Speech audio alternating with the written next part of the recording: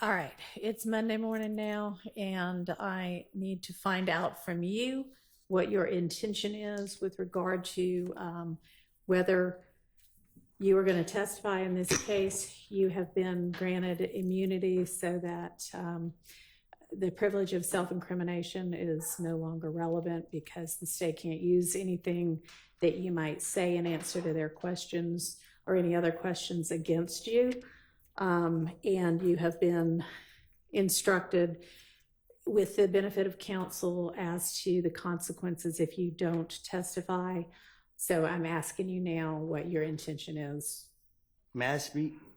You can answer my question, please. And so you're under subpoena. The state intends to question you. Are you going to answer any of those questions? Are you going to testify in this case? Well, Your Honor, I've been pressured from the get-go. You know what I mean? Like, even when I went to the meeting with Glenville, I have told him over and over and over and over. You know what I mean? This is on my conscience. I got to keep distracting myself every day because I'm being dragged down to here because of lies that I done told. I'm tired of y'all bothering me. Okay, well, I'm sorry that you're tired of being bothered, but you're under subpoena. It's a valid court order. So your decision at this point is, yes, I will abide by the subpoena and testify, or no, I will not abide by the subpoena and the immunity order, and I will be held in contempt for my refusal and put in jail. So which is your decision? But I did the time for all my crimes that I was caught for. Sure, this would not be any kind of punishment for any crimes you may or may not have committed. This would be that you have been ordered by a court to testify, and if you refuse to testify, you're held in contempt. You're saying, I refuse to listen to the court's order and obey it. And it is not a punishment, it is an incentive to have you change your mind and obey the court order. So which is your decision?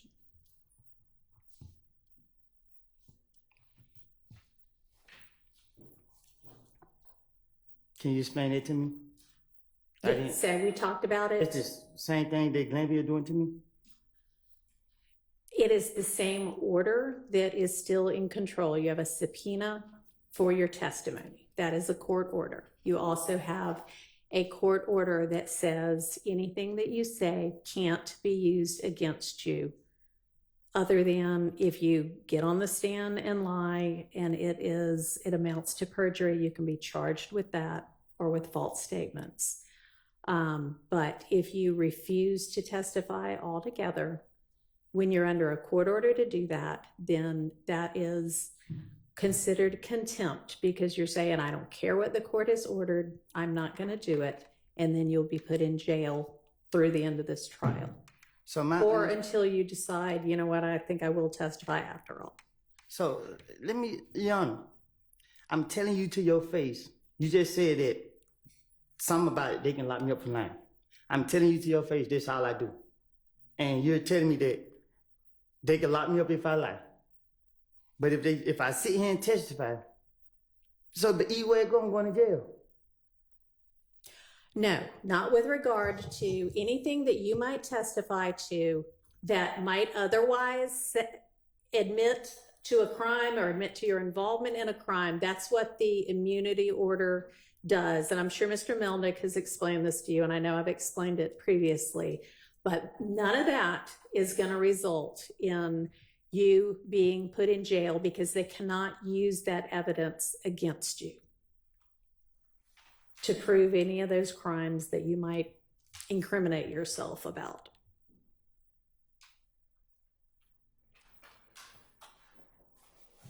So are you going to testify or not?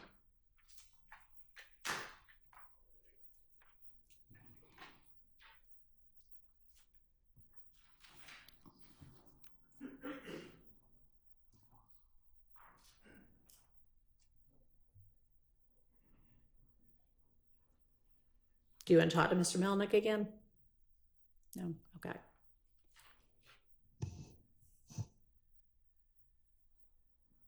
All right. Okay. All right. Thank you. All right. So I'm going to have you step out for just a minute while we get the jury in. Mr. Melnick, if you could step out with him, please.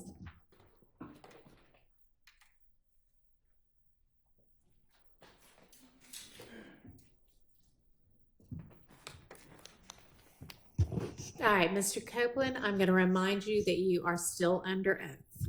Go ahead, Ms. Hilton. Thank you, Your Honor. Good morning. Mr. Copeland, do you know a person by the name of Shell Cal? I don't recall. Are you saying you don't recall if you know someone by the name of Shell Cal? Sustain. Do you recall speaking with law enforcement about an individual that you know by the name of Shell Cal? I don't recall.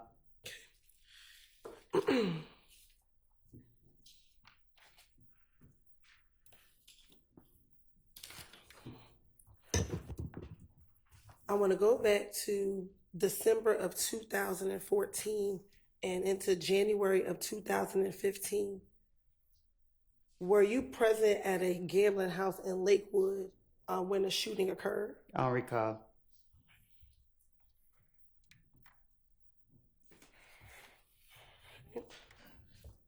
Let me ask you. Also, back in 2015, do you remember being at a Cascade skating ring speaking with an individual by the name of Shell Cal? I don't recall.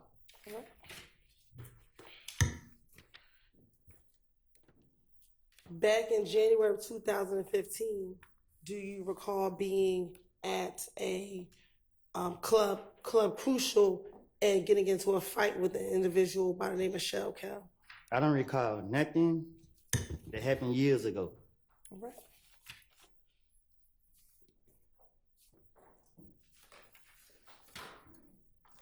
Do you recall in January of 2015 having to go to the Atlanta Police Department to talk about whether or not you were involved in the murder of an individual by the name of Donovan Thomas Jr.? Say that again. Do you recall in January of 2015 having to go to the Atlanta Police Department to speak about your potential involvement in the murder of Donovan Thomas Jr.? I don't recall. All right.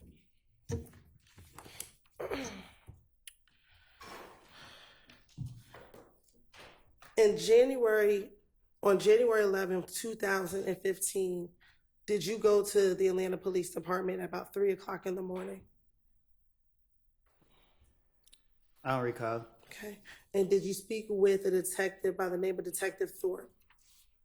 I don't recall who I speak with. I don't recall. Okay. And during that interview, did you go down there to speak with him about the murder of Donovan Thomas Jr.? I don't recall who I spoke with. Okay. And in that same interview, did you speak with him about not just the murder of Donovan Thomas, but events that led up to the murder of Donovan Thomas on June 10th, 2015? I'm a liar. So you want me to remember something that I done lied about in the past? Like, I don't know. So my question for you is, did you go to the Atlanta Police Department? Is your response you don't recall? I don't recall. Okay. And during that interview with Detective Thorpe at the Atlanta Police Department, did you provide him your name and your date of birth? Huh? When you went to the Atlanta Police Department and met with Detective Thorpe, did you give him your date of birth? I don't know. Okay. And is your date of birth July 25th, 1991?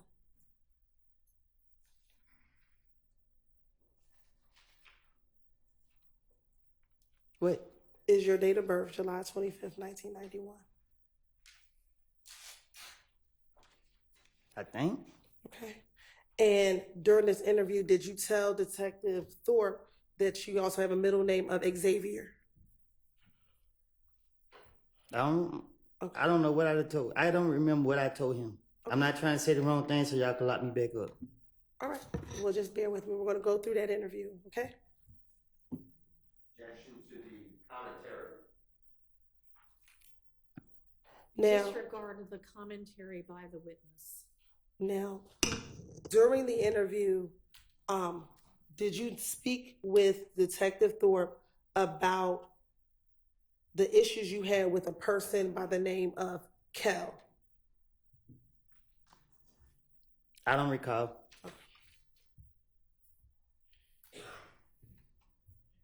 And did you speak with Detective Thorpe about a problem that the two of you all had in the club? I don't recall. Okay. And did you tell Detective Thorpe in that same interview that Kel was Nut's little brother? I don't know if they brothers or not. Okay. So do you know who Kel is? No, I don't recall. Okay. And when I say Nut, is that Donovan Thomas Jr.? You asking me that? I am asking you that.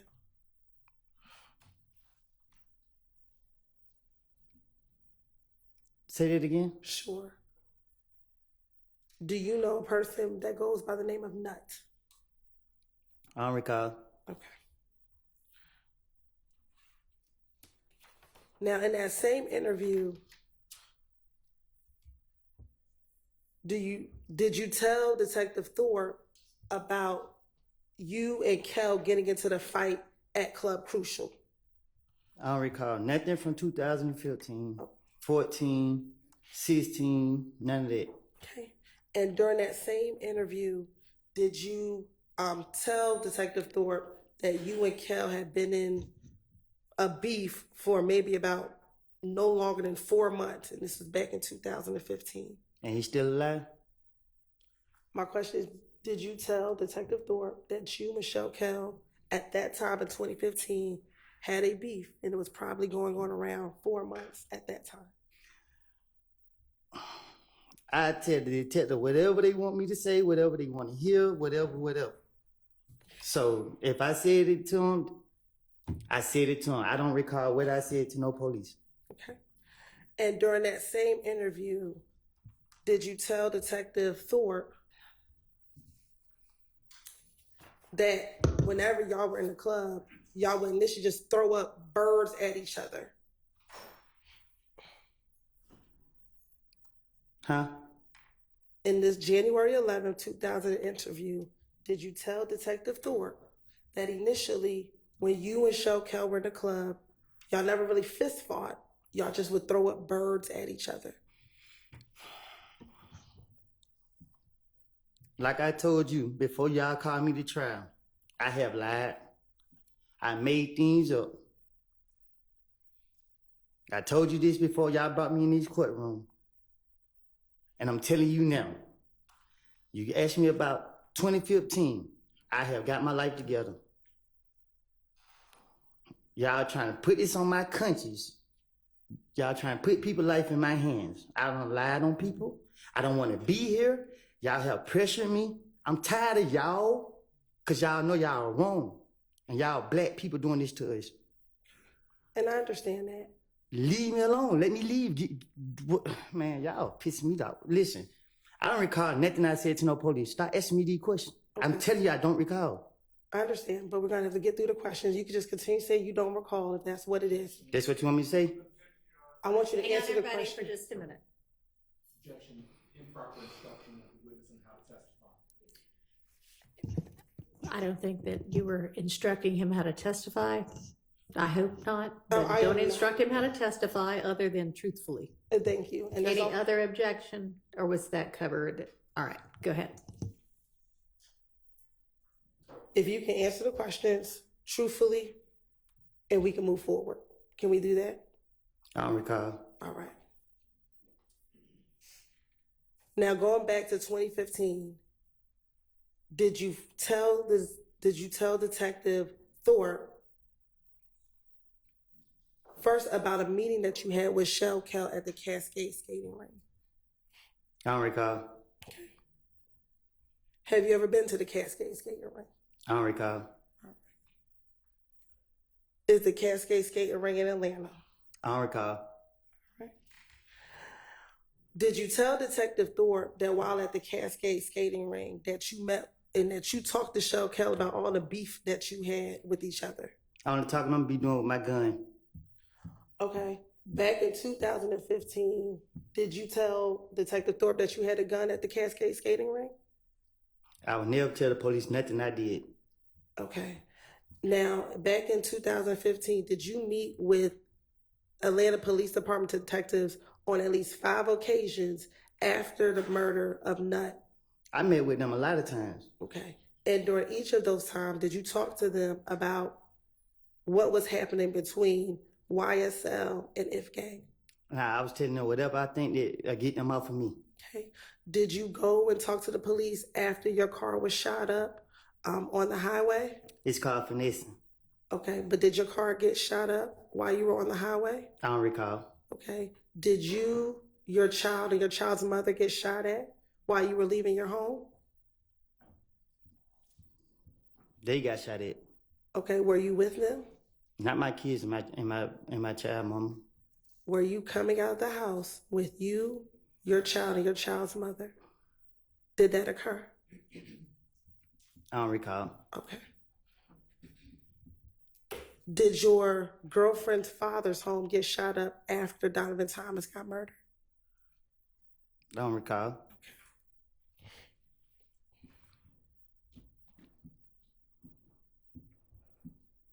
All right. So going back to January 11th interview with Detective Thorpe, did you tell Detective Thorpe that you and Kel talked about the beef that the two of you had with each other? I don't recall. Okay. And during that, when you and Kel spoke, Kel asked you to call Thug on the telephone. It's effect on the listener, Anna. It's a what? I'm sorry. Effect on the listener, Your Honor, not whether or not he called, but what he did in response to being asked that. All right. Overruled. So, did you tell Detective Thorpe that when you met with Kel at the Cascade skating ring, he asked you to call Thug? Okay, so this what happened. Okay. The police kept locking me up for whatever they could. Every time I came out the door, the police was on me. And they keep bringing up Thug's name. So what I did was, to get him off of me, I said, Thug did this, Thug did that, Thug did, because I knew they would never, I knew he didn't do it. And in my mind, I knew that the police would never go mess with him. So it was easy for me to try to throw the blame off on him to get them off of me. And that's what I was doing from all these years. I don't remember what I done told them in the past, but my whole motive was Thug did it because I knew he didn't do it and they couldn't lock him up. And they keep talking about Thug. So guess what I'm gonna tell them? Yeah. What else you want me to tell them? Yeah, he killed this person. Yeah, he did that. That's what I'm gonna do. And that's right now. If I walk out this thing and they say, the police stop me now. Hey man, give me something about Thug. Shit, I'm about to make something up about him again. On January 11, 2015, when you went to speak to the police, when they called you, did they ask you about Thug or did they ask you about the murder of Donovan Thomas? I don't know. I don't remember. Did you go down to the police department on your own to tell them that you did not kill Donovan Thomas? Did I go on my own? Did you walk into the police department by yourself to tell them on the morning of January 11, 2015, that you did not kill Donovan Thomas? I don't recall. Okay. So you don't recall going to the police or you don't recall why? I don't recall none of that. All right. I just know that every time the police was after me, trying to get me, they kept bringing his name up. And I knew that they had me for what I had, so I was like, yeah, whatever y'all want me to say, I would say it. And that's why I told Gaither and Dennis, and that's why they kept coming after me, because they felt like, okay, they can make a case out to him or whatever they trying to do. So they knew that, okay, we gonna get Woody today, he gonna have something to say about Thug, and it's wrong. And y'all are wrong because y'all know that I'm full of shit. And y'all keep trying to drag me in here to bring up bullshit that y'all know I don't say it. Why is y'all doing that? Leave me alone. If y'all gonna charge me for what I did, I don't did the time for the crimes y'all caught me for. Okay. Would you mind your language while we're sitting here in court? I'm trying to. You got me. I'm on. Y'all need to give me a break because my blood pressure is real high.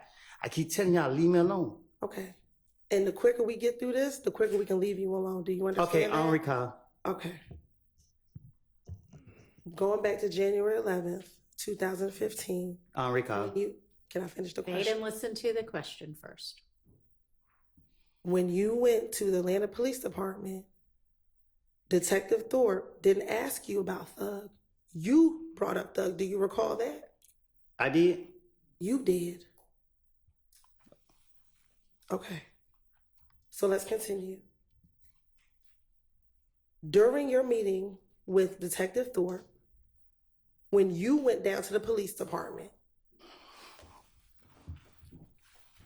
did you tell him about the beef that you were having with Shell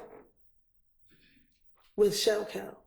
Am I here to tell the truth or to remember my lies? I want you to tell the truth. But you keep going to my lies, though. That's what you. Back in 2015, did you tell Detective Thorpe that this was a lie? I would have told the police whatever. Listen, when they get me, I'm gonna sit down and I'm gonna try to tell them whatever I can to finesse my way out of whatever situation that I'm in. Okay. And it's only now in 2024 that you're saying that everything you said in 2015 is a lie. Is that correct? Because I went to the feds. Y'all didn't let me out of jail till what, four years later? So if I was telling the truth then, why it took y'all so many years to try to say, okay, he was being honest or whatever the case is? Okay. If I was telling the truth, y'all would have made any case back then. Y'all knew I was lying. Y'all put me in jail. I go do my time. I get out of jail, try to get my life together. Y'all trying to drag me back into the lies that I done made. Y'all, what's up? Can I ask you this? In 2021, when you interviewed with Investigator Viverito after you got out of prison, did you tell her that everything you said back in 2015 was the truth, but we as a state didn't believe you back then? So my thing is, right? I went to jail. So the lies that I was telling, they didn't go for it. Y'all didn't go for it. Whoever didn't go for it. So I went to jail, did my time for it, right? And then y'all got me again. So guess what they say? Well, we're going to bring up the name again. And guess what I'm going to do? Try to finesse my way out of it again because y'all ain't touching for the lies I done told on them in the past. So guess what? It ain't nothing to put the blame on Thug for what I did. Okay. And that's what I'm going to do. I'm going to blame him for... And I don't recall. Okay, and let me ask you this. You keep talking about Thug, but were you asked about other individuals as well? During all of these interviews, were you asked about Shannon? And I'm going to put the blame on him. Okay, were you asked about Demekion Garlington? I'm going to put the blame on him. Were you asked about Quindarius Zachary? I'm going to put the blame on everybody but myself. Okay, and during this time, did all the police, every time you spoke to someone, did they tell you that they are going to have to verify what you said? And did they? My question to you, Copeland, answer the question that she asked you. did they tell you that we had to verify everything that you said? I don't recall. Okay. And when they told you they had to verify what you said, you continued to talk to the police? Because with the knowledge that I have, it's nothing to trick the police. But if they had to verify what you said, they had to make sure that what you said was true. How could you trick the police? Easy. Overruled. How could you trick the police? Easy. How? I can't tell you that. Okay.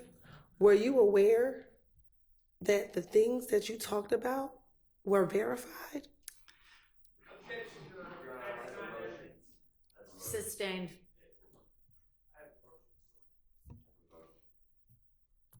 All right, we're gonna take a quick break. Y'all all step back to the jury room for me. Thank you. All right, from jury.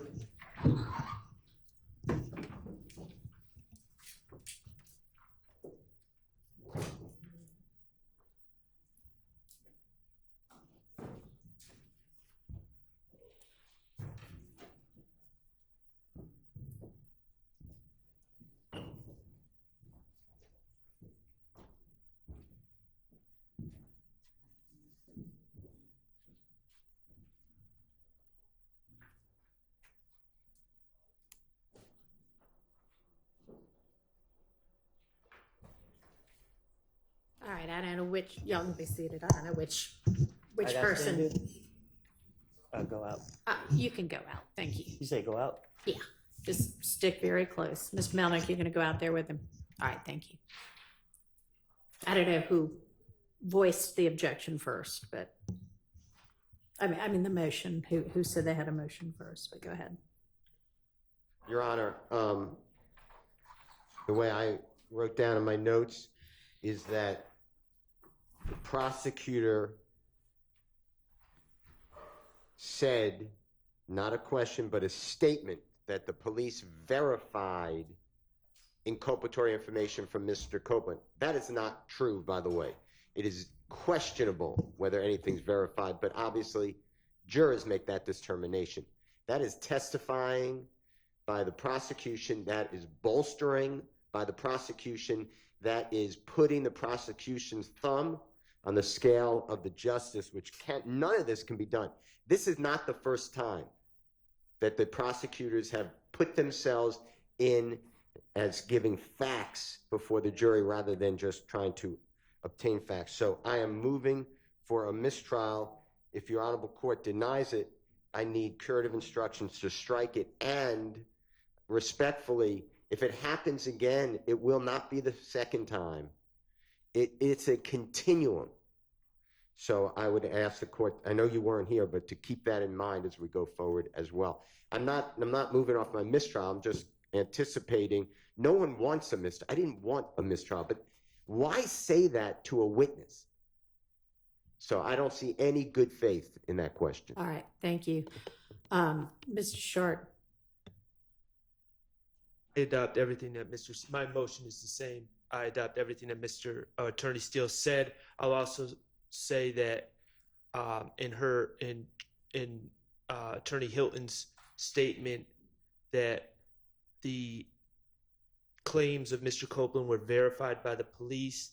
It's an improper expression of belief by an advocate in front of the jury, and that is improper.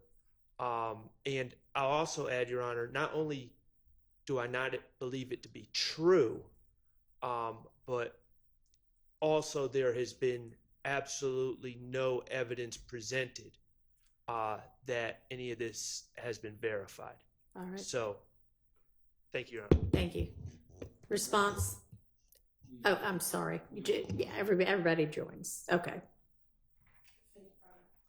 When I asked the question, Your Honor, what we will eventually get to with Mr. Copeland, I believe, is that he's the person who told the police initially on the night of the murder about certain facts that were verified. And when I say verified, that we have corroborating evidence to support it. So Mr. Copeland, when he talks to police in June of 2015, he told the police that Mr. Williams rented the car that was used in the murder from, Can I stop you for just a second? yes. It may be that some of the things were verified. It may be you have presented evidence or will present evidence that some of the things were verified. The question that you asked was, did you know that all of the things you told them were verified? So that's the issue. Okay. And I didn't mean all, but some of the things that he told police were corroborated. Maybe my better version think should that's have how you said it. correct. So it was inartful, but what I was talking about is the things that he told police was corroborated by other evidence. And so do you have a response to their motion for mistrial with regard to you having said, did you know that all of the things you told the police were verified? Your Honor, I would ask that a mistrial not be granted, but that you ask the jury to strike that question, and I can rephrase the question. All right, you need to be more artful. Yes. From the get-go with your questioning from here on out, understand? Yes, sir. All right, I propose to instruct the jury, remind the jury that nothing that any attorney says in questioning is evidence, and also to strike Ms. Hilton's last question entirely from their minds. Any further curative instructions proposed? No, Your Honor. How about from the defense? Talk into your mic if you don't mind for me.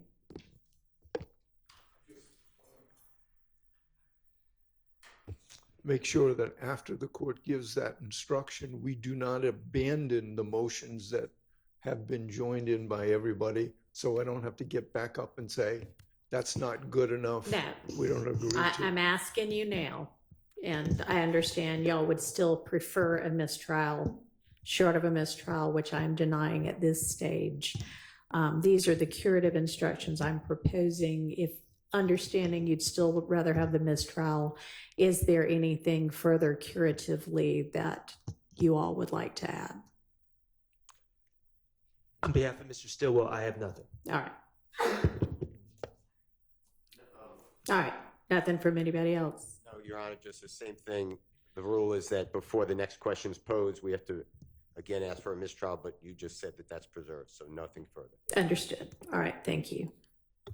All right, we're ready to get the jury back in, and Mr. Copeland back on the stand. You can do that first.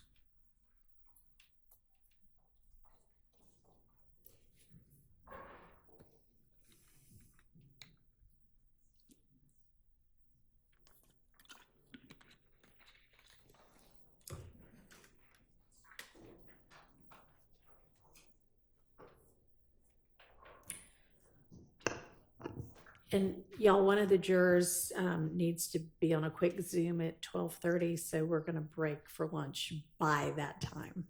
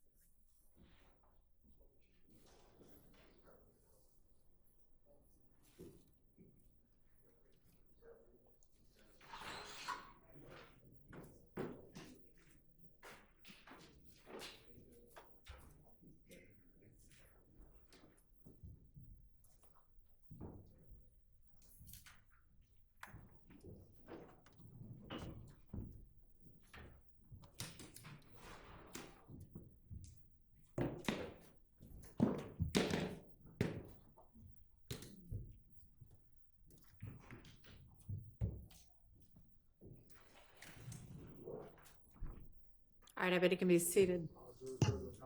Thank you. Actually, I'm not sure they are. Almost all jurors are present and accounted for.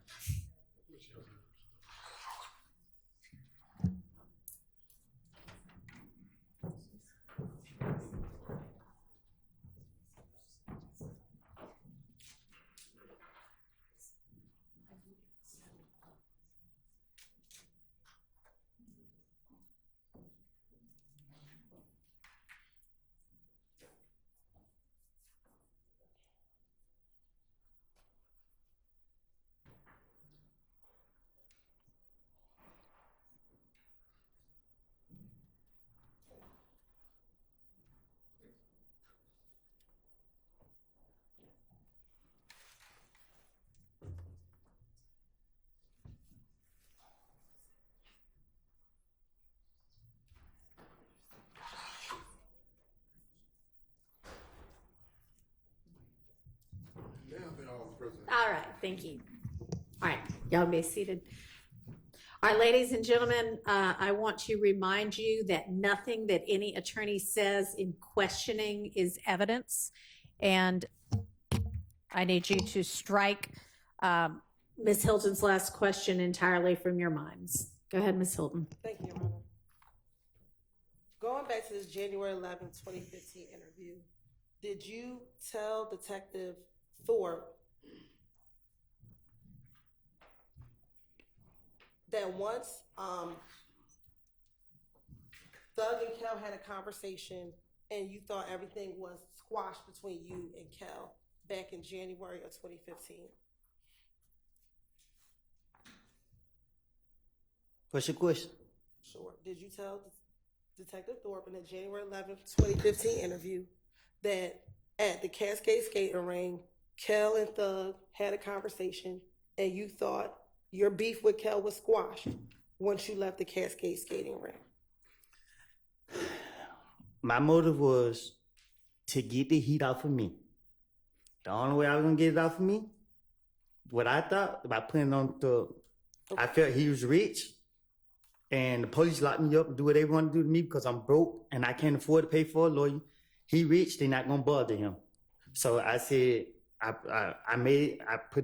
got it off me by putting it on him. How is telling the police that the beef was squashed after a phone conversation puts anything on Thug? Because I gotta line it up to get it off of me. So you gotta set the pattern. Okay. Next, did you tell Detective Thorpe that you, on Monday, you all went to Club Crucial on the Monday before Donovan Thomas passed away? I don't know what you're asking. Okay. Going back to January 11th of 2015, did you speak with Detective Thorpe about going to Club Crucial on the Monday before Donovan Thomas passed away? I told the detectives, I don't know none by their name, but everyone they talked to me, as long as they sit in front of me, I was gonna put the blame off on everybody, anybody to convince them to get off of me. How is going to Club I don't remember what I don't told the detectives. I don't have a clue what I don't told them. That's why I can't tell you exactly what I don't told them, because I can't remember what I said. Okay. Did you go to Club Crucial the Monday before Donovan Thomas was killed? I probably did. All right. And at Club Crucial, did you get into a fight with Kel? I don't recall. Okay. Did you tell Detective Thorpe that you got into a fight with Kel at Club Crucial the Monday before Donovan Thomas got killed? I probably did. Okay. And did you tell them that was after you were flashing money while you were on the stage? I probably did. I know. I would. Detective Thorpe, his brain was the size of a squirrel brain. So you could just tell him anything, he gonna go for it. You're right. At this time, the state's going to ask for permission to treat Mr. Copeland as a hostile witness under pursuant to 24-611, Your Honor. Granted. Thank you. What that mean? Don't worry about it. That's just for her to understand how she can ask the questions. You just continue to answer them truthfully. Isn't it true that in this January 11, 2015 interview, that you told Detective Thorpe that at Club Crucial on that Monday before Donovan Thomas was killed, that Kel punched you in the back of your head? I don't recall what I told the detective. And is it all? Specifically. I'm sorry, I don't want to cut you off. I don't recall what I told him specifically, however you pronounce it. Okay. And is it also true that after Kel punched you in the back of the head, then other people came and began jumping on you as well?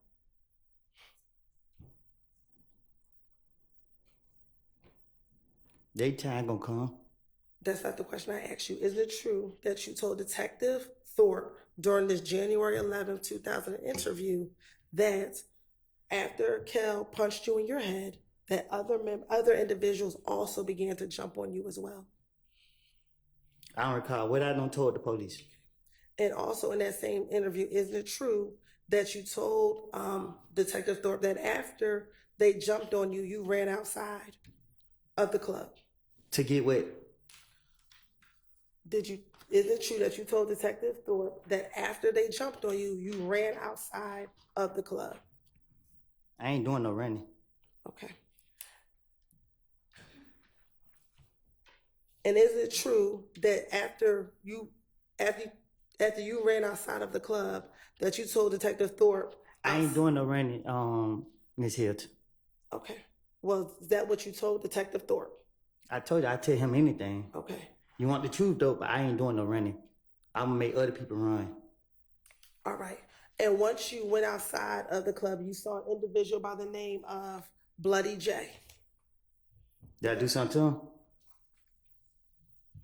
Once you went out the club, did you tell Detective Thorpe that you saw an individual by the name of Bloody J? I don't recall. Okay. And when you saw Bloody J outside, you asked them what was up. Like, why did they beat you up? I don't recall. Okay. And that one of your friends ended up beating up Bloody J. I don't recall. Okay. Then you also told Detective Thorpe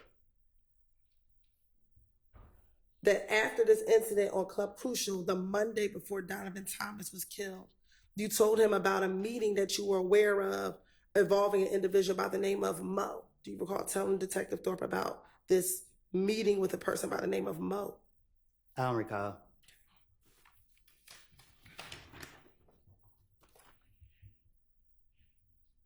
And that the meeting with Mo was about you and Thug. You and Thug were the topic of discussion at this meeting with this individual named Mo. Sound like something else I make up. Okay.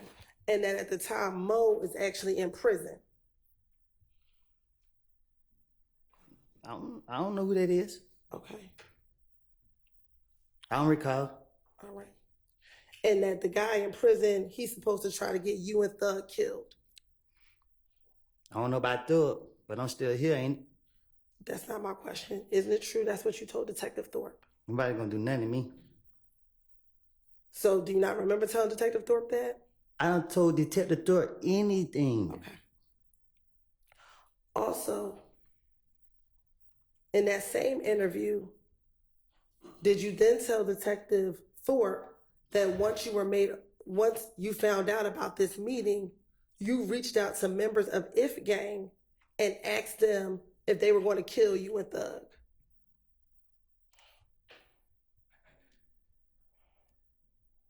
You sound copping deuces? I'm sorry? You sound copping deuces? I asked you, isn't it true that you told Detective Thorpe that after you heard about this meeting, about people wanting to kill you and Thug, you text people of If Gang asking them if they want to kill you and Thug? I bet you don't got them text messages. So my answer is, you want me to tell the truth. And the truth is, when I talked to Detective Thorpe, whatever his name is, I told him anything. And I'm telling you today, it was a lie. And today, I'm telling you, I made things up. Okay. That is the God honest truth. So is it your testimony today that that you were not aware of a meeting, that you were the subject, people wanted to kill you? My answer is, I don't recall nothing. I don't told the detective. So, Okay. and I'm telling you, whatever I did tell him, I was making it up. All right. It don't take a rocket science to figure it out. Right. Did you also tell Detective Thorpe about a shooting at a gambling house in Lakewood? Huh? Isn't it true that you also told Detective Thorpe about a shooting at a gambling house in Lakewood? I probably did, just to try to make my story seem more convincing. I don't recall what I done told them. I don't know. Okay. And during the course of that shooting at the Lakewood house, Thug's car got shot at. I don't recall.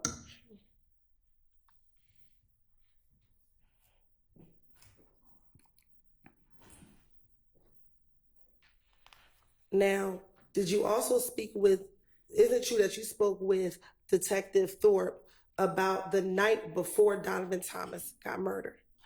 So it may seem like I'm trying to help Doug out. I'm not trying to help him out. I don't care nothing about him, what he got going on, nothing. I care about the truth. The truth was, I was going through a phase in my life, and I have put all the blame on him. Okay. I don't know what he did. I don't know what he got going on. But y'all got me on the stand, and I'm telling the God honest truth.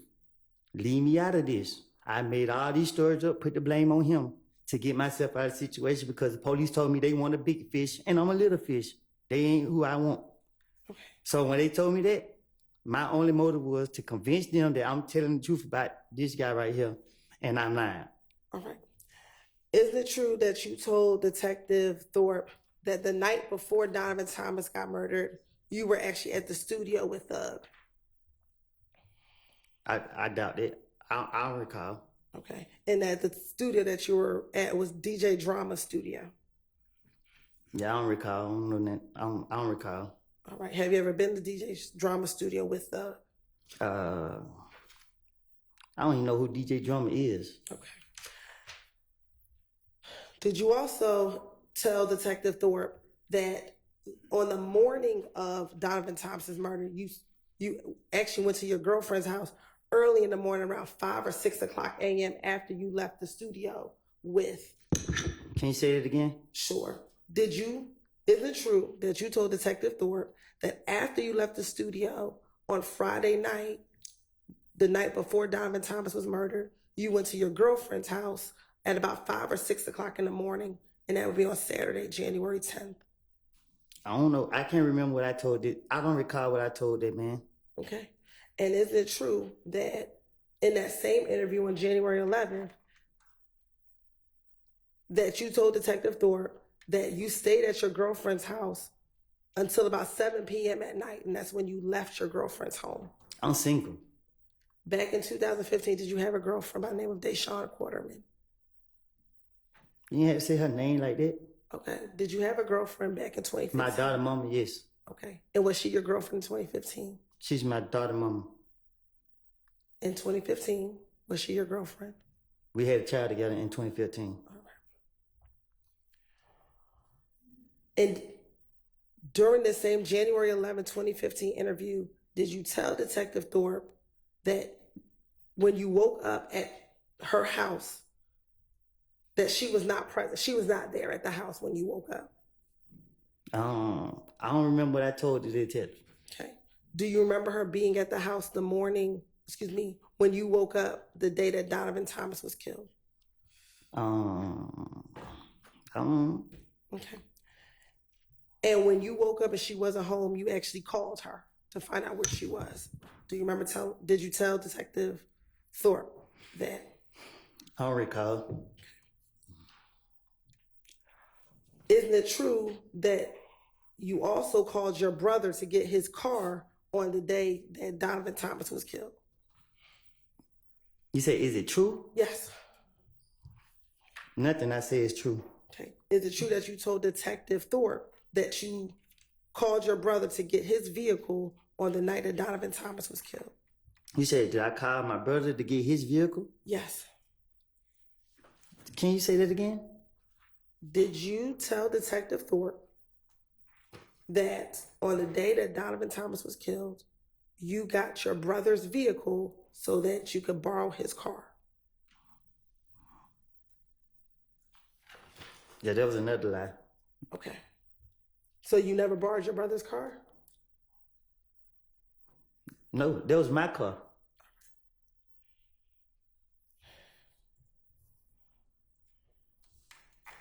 Did you tell Detective Thorpe? I don't recall telling Detective Thorpe. No, I mean, like, my brother never let me drive his car. Okay. Is it true that your brother lived in the same neighborhood as your girlfriend back in 2015? I don't recall. Okay. And that on this same January 10th, 2015 date, you actually left your girlfriend's house and went to your brother's house to change clothes and to get his car so you can use it? I don't recall. Okay. Is it true that you told Detective Thorpe that after you got the car from your brother, you actually drove over to Mechanicsville? I don't recall. Okay. And it's also true that after you drove over to Mechanicsville, or when you drove over to Mechanicsville, you went to the green store? I don't recall. Okay. And is it true that when you were at the green store, someone gave you some peroxide to put on your mouth because you had a cut on your mouth? Huh? Back in January 2015. No, I'm saying, I don't recall. You don't got to re-ask it again. I don't know nothing about none of that you talking about. Okay. And while you were in Mechanicsville, you got a call from Little D from Mechanicsville that he was on Cleveland Avenue. Do you recall telling the? I don't recall. Okay. And once you got the call from Little D, you actually drove over to Cleveland Avenue and met Little D at the McDonald's on Cleveland Avenue. Yep. I don't recall. And is it true that you told Detective Thorpe that when you got to the McDonald's at Cleveland Avenue, Little D got into the car with you and just told you that Nut just got killed, bro? Detective Thorpe is a person that you could just tell anything to. And that's what I did. I do not recall what I said to that man. Okay. Is it true that you then told? Objection. If we're going to ask about prior statements, I'm going to ask that you specify which statement, All right. the date. Okay. Can you be a little more specific in your questioning as to which statement it is? Sure. In the same January 11, 2015 interview, did you tell Detective Thorpe that you met Little D at the McDonald's on Cleveland Avenue? I don't recall. Okay. And in that same interview, when you met with Little D, he told you that Nut just got killed, bro. I don't recall. And you responded, really, bro? I don't recall. And then you asked him what happened. I don't even know what happened. Okay. Do you recall telling Detective Thorpe that you asked him what happened? I don't recall. And the first thing you told Little D was, damn, they gonna say that I did it, bro. Huh? Isn't it true that you told Detective Thorpe in this January 11th interview that after Little D told you that Nut got killed, you said to Little D, damn, they gonna say I did it, bro?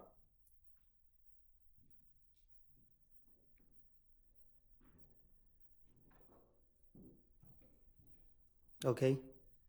Okay, isn't it true you told Detective Thorpe that? I don't recall. All right. And he responded to you, shit, before I know you ain't do it. Who responded to me? Little D, that's what Little D said to you. He said what? Shit, but I know you ain't do it. That what he said? That's what you said to Detective Oh, Thorpe. I don't know. Okay. I don't recall. Then is it true that you also told Detective Thorpe that as you were leaving the McDonald's, Moontook called you? I don't recall. Okay. You don't recall Moontook called you that night? Okay. I don't know. All right. And that Moontook called you on FaceTime. I don't recall. And Moontook, for the record, is MOONKTOONK.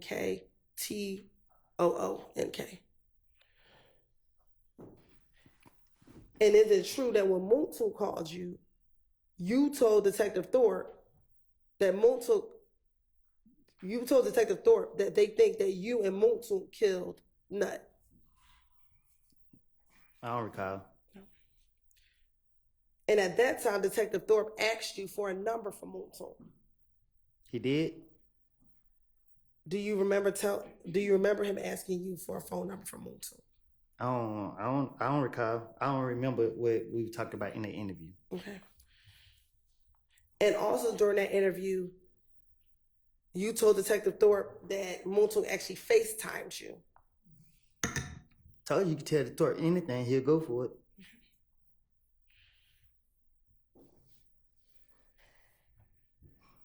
And in that same interview, did you tell Detective Thorpe that initially you didn't want to come to police headquarters, but you talked to people and asked them whether or not you should come down to the police headquarters? Can't nobody give me, I would not listen to nobody, not even you. Okay. Isn't it true that you told Detective Thorpe? So at first I asked like, hey bro, they saying I did it. I need to go to headquarters. And he's like, nah, we need them to call you. And I told everybody I didn't have nothing to do with it. So I called. I was trying to get the best advice I can. Then the next you know, they was like, oh, I called my girl's mama. I was talking to her before they shot her house up. Me and her was talking on the phone. You put me here to tell the truth. The truth is I made it up. I'm gonna have to keep telling you this. So the police can't get me. Man, we got you. You put a gun out on us, man. Just give us your boy Thug. Shit, what y'all want me to say? On January 11th, did you pull the gun out on anybody? On January 11th, 2015, did you pull the gun out on anybody? I ain't did nothing. Okay, so you went down to the police department on your own, correct?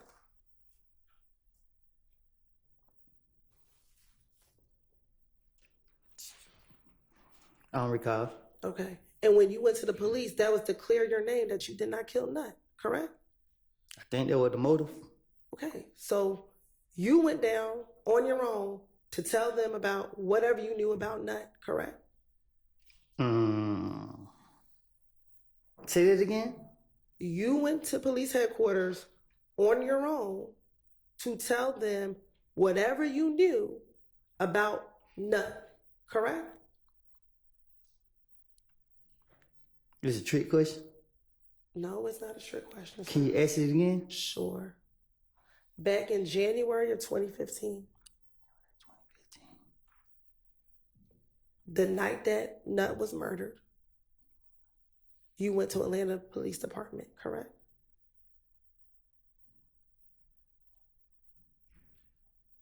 I don't recall. Okay. And when you went down there, that was to clear your name that you did not kill Nut, correct? You gonna lock me up? Did you get locked up on January 11th, 2015? I'm saying if I get my answer now.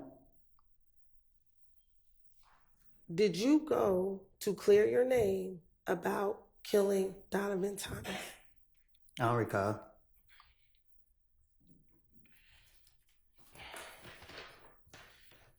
In that same interview, you were asked who dropped you off to the police department. And you told them it was Multo who dropped you off to the police department. Is that correct?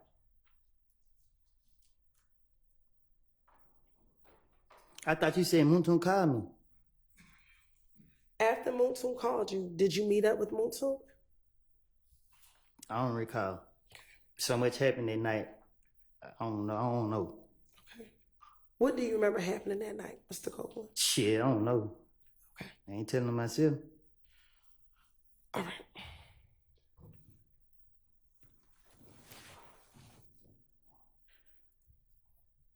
And back in 2015, isn't it true that Multo was driving a blue or gray Malibu vehicle? Ask him. I'm asking you. I don't recall. Okay.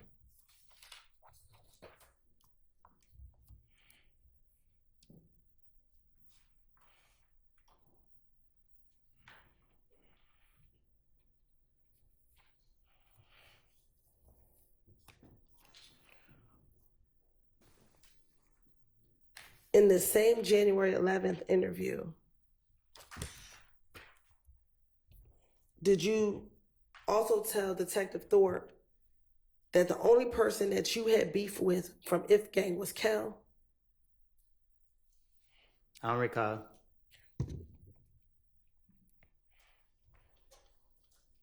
What I told the detective. But if you asking me for the truth, I keep telling you, I would tell detectives whatever they wanted to hear or whatever they wanted me to say to get out of my situation. All right.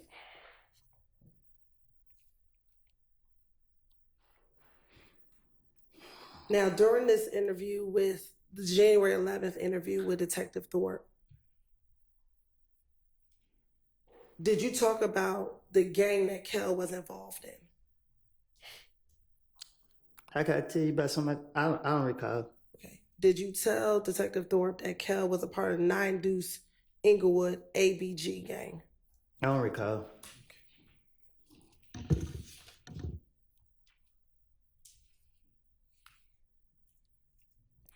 Did you also tell Detective Thorpe that that was the same gang that Bloody J was a part of? I don't recall.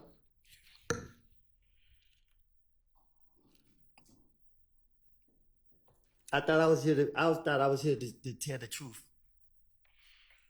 Okay. And what's your new version? What's your truth today? That I lied. And that you lied about everything back in 2015?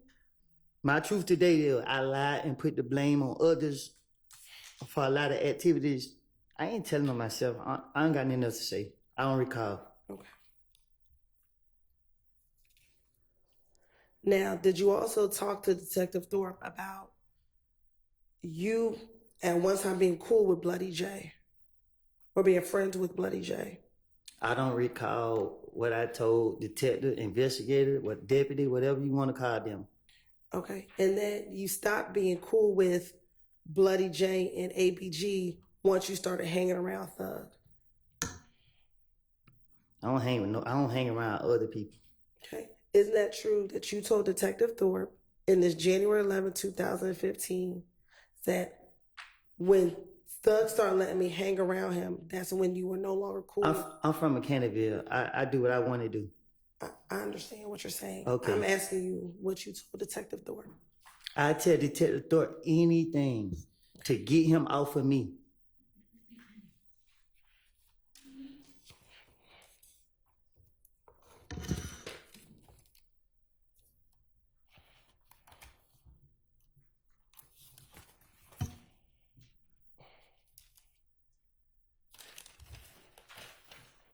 Y'all believe me so much, why? Never mind, man. Look.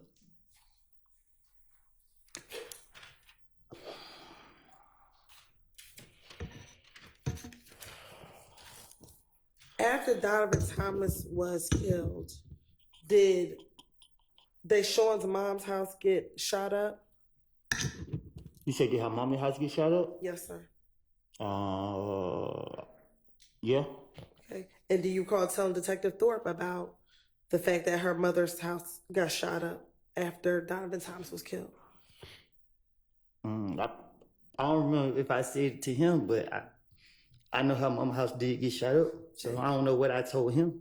So if you told him that her house did get shot up, that would have been the truth and not a lie, correct? Look, y'all had 50 police investigators questioning me different times. I don't remember, because I know y'all trying to trick me to get me back in jail. I don't know if it was Detective Thorpe, Gaten, Dennis, or whoever other police is here. What I don't lied and told them. But every time that they came and told me, I sat in front of them and gave them whatever I wanted to tell them. And if it was the truth, it would not take no 10 years later for them to try to go do anything about it or to go back and use it. I'm telling you today, I told you before y'all put me in this courtroom that I lied. I don't want to be here.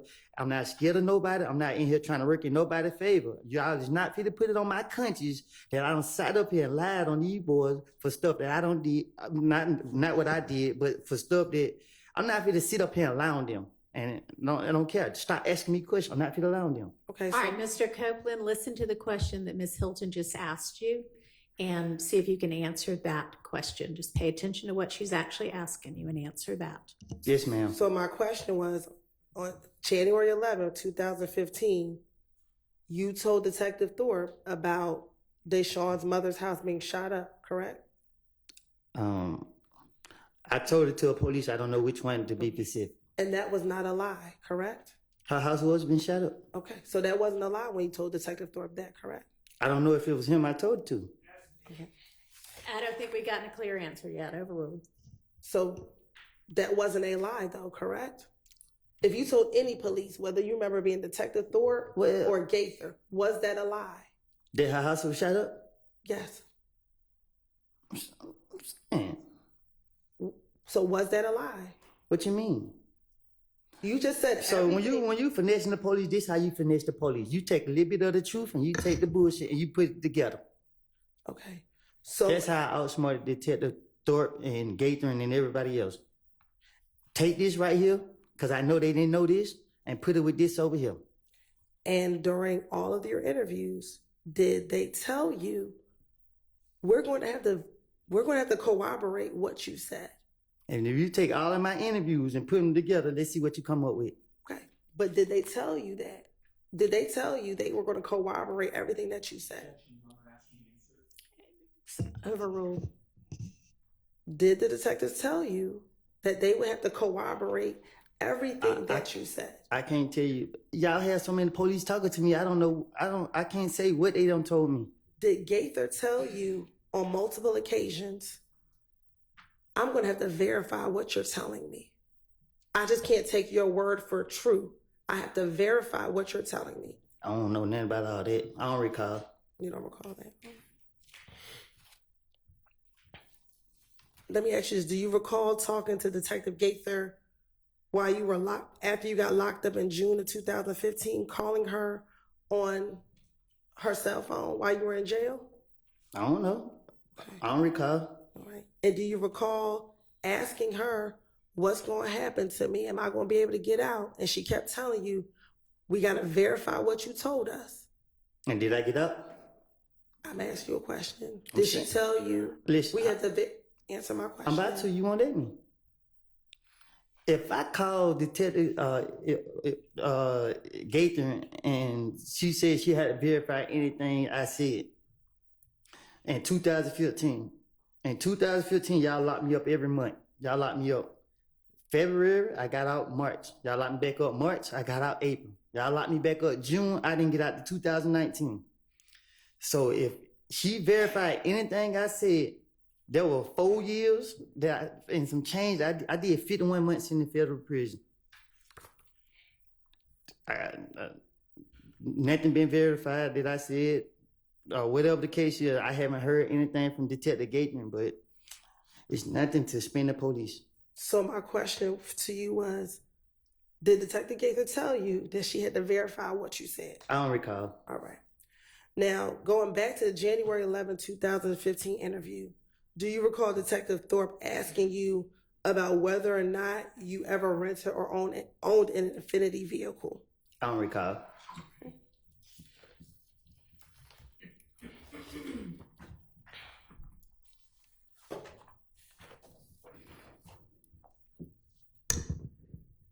And earlier you said that your brother never gave you a car or let you borrow his car. Did you remember saying that? I bought my own car. Okay.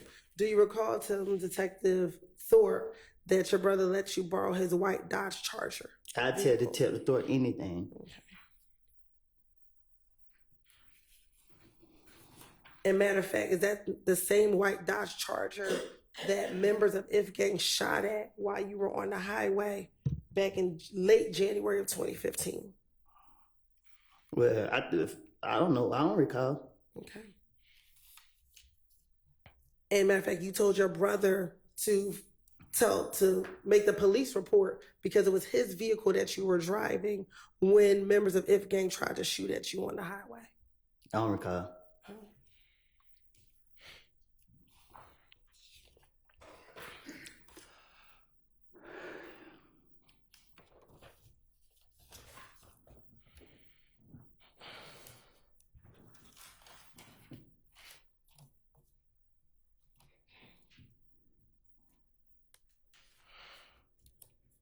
And during the course of this January 11th interview, isn't it true that you talked to Detective Thorpe multiple times about all the incidents that occurred in the weeks leading up to Donovan Thomas getting killed? I better have a different story every time. Okay. Specifically, you told him a couple times about the incident at the Cascade skating ring. Isn't that true? I don't recall. Okay. And that's Specifically what I said. I know if you take any time I talk to the Detective Thorpe, I bet you ain't none of my stories gonna be the same. Okay.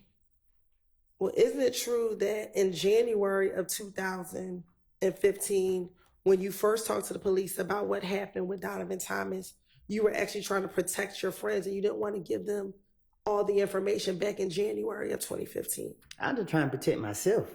Okay. But then by I got a family to protect. Okay. But by June of 2015, you finally disclosed everything that you knew about what happened the night of Donovan Thomas's murder and everything that happened leading up to Donovan Thomas's murder? No, sir, what y'all did was y'all kept locking me up and putting me in isolation, putting me in protected custody at the Fulton County Jail, where people putting feces all on the wall, locking me in the room, keeping me in there 23 hours a day, fucking up my mental, and keep dragging me back and forth, back and forth, back and forth, trying to make, man, listen, man, So I ask you my question again. Isn't it true that in January of 2015, you were trying to protect your friends, so you didn't give the police a lot of details about what happened the night of Donovan Thomas's murder? I can't, if,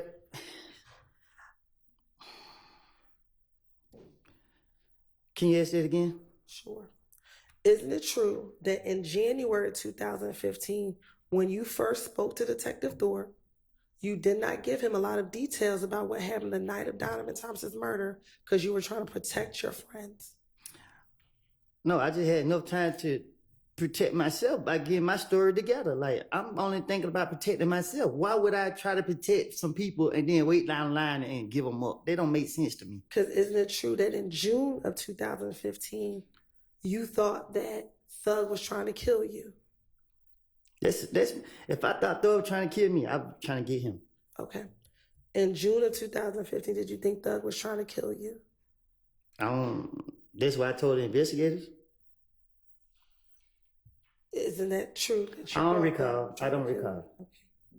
And also in June of 2015, were you involved in a number of retaliatory shootings because of Donovan Thomas being killed? Huh? By the time we get to June of 2015, were you the victim of a number of retaliatory shootings because people thought you killed Donovan Thomas Jr.? Calls for speculation. Well, as to the compound question, you can try to ask it more simply. She's asked, I'm going to overrule with regard to speculation because she's asking about his own mind. So in June of 2015, were you the victim of a number of retaliatory shootings? Well, y'all locked me up in Well, February. I got out March. Y'all locked me back up again March. I got out April. And then the feds came to kick me in my door June. So I basically was in jail most of the time. So I don't recall being a victim of a lot of shootings. Okay. By the time June 2015, we already talked about your girlfriend's mother's house was shot up, correct? Mm-hmm. You were shot at while driving on the highway, correct? I don't recall. Okay. You, your child, and your child's mother was shot out while you were leaving the home. Your home, correct? You also had... I was shooting back. We're going to get to the fact that Okay. you shot back. Yeah. You also had another shooting at another family member's house. Is that correct? Was it? I'm asking you. I don't recall. Okay. So by the time you speak to the police in June of 2015, you or your family were the victim of a number of different retaliatory shootings. I guess. I don't. And that was all as a result of people thinking that you killed Nut, correct? Right now, Miss Hilton, that is speculation. Okay. Was it your belief that it was because people thought you killed Nut? They didn't think. When you say they didn't think, what do you mean? I don't recall. Okay.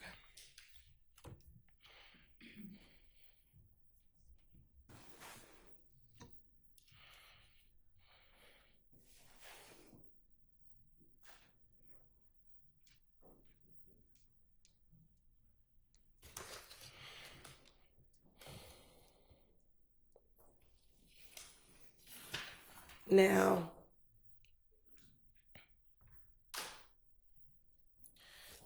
in that same January 11, 2015 interview, did you tell Detective Thorpe that you were in a gang? Huh? In the same January 11, 2015 interview, did you tell Detective Thorpe that you were in a gang?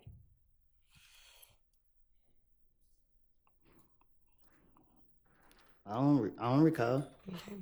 And did you tell Detective Thorpe that some of the beef that you were having with Kel is because you were not down with ABG anymore? I'm from Mechanicsville. We never liked it them. Okay. I'm asking, did you tell Detective Thorpe that the reason this beef is because you were no longer down with ABG anymore? I'm from Mechanicsville. My neighborhood is known for killing them. That's not my question. I would never be part of their game. Okay. Do you recall telling Detective Thorpe or Detective Thorpe asking you, okay, so you left ABG, and your response to that question, yes, but that was in about 2013. I went to jail in 2013 or 12. I went to jail in 2012. I did a year. But when I went to jail in 2012, I didn't get down with the gang no more. I told him I wasn't in it. Do you recall telling Detective Thorpe that? Being questioned by the police, the main goal is to be a victim. And that's what my motive, to play a victim. So if Detective Thorpe asks me any question, I'm going to play a victim. So I'm going to say whatever that come to my mind to make myself look innocent and to be a victim. Okay. And then you also told Detective Thorpe that when you got out in 2013, you just stopped going around and you just wasn't claiming it anymore. Did you recall telling him that? Can you say that again? Sure. You also told Detective Thorpe that once you got out of jail in 2013, you just stopped going around and that you weren't claiming it anymore. I don't run behind nobody. Okay. And then did you also tell Detective Thorpe, so now they think I'm with Thug, I'm claiming YSL? Again, I'm talking to Detective Thorpe. So if I did say that. Okay. And as you said, that is about, so because you rap, I'm going to get some money, but I'm going to claim YSL. Can you say that again? Sure. You told him, so now they think I'm with Thug, I'm claiming YSL.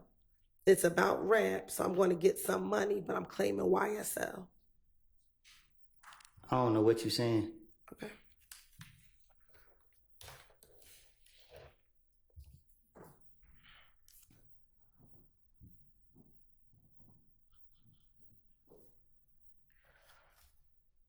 Now, you keep saying that you told Detective Thorpe whatever it is that you wanted to say, that you were finessing him.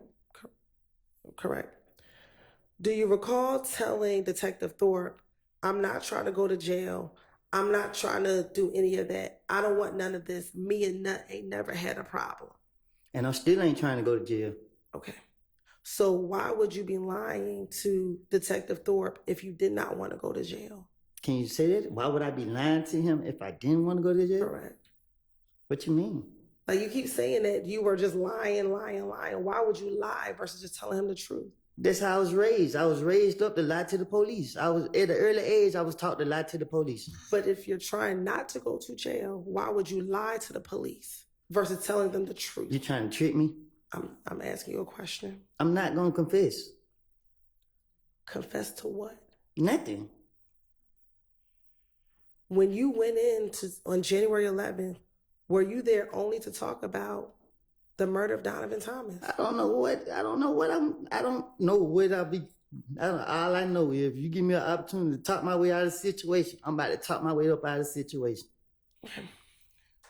During the course of your interview, were you asked about what your Instagram page was back in 2015? I don't recall. Okay.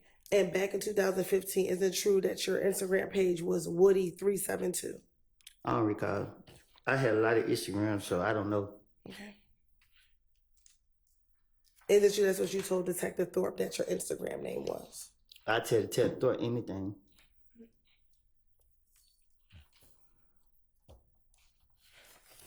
Do you also recall telling Detective Thorpe that because people thought you killed Nut, that you were getting a lot of threats on your social media page?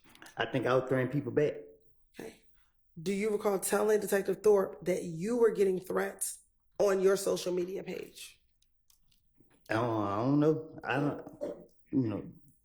Detective Thorpe talked to me, and I can't remember what I said to him because I was making it up. And you asking me right now, and I'm telling you to your face, can you look at me in my eyes? I'm telling you to your face, I made it up. Okay. Isn't it true that you told Detective Thorpe that someone posted on your page, "I'm going to die tonight," but then she deleted the comment, but you screenshotted it? I'm still here, ain't it? Okay. Is that what you told Detective Thorpe? I don't recall what I told Detective Thorpe. And you actually showed him the screenshot on your phone? I told you, What play she a, said. play a victim. That's the key.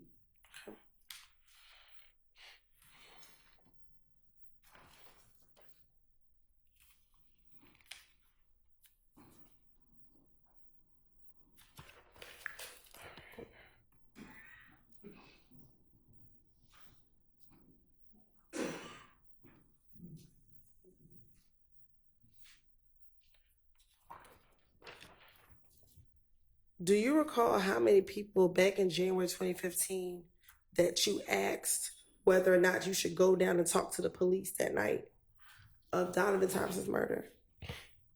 I never take people advice. Okay. Do you recall, or is it true that you told Detective Thorpe that you spoke to Deshaun's dad about whether or not you should go down and talk to the police?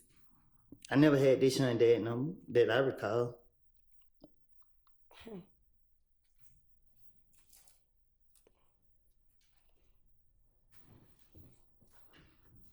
Do you recall telling Detective Thorpe, that's what me and her daddy talked about? I'm like, okay, I'm ready to go down, but I told him, and he's like, nah, because they might find out what happened. You know what I'm saying? And then you ain't got nothing to do with it. So just wait until they come and talk to you. Don't go down and talk to them. So I was raised up that if when nobody with you, they don't need to know. So I ain't on all that what you talking about.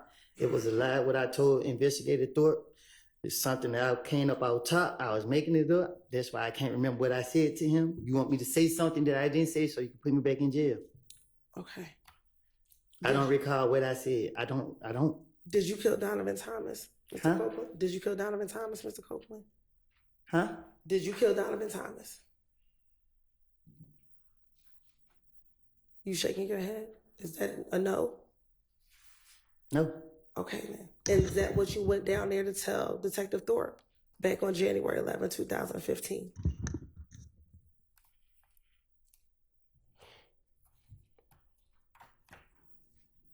What? Is that what you went down there to tell Detective Thorpe, that you did not kill Donovan Thomas? I don't understand. I don't know if this is a trick question.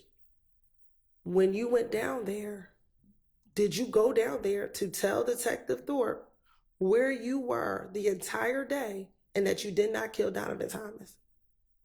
Melvin, can I answer that? Yeah, you need to answer that. I don't know how to answer that. Do you need to talk to Mr. Melnick? No, I don't know if it's a trick question that she asking. All right. I'm not understanding. Hang on. Let's break. We're gonna need to break in just a few minutes. Anyway, so let's break now. If you need to talk to Mr. Melnick in the interim, you can do that. And then we'll come back after lunch and you can answer that question if, depending upon what you and Mr. Melnick decide. Your Honor, I'm gonna object to the question on the basis that it's a compound question. All right, well, that is true. I will sustain that objection. So Ms. Hilton, during the break, formulated into something that is not a compound question. Yes, Your Honor. Now, we talked earlier about the gambling house in Lakewood.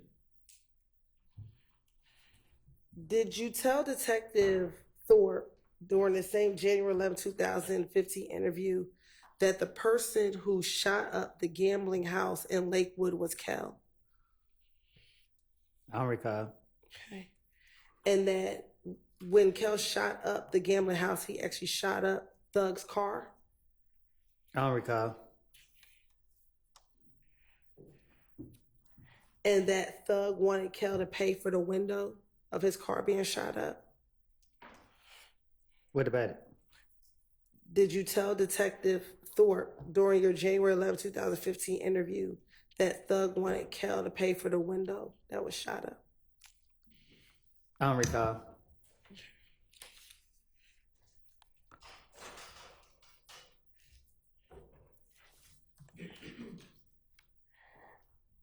Also, in that January 11th interview, didn't you tell, excuse me, strike that, let me ask. Do you know if Nut was in a gang? I don't recall. During that same January 11, 2015 interview, didn't you tell Detective Thorpe that Nut was the big dog in the gang? I don't recall.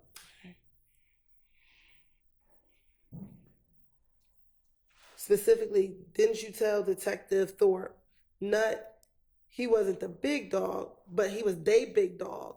Like Nut ain't the big dog, but he's still a big dog. But he's not over the whole gang, but he's a big dog in the gang. I don't recall what I told no detective. So have you, when Nut was alive, did you and Nut ever speak about the issues or the beef that you had with Kel? I don't recall me and Nut having no conversation. Okay. In the same January 11, 2015 interview, didn't you tell Detective Thorpe, me and Nut, we've talked about Kel? I tell Detective Thorpe anything to get him out for me. Okay. So did you tell Detective Thorpe that you and Nut talked about Kel? I don't recall having no conversation with Nut. I don't know what I told Detective Thorpe.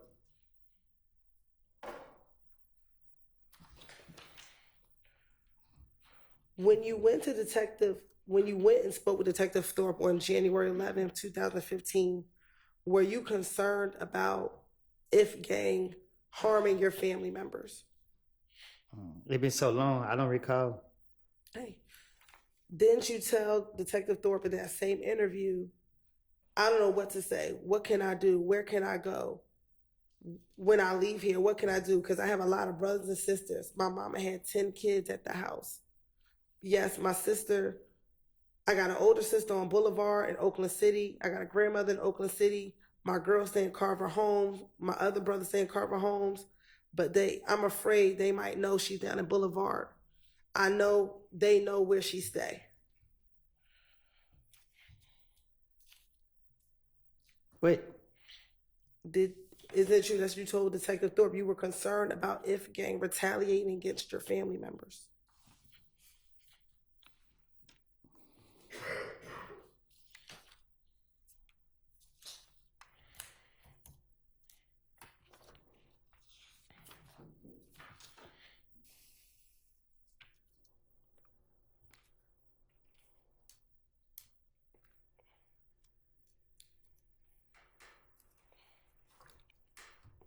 Are you thinking about your response? wait, I asked the question. I didn't know if you were thinking about your answer. what? I don't know. Okay. Do you need me to repeat the question? Yeah, Okay. Is it true that you told Detective Thorpe you were concerned about if gang harming your family members? I done told Detective Thorpe whatever. Tell him whatever. I don't remember what I can't specifically say what I told him. I don't know what I told him. I don't remember what I told him. Earlier, do you recall me asking you about borrowing your brother's car? Today? Yes. Mm-hmm. Is that a yes for the record? Yes. Okay. And you told me that you never borrowed your brother's car? I paid for it, so it's my car. Okay. In the same January 11, 2015 interview, did you tell Detective Thorpe that it was your brother's vehicle and that you borrowed it from him? I would tell Detective Thorpe anything. I know when the police question me, they want me.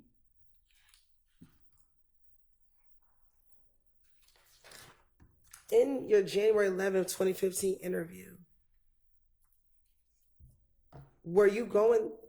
you did not go there as a suspect, did you? That's what I was told. But when you went there, you were never arrested, correct? On January 11, 2015? I don't recall. Okay. Did you leave the precinct after you interviewed with Detective Thorpe on January 11, 2015? Yeah, I think. Okay. So you were never arrested, correct? I don't recall. I don't know. And when you went there, did Detective Thorpe ever accuse you of killing Nut?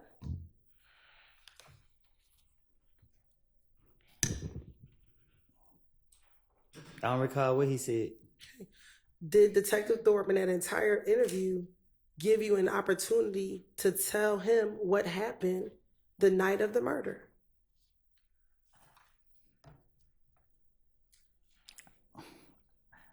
I can't remember what I can't remember what he specific. I know he talked about the murder, but I don't know. I can't remember what was said. Okay, but did you have an opportunity to tell him about what you knew about what happened the night of the murder? I told him what I made up.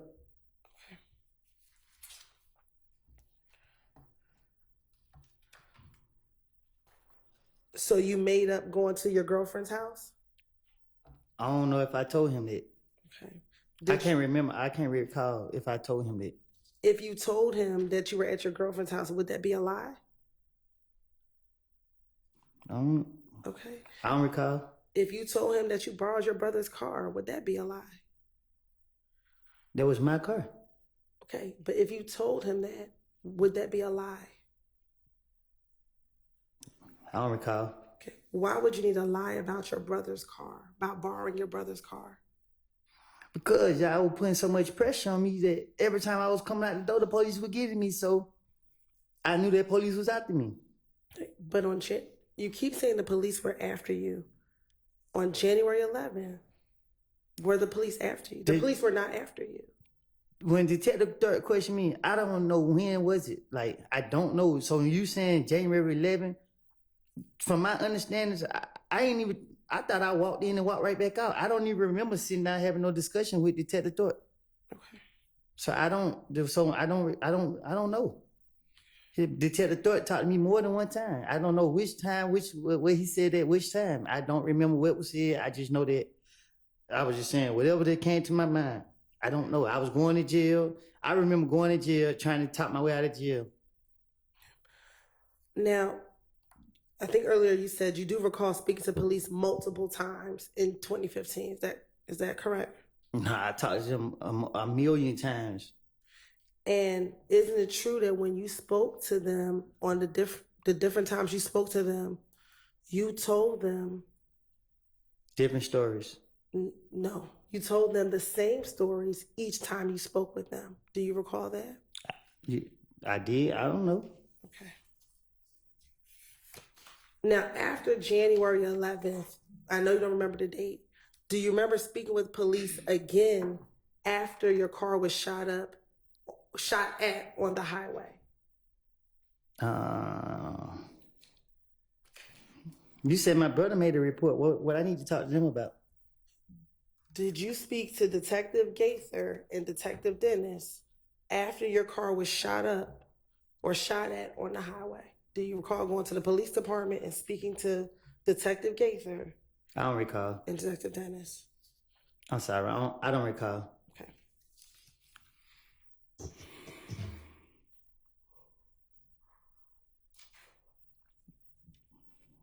You have permission to approach? You may.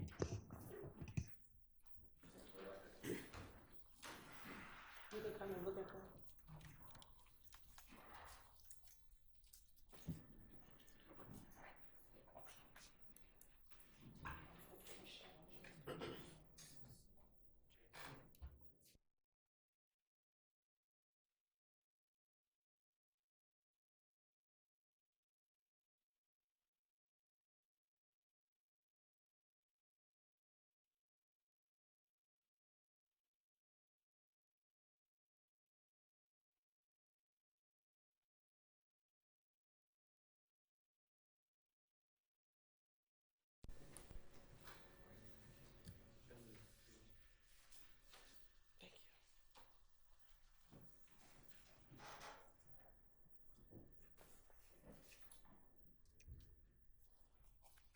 Mr. Cole, I'm gonna show you what's been marked as State's Exhibit 378, Yankee Alpha 1. Tell me, do you recognize, do you see yourself in that picture? Yes. And is there a date on that picture? Yes. What is the date on that picture? The date you've been saying? Is that January 11, 2015? Yes. And is that the interview room? Is that the interview room at the Atlanta Police Department where you interviewed with the detective? I don't recall. Right. You're right. This time the state like the tender states did a 378 Yankee Alpha. Yeah. Your Honor, the state would like the tender states exhibit 378 Yankee Alpha 1 into evidence. All right. It's admitted without objection. Next, I'm going to show you 378 Yankee Bravo 1. Tell me, do you see yourself in that picture? Yes. And is that date January 28th, 2015?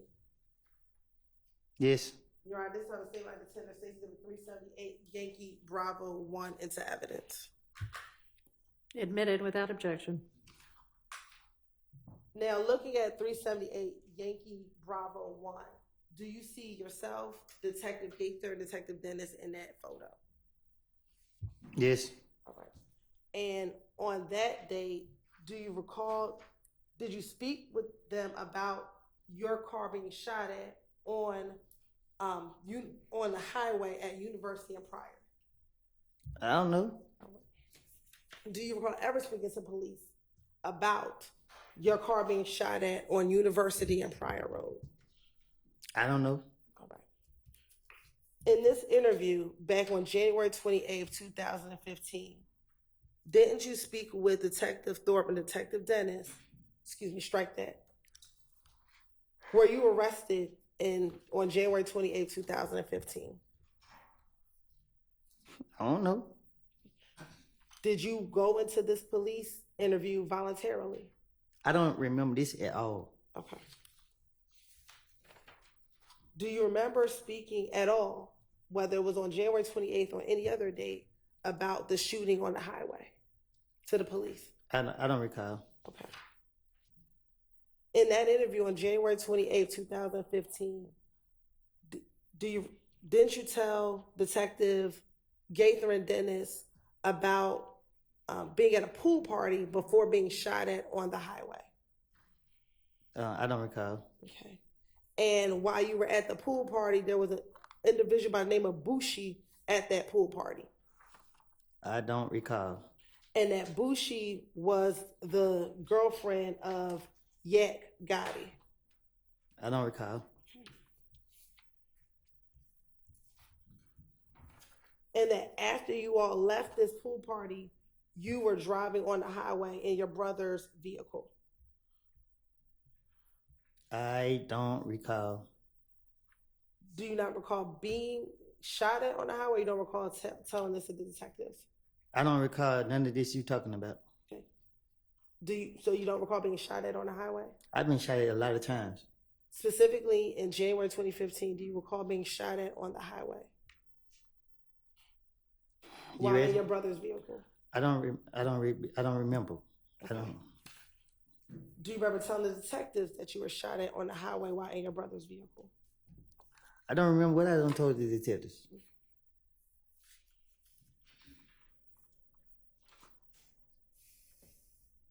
In the January 28, 2015 interview, didn't you tell the detectives that while you were driving on the highway, you had your radio up? I don't recall. Okay.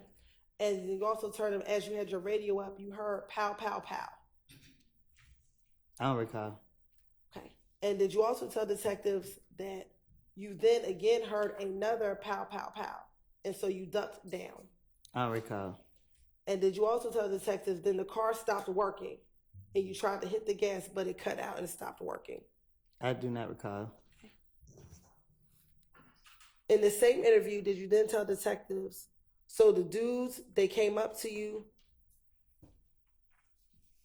and you was concerned because your car didn't work? because the car wasn't working. I don't recall. Okay. And in the same interview, did you tell detectives that you then heard some more shots even after that? I don't recall.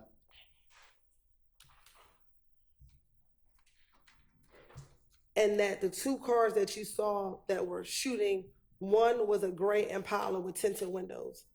I don't recall. And then you saw another car that was also shooting at your car. I don't recall.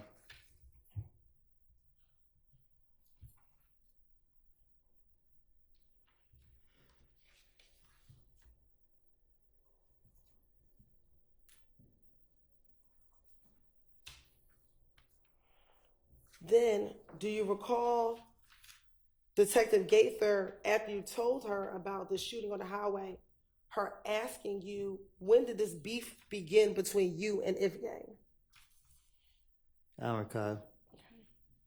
And you also told her the story about what happened at Club Crucial the Monday before Donovan Thomas was murdered. I don't recall.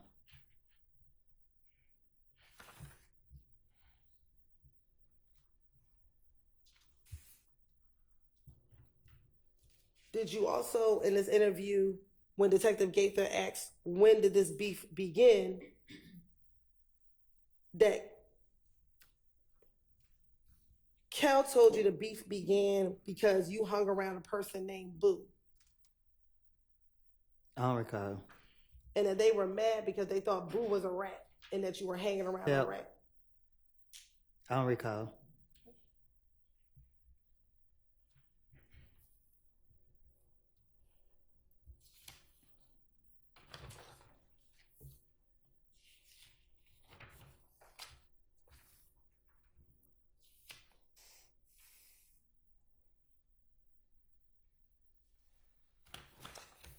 Then do you also recall to telling Detective Gaither, again, with her asking about when did this beef begin, you also telling Detective Gaither in this now January 28th, 2015 interview about the shooting at the gambling house on Lakewood? I don't recall. And in this January 28th, 2015 interview, you actually told Detective Gaither that initially you thought another gang did the shooting at the gambling house. I don't recall. Okay. But then later you learned that it was Kel who did the shooting at the gambling house. And he's still alive? Do you recall telling Detective Gaither No, I don't recall. about the shooting? I don't recall. So now is it fair to say that both in January 11th of 2015, now in the second interview, that you told the same story about this gambling house shooting in Lakewood? You just confused me. What you say? Now for the second time, have you told another sub-detectives about the gambling house shooting in Lakewood? I don't recall. Okay.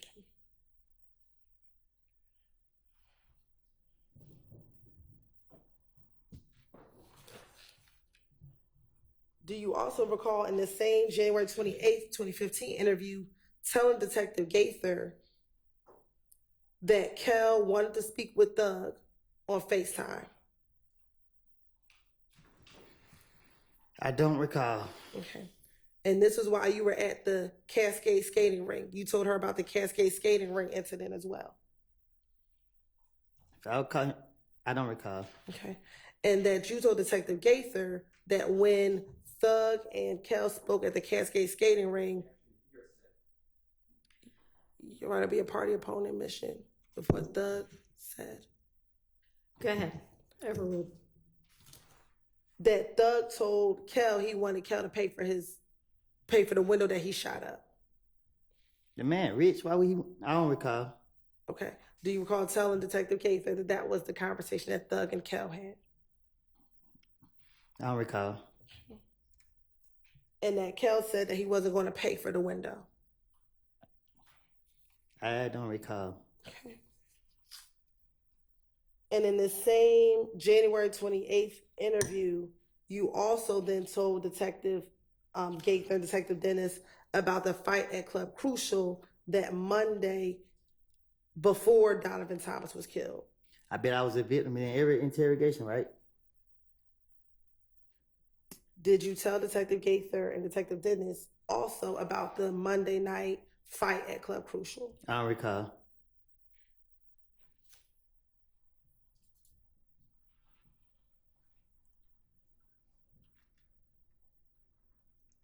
And that you also told Detective Gaither at the same Monday night event at Club Crucial that you had money flashing and that Kel walked up to you and punched you. Boy ain't And living punch like you. that. He ain't living like that. But did you tell Detective Gaither that this occurred? I don't recall.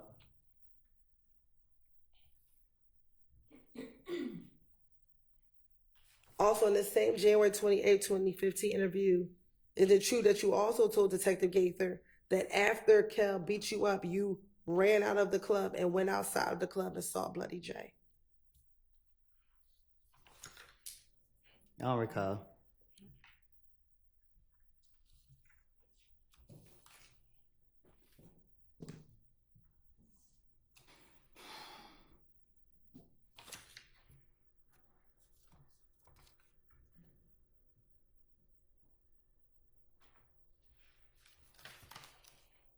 And in the same January 28, 2015 interview, did you also again then tell Detective Gaither and Detective Dennis that people in your crew jumped Bloody J? People in my crew? Yes. My Why? crew in prison. Okay, back in January 2015. My crew in prison. Everybody who ran with me in prison. Okay. Back in this With January. life sentence. All right, Mr. Copeland, listen to the question. Let her finish the question and then you can answer it. In January 2015, did you tell Detective Gaither that at the same Monday night event at Crucial where you got beat up by Kel, that when you went outside, your people jumped on Bloody J? I don't recall.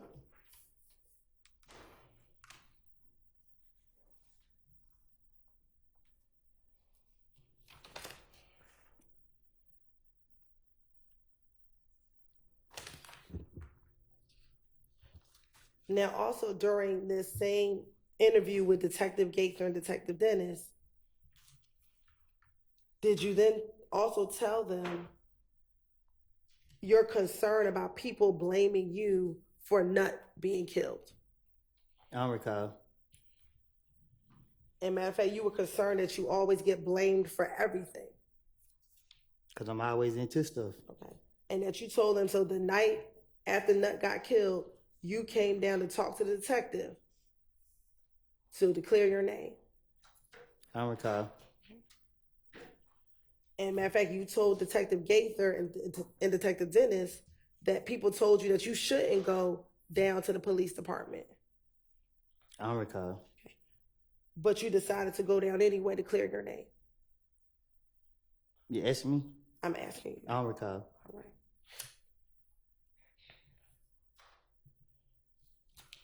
Did you also tell Detective Gaither and Detective Dennis that on the night of Donovan Thompson's murder, you actually told your girlfriend to call the police and tell them what was going on, tell them everything, because you again wanted to clear your name about being involved in Donovan Thompson's murder?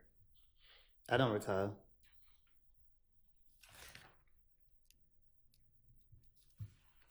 Now, during the course of this same January 20th interview with Detective Gaither and Detective Dennis, do you recall them asking you questions about the relationship between Nut and Thug? I'm from Canterville. Okay. I can't tell you nothing about two other people from other places. Do you recall telling them in this interview that Nut and Thug, you did not know of Nut and Thug having a problem? I mean, when the police questioned me, especially Gator, I know she after me. So she acted like she was into what I was saying, and I was feeding her whatever came to my mind. So They tried to make it make sense. So why wouldn't you say that they had problems with each other versus that they did not have problems with each other? Because I'm trying to make up a story. I don't know what nobody have. I don't know. I don't recall what I even said to her. I just know that anytime they question me, I'm trying to tell them anything to get them out my face.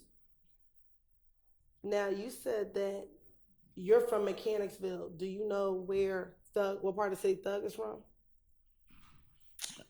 I don't know. At the time, but I just met Thug when I got out of jail. We not from the same neighborhood. I don't know where he, like, Cleveland Avenue, I guess. I don't know. Okay. And what about Nut? Did you know what neighborhood Nut was from? I don't know.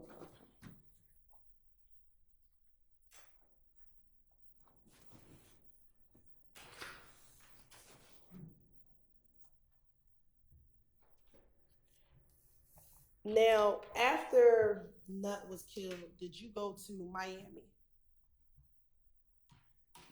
I don't recall. Do you recall telling Detective Gaither and Detective Dennis in the same interview that you went to Miami after Nut was killed? I tell the investigators anything. I don't recall what I told them. And when you were in Miami, were you there with Shannon Stillwell? I don't recall. Okay.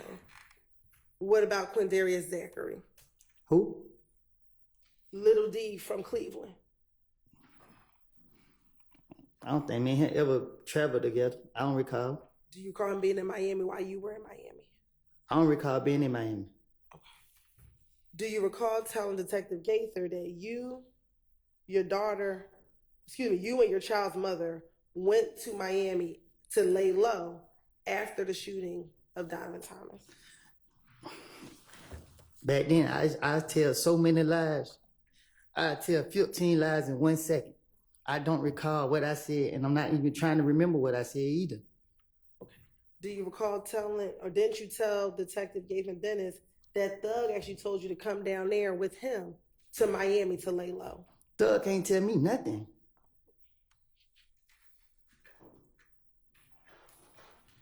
And you also told Detective Gaither that, again, after he told you to come down there and lay low to Miami, that you and your girl, you stayed down there for a week in Miami. I don't recall what I done told the police. But for me telling you now, there's nobody walking this earth can tell me what to do. Is going to Miami a bad thing? No, which I just told you, you bring up something that you saying that I said to the police, and I'm telling you the truth right now. I lied to them. So I don't know what I don't know. Like, go ahead. So have you never been to Miami? I've been to Miami a lot. Okay. So back in 2015, did you ever go to Miami? I can't remember if it was 15 or 14. Let me make it more specific. After Donovan was killed, did you go to Miami? Man, I can't recall. Okay. And I honestly, God, can't recall.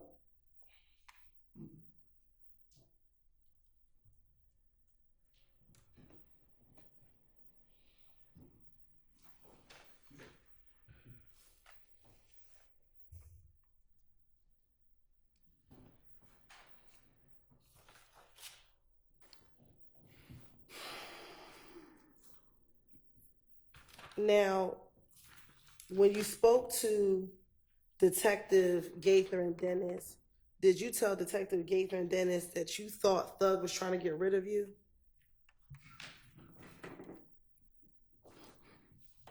What you mean?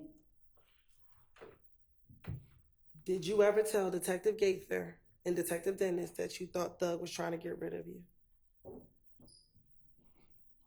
I don't think you heard me the first time when I told you I don't run behind nobody. I'm from Mechanicsville. Okay. So I don't know. I don't know what you're talking about. Okay. So what does being from Mechanicsville have to do with my question? That mean I don't run behind nobody else. I didn't ask you about running behind anyone. Saying something about getting rid of me, like you can't get rid of me. Okay. So is it your testimony that you did not tell Detective Gaither and Detective Dennis? I don't know what I done told the investigator, detective, whatever you want to call them.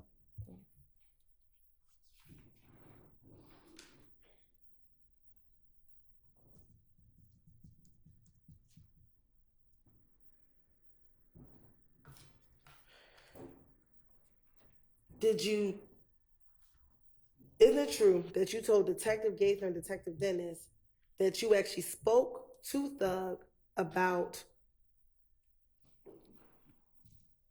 the fact that you thought he was trying to get rid of you? I could tell the investigator anything, because I know one thing, they talking to me. So they gotta go with what I say. So I don't recall what I told them. I would tell them anything that come to my head. Okay. I don't recall what I said to them. Do you recall telling didn't you tell Detective Dennis and Detective Gaither that Thug called you and said, bruh, they say I got a hit out on your head, bruh? I told you I'm a play a victim in everything. I'm a victim. Okay. Go ahead. No, you go ahead. I'm sorry. I'm gonna justify myself by being a victim. Okay. And your response to him was like, you do? And then y'all both started laughing. They don't even make sense. I don't recall none of that. Saying it, me telling it. I don't remember specific what I said to any investigator. I know I told them whatever. I feel that I can convince them to let me go.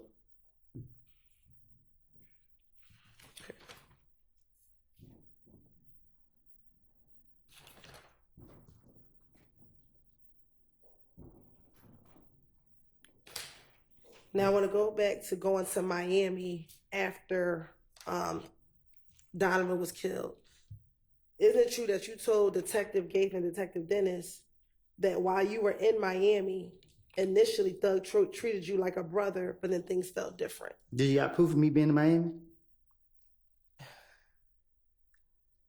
Did you provide us your phone number so we can get your phone records, Mr. Copeland? Which phone? The phone you had in 2015, did you give police your phone number so we can get your phone records? I don't recall. Now you're talking about. Okay. Did you give police your phone number in any of these interviews so that we can get your phone records? Which phone? Your phone that you had back in 2015. I had more than one phone. Okay. So did you give any phone number to the detectives back in 2015 so we can get your phone records? Any phone you have? Shit. I don't know. I can't remember. I don't recall.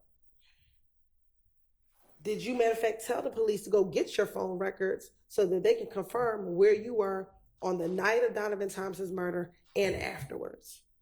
I probably, I don't know. I probably did. Ain't no telling. Okay. And did Detective Gaither tell you that that was one of the things that she was going to have to verify was your phone records and where your phone put you? I don't remember. I don't recall.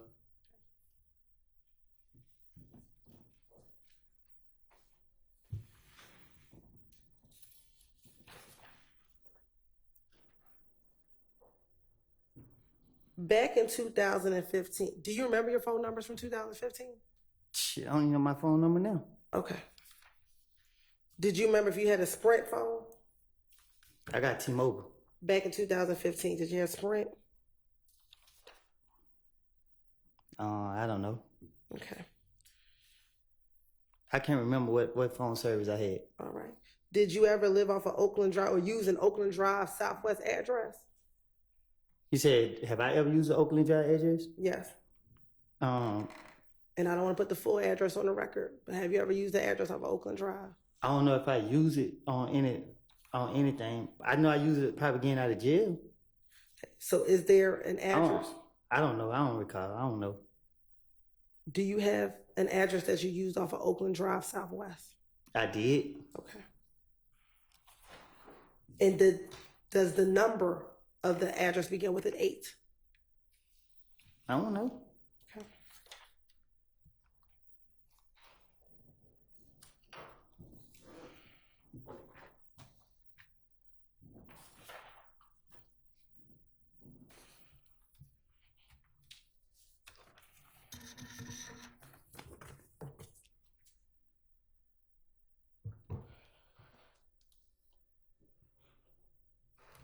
Okay.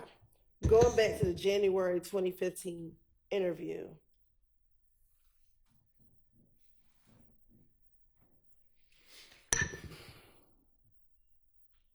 Isn't it true that you told Detective Gaither and Detective Dennis that while you were in Miami, he wasn't happy with you being around him anymore? It felt different.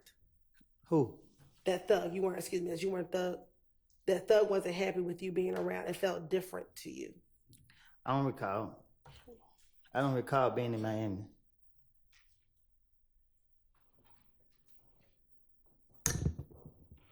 After Nut was killed. Bless you.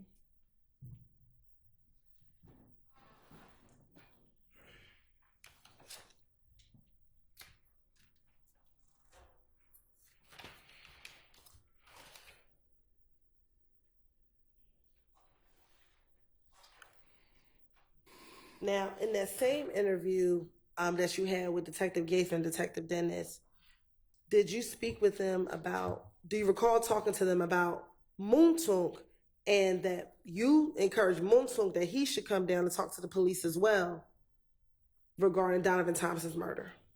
I don't recall what I told no investigators. Okay. Isn't it true that you told them that because people were calling his name in the murder, he should come down and speak to the police?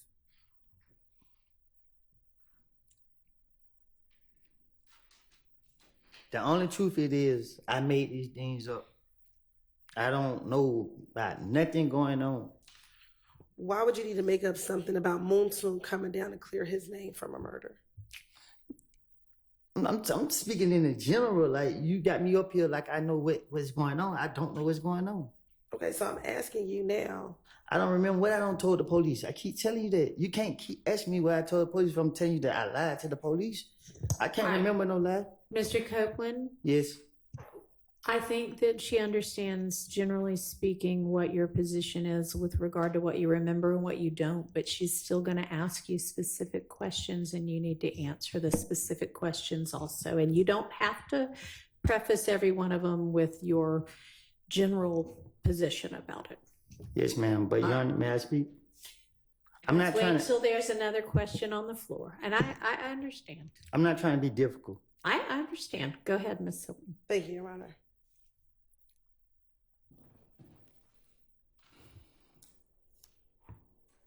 Now, earlier I asked you about an individual by the name of Bloody J. Do you know a Bloody J? I heard of him. Okay. Have you ever spoken to Bloody J? I doubt it. Okay. Back in the same January interview that you had with Detective Gaither and Detective Dennis, do you recall telling Detective Gaither, or didn't you tell Detective Gaither and Dennis that you were trying to hook Bloody J and Thug back together? How would I don't recall. Okay. And matter of fact, did you tell Detective Gaither and Detective Dennis that Thug and Bloody J had a falling out because Bloody J joined If Gang?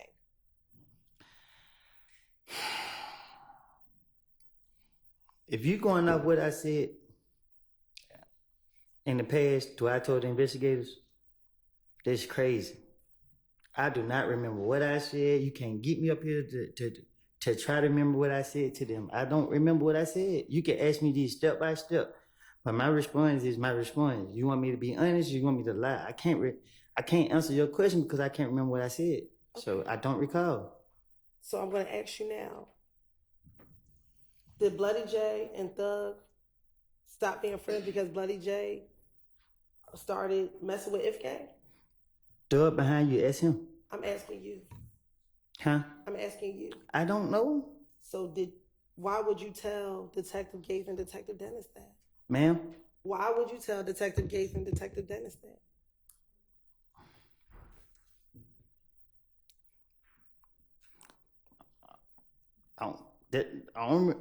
I can't recall. Okay.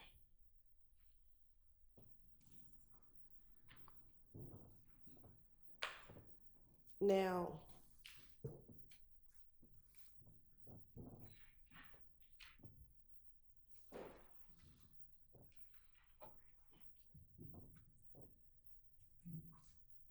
going back to the January 28th interview.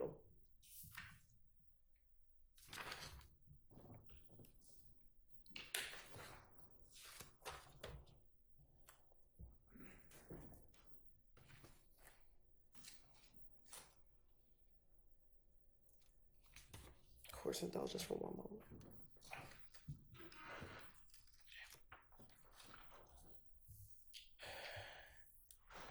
After speaking with them briefly about the murder, did you then go into more details about the shootout not the shootout, but the shooting of your car on the highway? Do you recall telling them about who you believed shot at your vehicle on the highway? I don't recall.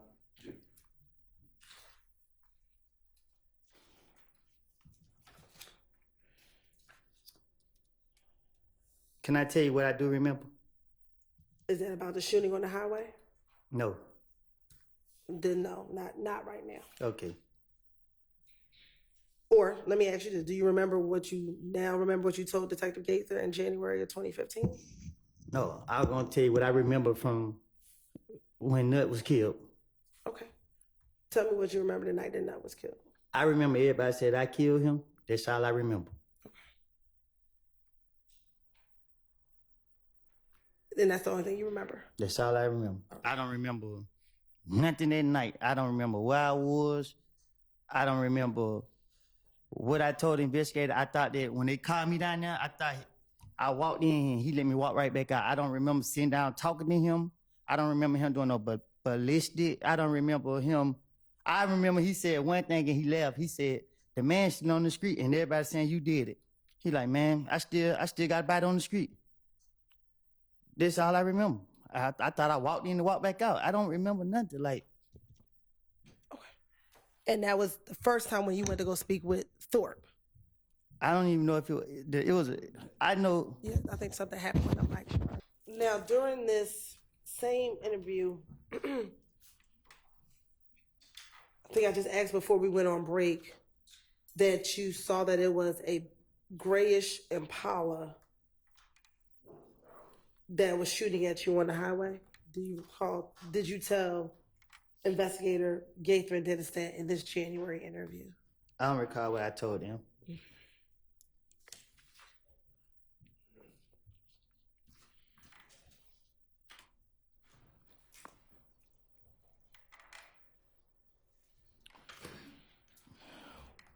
When you were shot at on the highway while in your brother's vehicle, was there anyone else with you? I don't recall. Was Demekion with you? I don't recall. What about Shannon? Who? Shannon. I don't recall.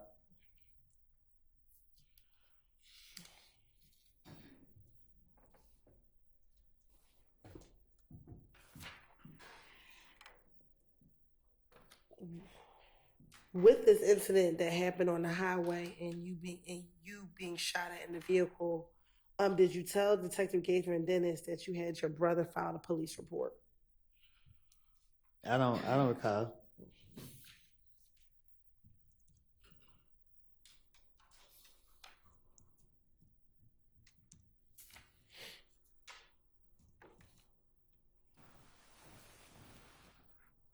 And do you recall them asking you, why did you have your brother file a police report? I don't recall. Okay. And you told them because you didn't have a license. I don't recall. Okay. And were you ever arrested for filing a false police report in January of 2015? I don't comprehend my charges. Okay. When you had this interview in January 2015, did you leave that interview with Detective Gaither and Detective Dennis? You said January? Yes. I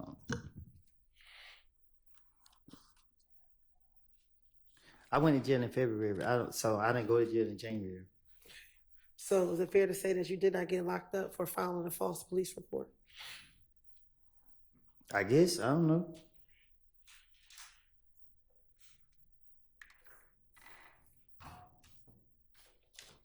I can't find no false police report. I didn't make it.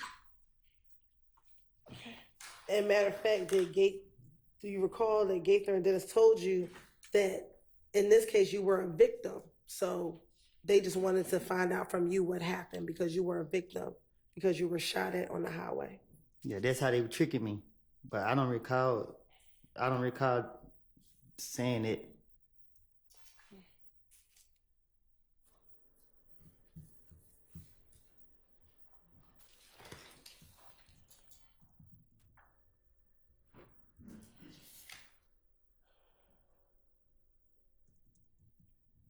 Now,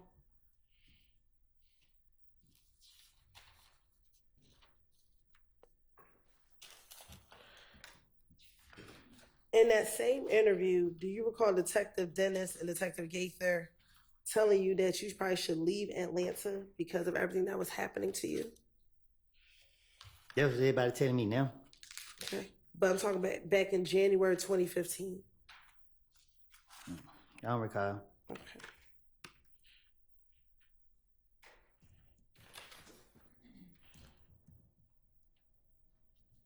And you told me you didn't want to leave Atlanta. I'm still here.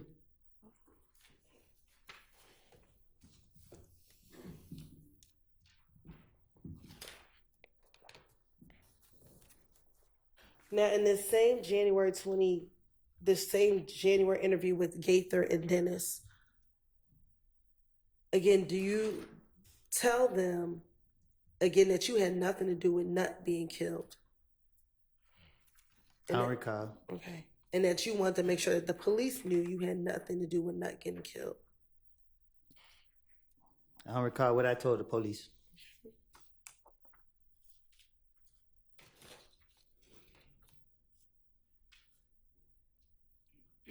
Also, during this same interview back in January of 2015, then do you recall telling Detective Gates and Detective Dennis that you had one of your friends buy a gun for you? I don't recall.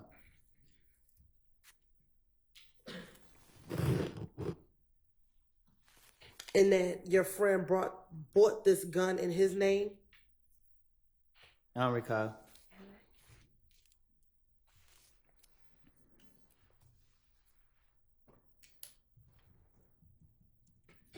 And that the reason why you purchased the gun was to defend your house? I don't recall. Okay. And that you actually told the detective you don't want any trouble, you just want to protect your home. Do you recall telling Detective Gates and Detective Dennis that? I don't recall. And in January 2015, had you been convicted of a felony prior to January 2015?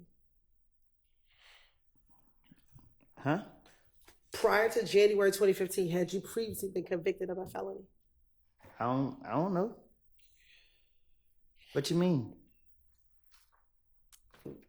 Do you remember when you were first convicted of a felony? After my mama died? About when was that? After she died. Okay, when did your mom pass away? 2008. All right. So if you caught your first felony after 2008, is it safe to say in 2015 you had been convicted of a felony? I don't recall. All right. When you told the police that you had a gun in this January interview, were you arrested for telling them that you had a gun in this January interview? Was I arrested in January? Yes. What year? 2015. No, I got locked up in February. All right. So even after you told them that you had a gun, the police in this January interview did not arrest you.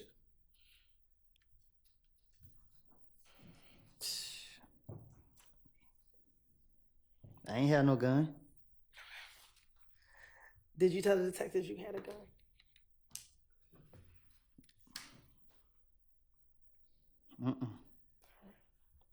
I don't know.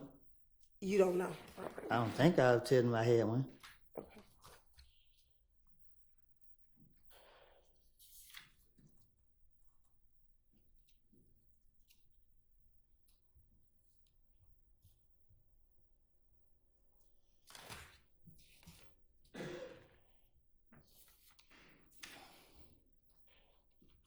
Now, in this same January 2015 interview, you also told Detective Gaither and Detective Dennis about this meeting with an individual by the name of Mo who wanted you and Thug killed.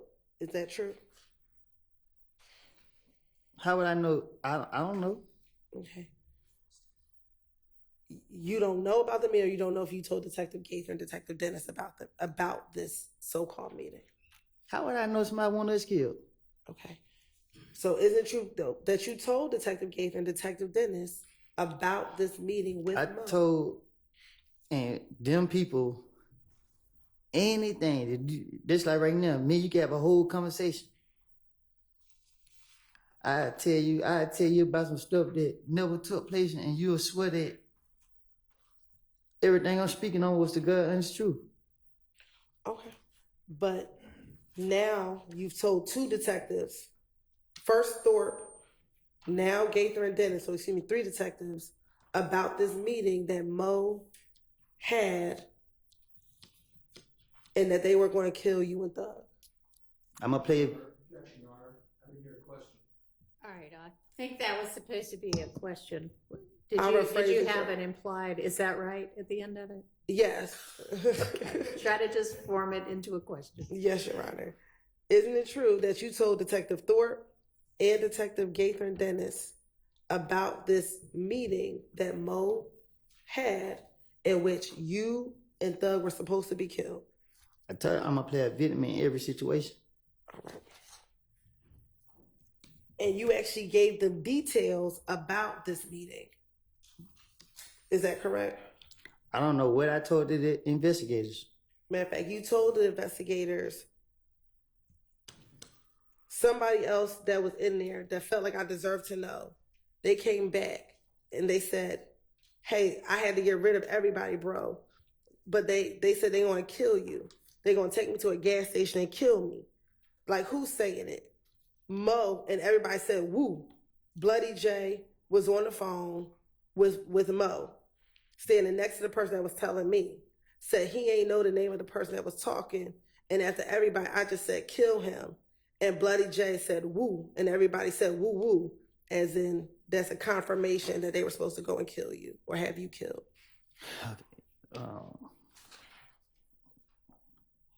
Things don't work that way. When you speaking on doing something like that, you don't be open about it. So that's self-explanatory that it's a lie. You don't discuss killing people with multiple people. So you're gonna do it. You're gonna do it. You're not gonna be telling everybody you're gonna do it. I made it up. I keep telling you that. And did you tell the detective that occurred at a gang meeting that you were not at? So someone at the gang meeting told you about what happened at the gang meeting. I don't recall what I told the investigators, but I know that the things that anytime that they sat me down and they tried to question me, I knew I was about to go to jail. And even the times I didn't go to jail, I knew that I had done something stupid and I thought they was on to me. So I was trying to throw them off my trail. And that this meeting happened before Donovan was killed. Yeah, I don't know. Okay. And that the reason why they wanted to kill you is because they thought that you had Bloody J jumped. Huh? The reason why they wanted to kill you is because you had Bloody J jumped. I believe that if any gang wanted to kill me, I'd be dead by now.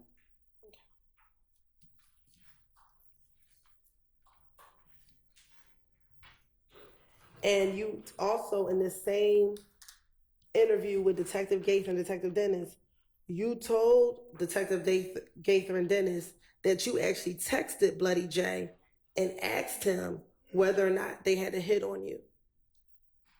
No. But he never responded to you. No, I don't remember. I don't recall. I don't know nothing about none of that. I wouldn't have their number and they wouldn't have mine. Now, back when you were interviewing with the detectives, both Thorpe and now the second interview with Gaither and Dennis, were you the only individual in the room with the detectives? I don't know. Okay. Looking at that picture, are you the only person in the room with the detectives? This one? Yeah, I want you to look at 378, Yankee Bravo and Yankee Alpha. It looked like I'm in there by myself beside with the police. Okay. And this is when you're telling the detectives all the things that I'm asking you about, correct? I don't recall what I done told them.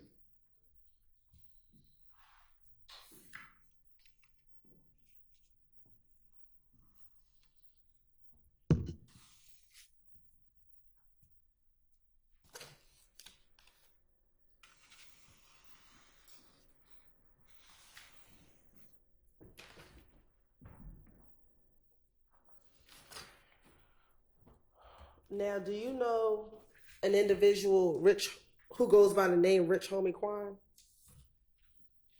Who is that? Do you know a person who goes by the name of Rich Homie Quan? Rich Homie Coin? Yes. Or the rapper? He raps. Mm-hmm. Do you know him? Have you ever spoken to Rich Homie Quan yourself? No. Do you recall I don't recall speaking to him. Do you recall talking to Detective Gaither and Detective Dennis in this same interview about conversations you had with Rich Homie Quan? No, I do not recall having a conversation about Rich Homie Coin. And that Rich Homie Quan, you told Detective Gaither and Detective Dennis that Rich Homie Quan was a part of If Gang. I don't recall. Okay.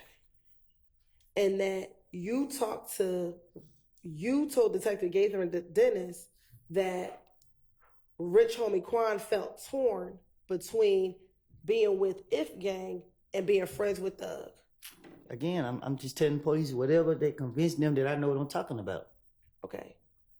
So why would you bring Rich Homie Quan into any of it? Why would that be necessary? I'm sorry, go ahead. I didn't hear you. Why would it be necessary to even talk about Rich Homie Quan So to the police? So when the police question me, my whole motive is to get them off of me. So if they sitting me down, laughing, hee ha ha, like you doing when y'all was up there asking me, and I told you I was lying, this the same thing going on. They sit here, I don't know about them asking me about Rich Homie Coin or nothing, but if they bring up a name, or if they ask me something, I'm finna come up with something that act like I'm in the midst, like I know what's going on. I don't sit around and gossip with people. I don't sit in people's faces. Like I'm out in the streets. I like to be I like to be outside. I'm not sitting around trying to listen to what nobody got to say. Okay. But when you originally went to the police, it was to talk about being shot at on the highway. So what would anything about Rich Homie Quan, why would you need to talk about Rich Homie Quan at all? That's what I'm trying to tell you. I don't have a clue what you're talking about. Okay. Isn't it true that that you told the detectives that Rich Homie Quan said to you, we the same set. You right here hitting these niggas this and that. So we talk. We the same set. I just can't turn my back on them. Like it ain't that, bro. This is what you're telling him. You supporting these niggas. Bro, I'm telling you, the more you supporting them, the more they gonna come out and do that. If you leave them alone, then everything gonna go away. And this is what you're telling Detective Gaither and Dennis that you said to Rich Homie Quan. So Gaither was a gang investigator, and what she do is she sit in the neighborhood, watch us all day, and she put cases on it. So I know Gaither to sit there, and so when I'm interacting with Gaither, the main thing go through my mind is to convince her that I know what I'm talking about.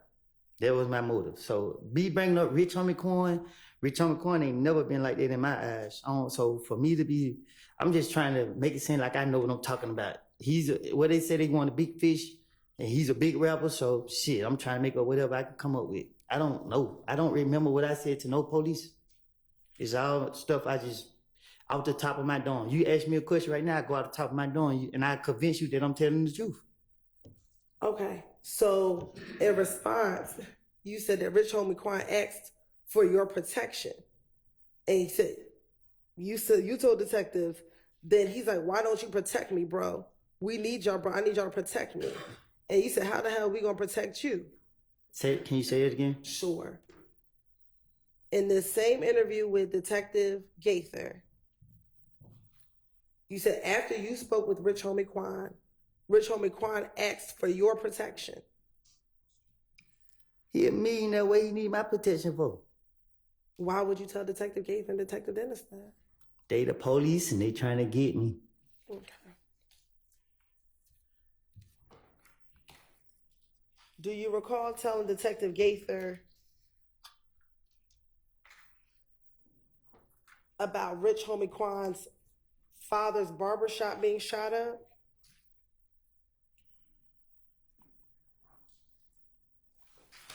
I don't recall nothing I said to no investigators And or detective.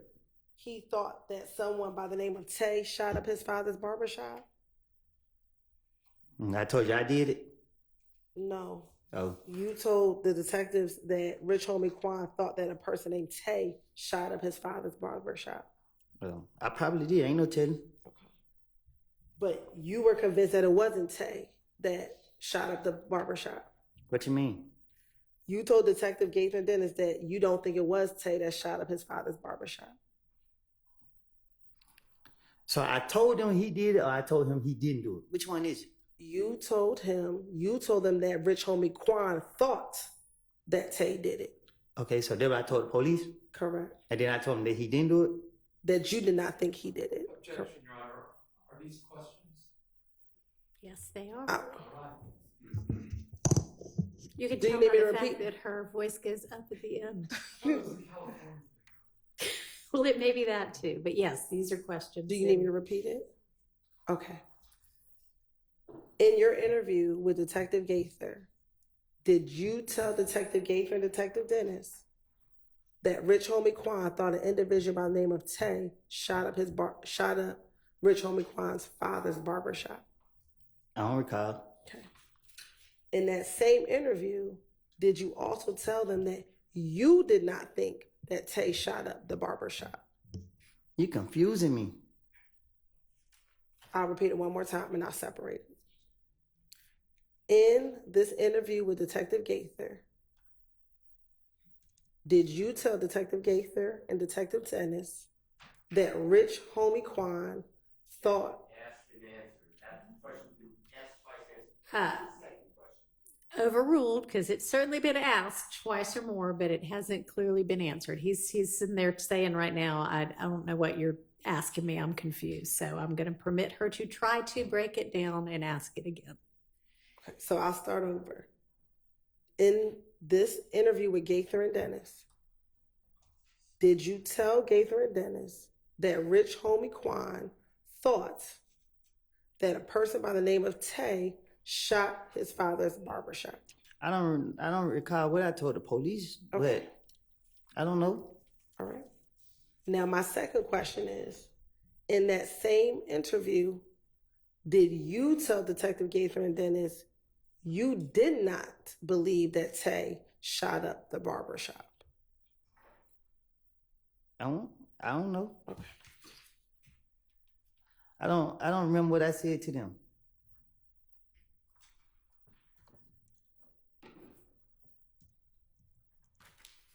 And I should ask this, do you know an individual, Tay, who's from Bankhead? There's a mean Tays in them. Okay. Do you know a Tay from Bankhead? A Tay from Bankhead, Yes. not out the top. In this same interview, did you tell Detective Gaither about this individual named Tay from Bankhead? I don't know a Tay from Bankhead. Do you know a Tay from the west side of Atlanta? Yeah. I'm sorry? Yes. How many Tays do you know from the west side of Atlanta? 2 minutes on the count. But not from Bankhead.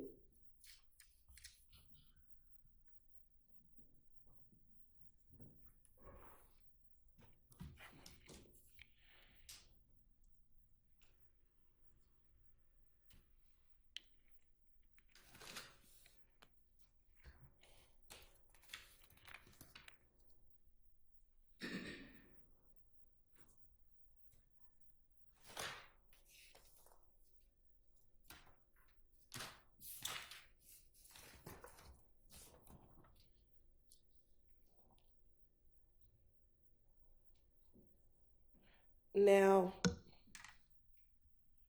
back in January of 2015, did you ever learn about, strike that, do you know someone that goes by the name of Lucci? Who? Lucci. A rapper by the name of YFN Lucci.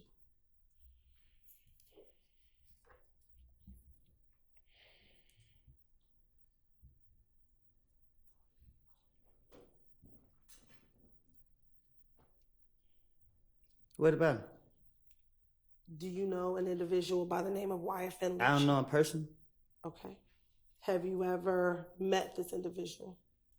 You said, have I ever met him? Yes. No. When you say you don't know him personally, what do you mean? Because you said, have you ever met? We never shook hands. I never met him. Okay. How would you describe knowing YFN Lucci? He's a rapper. Okay. Do you know him outside of being a rapper? No. All right.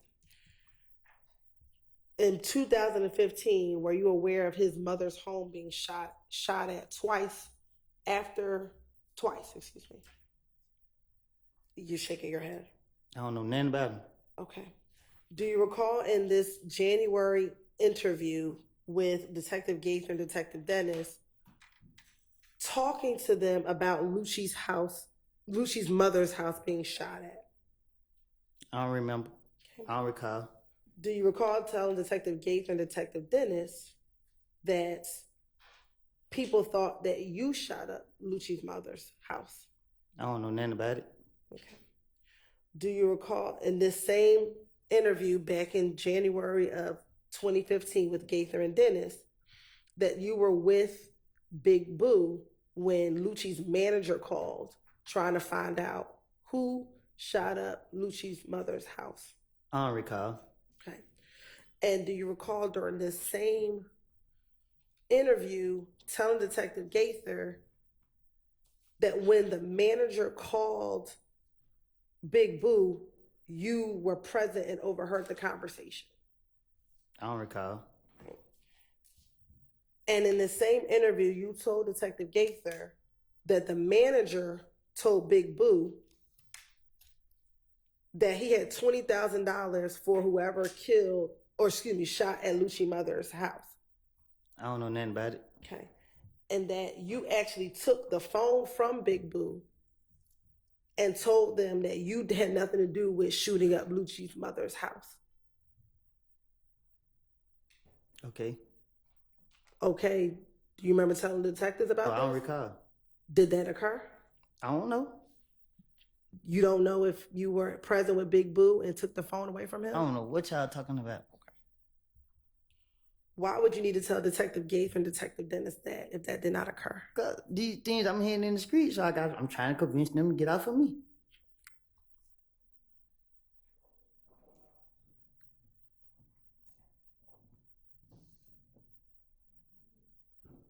Specifically, didn't you tell Detective Gaither that when you took the phone, you said, man, I ain't did nothing like that, bro. You know, don't scream my name.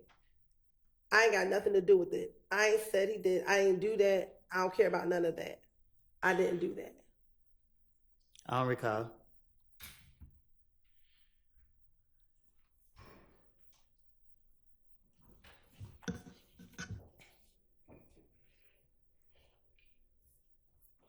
And did you actually tell Detective Gaither and Detective Dennis that you were concerned because you thought that Boo was going to set you up and tell people that you shot Lucci so he can get the $20,000?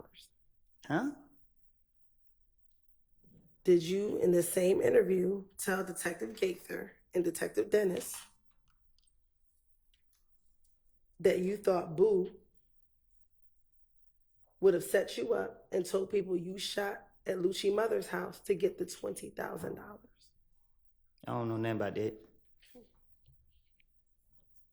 I don't recall.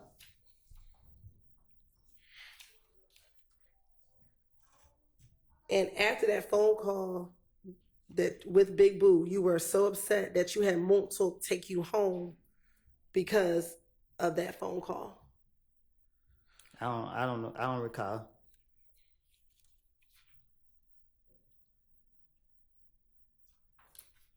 And you also told Detective Gaither that when you got into the car with Montel after this phone call, you told Montel, Boo tripping. Boo going to try to get, you know what I'm saying? And Montel said, we got to stay away from them. Nah, I don't recall. I supposed to be saying this stuff? Yes. Oh, nah.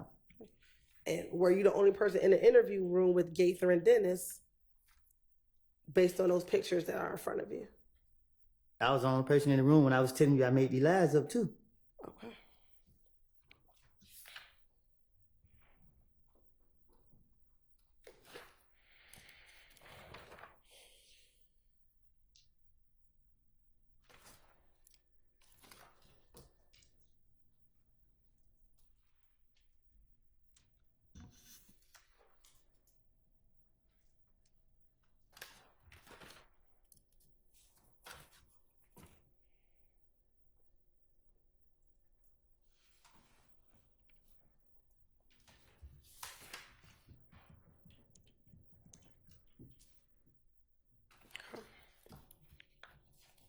Of course it don't. Just one moment. All right. In the same interview with Detective Gaither and Detective Dennis, did you tell them about your relationship or your friendship with Little D from Cleveland and Shannon? Huh? In this interview with Detective Gaither and Detective Dennis, do you recall telling them about your friendship with Little D from Cleveland and Shannon? No, I don't know nothing about that. Okay. Is it true that you told them that the people that you're around, that you often hang around back in January 2015, is Little D from Cleveland and Shannon? No, I don't recall. And matter of fact, did you say specifically to Detective Gaither and Detective Dennis, I keep a couple people around, you know what I'm saying? And Dennis asked who? And you said Little D from Cleveland and Shannon. Trying to convince him. If I did say it, I don't recall. Like I don't told the police so much stuff like this just made up. Like I don't remember what I don't told them. So And then you also said sometimes Moonsoon may come around, but the primary people you hang with is Shannon and Little D from Cleveland. Little D from Mechanicsville. but let you tell it, you every time you say I'm about to go home, I'm about to go home Moontoon. So it seemed more like I'd be with Moontoon more than I'd be with anybody else. Okay. From based off what you saying today. So you know it's all made up. All right. Did you also hang with Moonsoon, Little D from Mechanicsville, excuse me, I said Cleveland, and Shannon? I hang with myself. I don't hang with nobody. I don't run behind nobody. I don't know none of that. Okay. All right.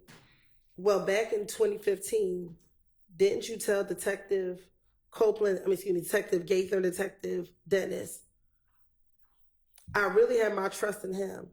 I wouldn't want nobody around me but Little D. And this is Little D from Mechanicsville. You know, Little D ain't going to turn his back on me. That's cap. You said that that's cap.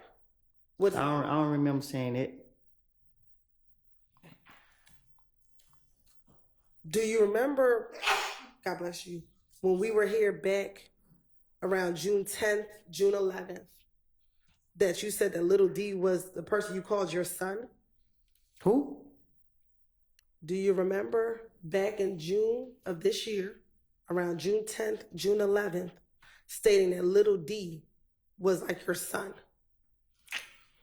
No. Okay.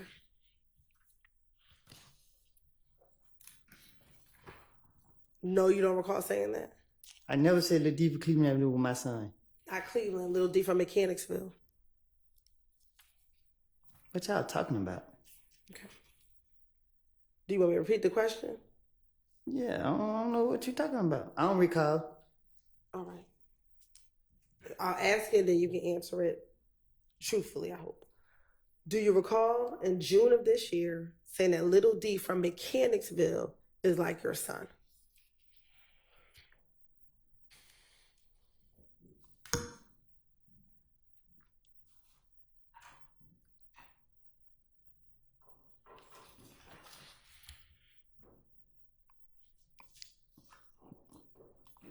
I don't know. No, you don't remember saying it? No, you didn't say it. What does I don't know mean? What you want me to say? I want you to answer the question. What's your question? I'll ask it one more time. In June of this year, When you were here This the year last right time. here? This here, right here. When you were here before, June 10th, June 11th. Do you recall telling me when I asked you about Little D from Mechanicsville, telling me he's like your son? When I said I birthed him? Yes. I'm just being sarcastic. Right. But that was to talk about the closeness of your relationship, correct? What you mean? When you say you birthed him, were you trying to tell, what were you trying to indicate when you said you birthed him? What did you mean by that? That was just an anger statement I made. Okay. Did you at one point in time have a close relationship with Little D from Mechanicsville?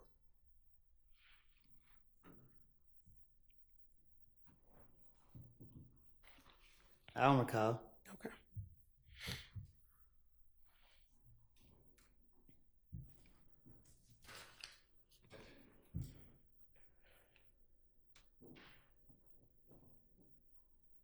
All right.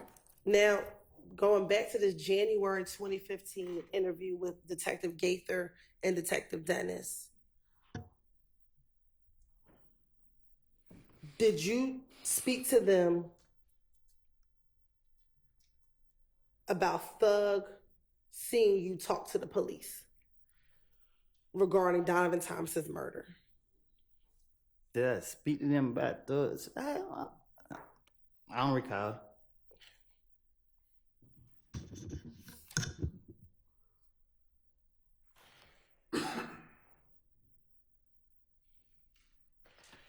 Do you recall telling the detectives that Thug thought you were snitching because you were talking to the police? Huh? In the same January 2015 interview, did you tell Detective Gaither and Dennis that you thought Thug thought that you were snitching because you had been talking to the police after Donovan Thomas's murder? They don't make sense. So I don't recall. Okay.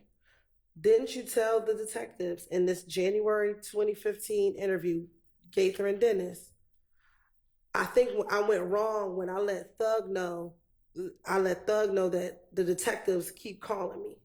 You keep talking about what? You finished? I am. You keep talking about what I told the investigators. Listen, I know they want to lock me up.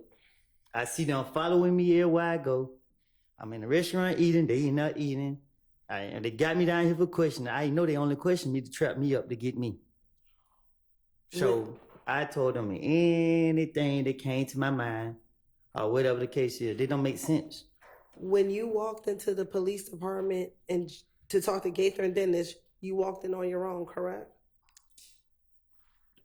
Most of the time they question me. I was in handcuffs. I don't.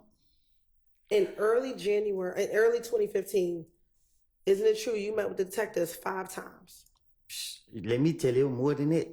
Okay. I don't know how many times I met with them. I just know that they police questioned me every time that I was in handcuffs. You have, in front of you, you have 2 dates, correct? Is that January 11th and January 28th? Yes. Permission to approach? You may. I'm going to show you what's been marked as State's Exhibit 378, Yankee Charlie 1. Does that date say February 20th, 2015? Yes. Now I'm going to show you 378, Yankee Delta 1. Does this say February 21st, 2015? Yes. And I'm going to show you 378, Yankee Echo 1. Does this say June 10th, 2015? Yes. Okay. Looking at 378, Yankee Charlie, Yankee Delta, Yankee Echo, do you see yourself in those 3 pictures? Yes. Okay. You're right. This time the state like the tender 378, Yankee Charlie 1, Yankee Delta, 378, Yankee Delta 1, and 378, Yankee Echo 1 is the evidence. Admitted without objection. Now, looking at these 5, on January 11th, were you in handcuffs when you went to go speak with the detectives? Mm-hmm. On January 11th, when you walked You in, said January 11th? yes. Oh, okay. Were you in handcuffs? Nah, I'm like this. Okay. Looking at January 28th, were you in handcuffs when you went to go speak with the detectives? No, I'm like this. All right. On February 20th, were you in handcuffs when you and Deshaun went to go speak with the detectives? No, I'm like this. Okay. And were you only arrested on February 21st when you went to speak with the detective because you're in a blue jumpsuit, correct? Yes. And on June 10th, you were arrested because that's when they arrested you in the house, correct? You said what now? June 10th is when they arrested you at your home, correct? With the white shirt on? Yes. Oh, my hands up on the table. I don't know. But do you recall June 10th being the day that they came to your house and arrested you? Mm-hmm. Is that a yes? You said, I just need to know, is that a yes for the record? Oh, I think so. Okay. Is that the day that you went to jail and you didn't get out till 5 years later? I started with. On June 10th. Did you get arrested on June 10th? Yeah. Okay. So out of all 5 interviews, you were only arrested 2 times. Is that correct?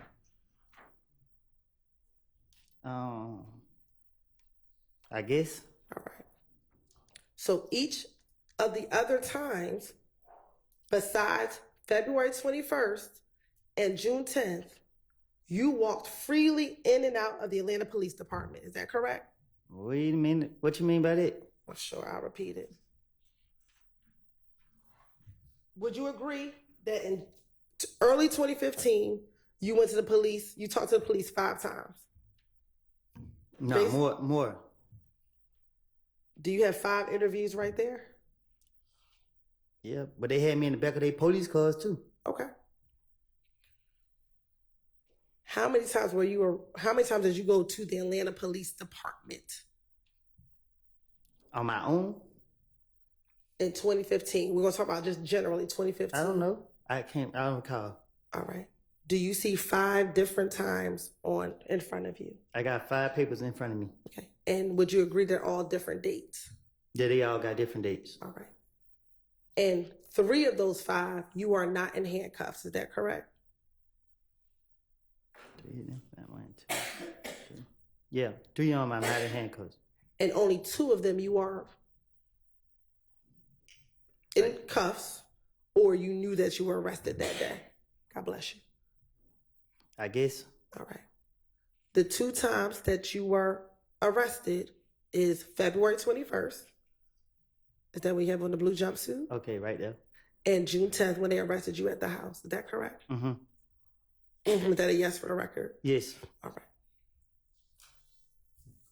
So the other 3 times, January 11th, you came into the Atlanta Police Department on your own, correct?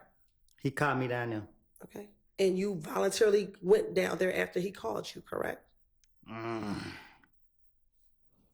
After you spoke with... He took my baby mama down there and told me I need to be down there. Okay. And you decided to go, correct?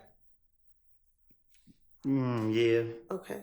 And after you interviewed with him, you walked out, correct? And you left. You're shaking your head for me? Yes. I left. Now, on January 28th, you also walked into the police department, correct? I don't know nothing about it. I don't remember that at all. Okay. But is it safe to say that you left because you were not arrested in January of 2015? Yeah, I went locked up in January. Okay. And then February of 2015, that's when you walked into the police department with you and Deshaun, correct? I think. And do you remember that being the night or the early morning hours after people shot at you, Deshaun, and your baby? He was fit to put me in handcuffs. But did he put you in handcuffs? Cause the other police told, I don't know if it was that one right there, but one of the police told him, he whispered something to him. Cause I told him, you gonna lock me up, and they're gonna ahead and get out of the way. And they decided not to lock you up, correct?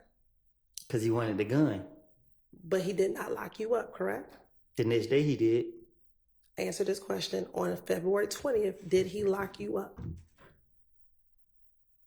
He told me I got 24 hours to get him the gun. Okay. And you were able to leave that interview room to go find the gun, correct? Finessed him. You were able to leave, correct? Mm-hmm. Is that a yes for the record? Oh, yes. All right. So when you keep saying they only wanted to keep locking you up, you only were locked up 2 times. Well. No. Okay.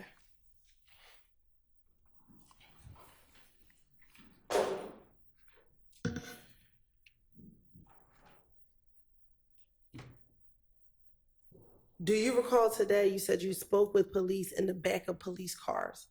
Do you recall how many times you did that back in 2015? I don't know how many times.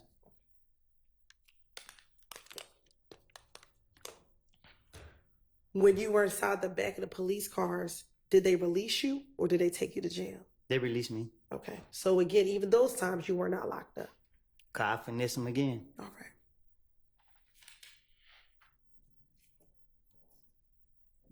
Now, going back to what I asked you about, your belief that you thought Thug thought you were snitching. Do you recall telling the police that every time you spoke to the police, excuse me, let me strike that, that there were times when the police would call you and you were in Thug's presence? And you were with Thug when the police would call you. What you mean? You gotta be more specific. Sure. In January of 2015, when police were calling you about Donovan Thomas's murder. After he was killed, I wasn't around that much for him to be able to see me answer the phone or talk to any police or anything. What you talking about? Did you tell the police when they were asking you about Thug thinking you were snitching? You told the police, because like every time he called, it's like I was right there in front of him and I had walked up. I was like, that was the detective. Like, shit, they trying to find out who. And he just felt like I was just making stuff up because I always stutter. So when you snitching is based off the truth and off facts. Lying and trying to finesse your ways are different things. So there would never be the case if he concerned about me snitching. So you only snitching if you telling the police the truth. And back in 2015, when they were calling you and they were asking you about Nuts' murder, were you telling them that you were not involved in Nuts' murder? I was telling them I told them everybody did. I told them Shell killed them. I told them all type of people did it. I didn't know. I don't know. Y'all just pick and choose what y'all want to take and use. Did I not say Shell did it? Did you tell them that you heard that could have been a rumor? I told you it was a rumor that they said I did it too, right? Right, and you didn't kill him, correct? How many times you gonna ask me that? Okay then, so if you're talking about rumors, the rumors aren't true. You just told them what you heard. I'm saying what y'all want to pick and choose with. Okay, I don't recall.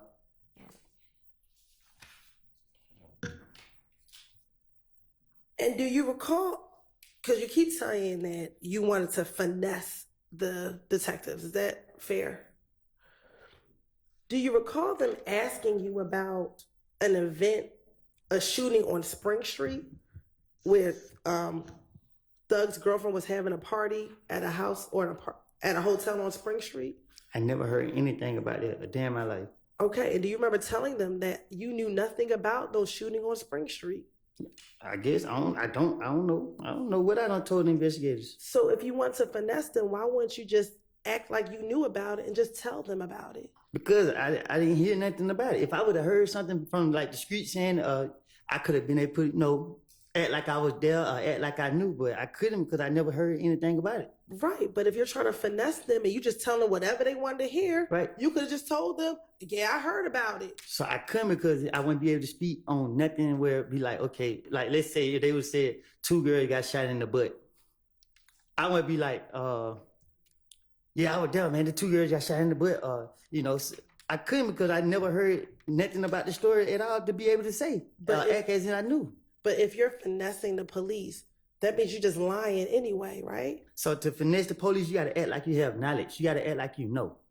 Okay. So if you could have just said, "Yeah, I heard about that shooting," I and couldn't because I knew his next question was gonna be who did it or what happened, where was it, or I couldn't say anything about I couldn't say anything about nothing. okay. So why would I speak on something and get caught up? I'm not trying to get caught up in my life. In the same interview, did you also tell Detective Gaither and Detective Dennis that on the Friday before Donovan Thomas was killed, that you went to DJ Drama Studio as well? If I told the detective something like that, I probably did. I don't. And that's something that you also told Investigator Thorpe when he interviewed you. Well, I hadn't heard the question yet. You also told Detective Thorpe about going to DJ Drama Studio that Friday before Nut was killed as well, correct? I recall. Okay. So is it fair to say you told Detective Thorpe about going to DJ Drama Studio, then you also told Detective Gaither and Dennis at a later interview about the same series of events leading up to Donovan Thomas's murder? Can you say that again? I'm going to give her a little latitude. I think she's trying to get clear what the witness's testimony is. Thank you. When you first met with Detective Thorpe in January 11th, you told him about going to DJ Drama Studio the night before Donovan Thomas was killed, correct? I don't recall. Okay. You also now, in this January 28th interview, you've now told Detective Gaither and Detective Dennis also about this going to DJ Drama's studio the Friday night before Donovan Thomas was killed, correct? I probably did. I don't remember what. I don't know.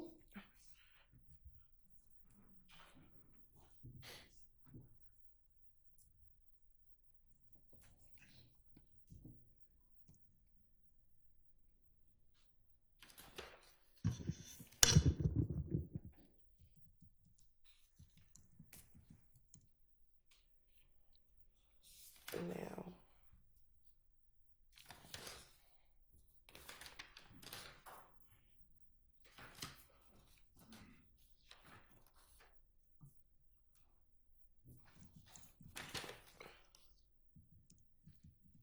during this same January 28th interview,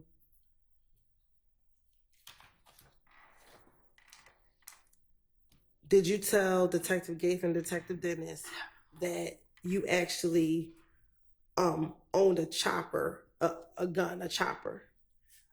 So it's no point in me trying to protect him no more because he did. But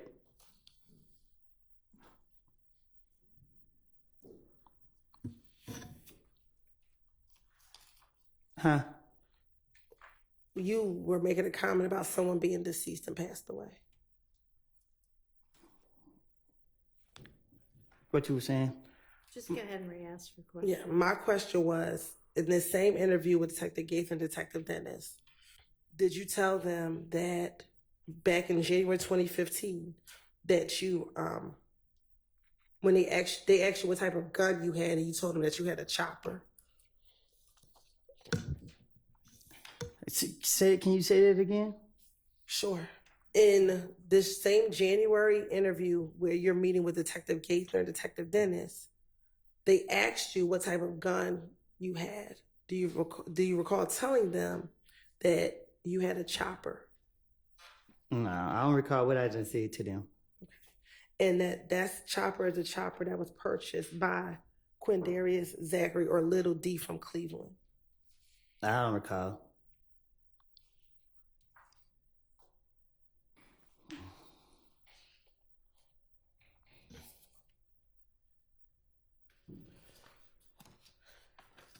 Now, I think I just heard you say that someone is dead and you don't need to protect them anymore. Who were you referencing? Tay, threat, Okay. Is that the young man who passed away a few weeks ago? yes. Okay. What would you be protecting him from?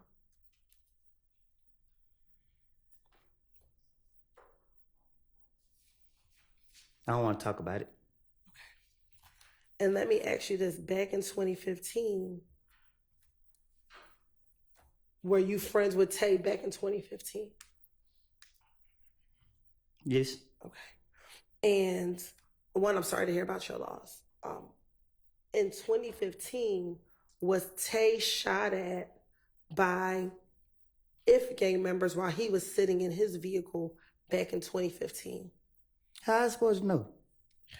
Do you recall talking to Detective Gates and Detective Dennis about him being shot at in his car? Like, if I see it, I don't recall. Okay.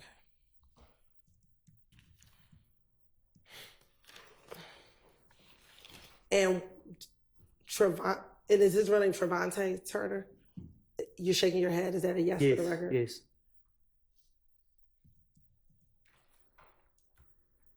Back in 2015, did Trevante Turner consider himself a part of YSL? No. All right.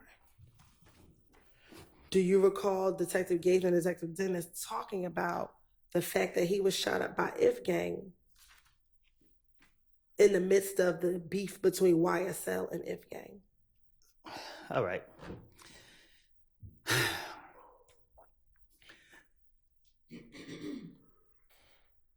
Threat had beef with Rich Homie Coin. I don't know what they beef was about, but Threat had beef with Rich Homie Coin, and he was on his ass. Oh, I'm sorry. Who was on who's behind? Threat was on Rich Homie, Okay.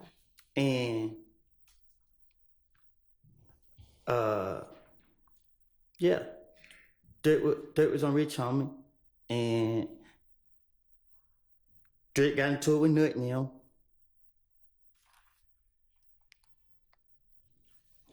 That's it. And at the time, was Rich Homie Quan claiming affiliation with IF gang? Huh? Let me ask this first. Are you talking about Rich Homie Quan and Threat? Was this back in 2015? Back in 2015. What you mean? What you were just telling me? No, it was 2014. I think it was one of them years. And at the time, was Rich Homie Quan claiming affiliation with IF gang? I don't know what Rich Homie was claiming. And you said that Threat got into it with Nut in them. I don't know. I don't know how it went, but I know that. Yeah, Threat like that. Okay. Is that what started the beef between YSL and IF gang? Threat wasn't YSL. Like, you know what I mean? Like, people, YSL is not what y'all making it be. Like, I keep telling y'all that a person can wake up and say, Atlanta is a monkey see, monkey do city. Like, you see people doing something, you just do it. I mean, and people say, just because I know this person, oh yeah, I say, oh, I take a picture and say I'm YSL or whatever, but Threat was MDC. You know what I mean? There wasn't he wasn't no YSL or that shit. Did he ever stop claiming MDC and claim YSL? Nah, we don't switch up. That's just what it is. And you said he claimed MDC. What's MDC? I don't know. Okay, but if you said he claimed it, do you not know what MDC stands for? It's none of my business. Okay. So when you say he's claiming MDC, what do you mean? Objection asked and answered, Your Honor. When you say he's claiming MDC, what do you mean? I don't ask questions. That's what I mean. Okay. Is MDC a music group? Ask them. I'm asking you. I think they got rappers. I don't know. Okay. Are they a music group? Huh?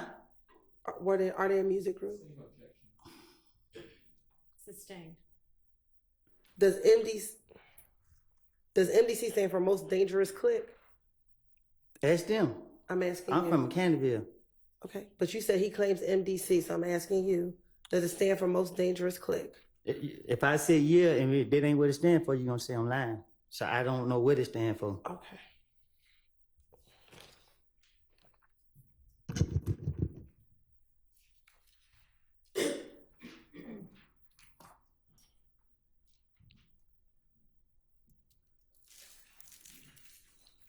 Do you recall telling Detective Gaither and Detective Dennis about members of MDC beating up Little D from Mechanicsville in the club, in Club Crucial? I don't recall. Probably so. I ain't no telling. Do you know if members of MDC beat up Demekion or Little D from Mechanicsville in Club Crucial? They did. I was laughing too. And MDC, are they from Bowen Homes? No, ask me. Ask them. Did you tell Detective Gaither and Dennis in an interview that you were cool with MDC dudes because you grew up in Bowen Homes and they from Bowen Homes? I'm from Canterville. But that you spent some time, did you spend time in Bowen Homes? I don't recall. Okay. You don't recall living in Bowen Homes before moving to Mechanicsville? Oh, I stayed in Bowen home. Okay. And did you tell Detective Gaither and Dennis that you stayed in Bowen Homes prior to moving to Mechanicsville? I don't know if I told them that. Okay.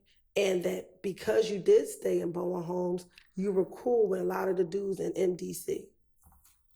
Do you recall telling Detective Gaither and Detective Dennis that? I don't recall. Okay.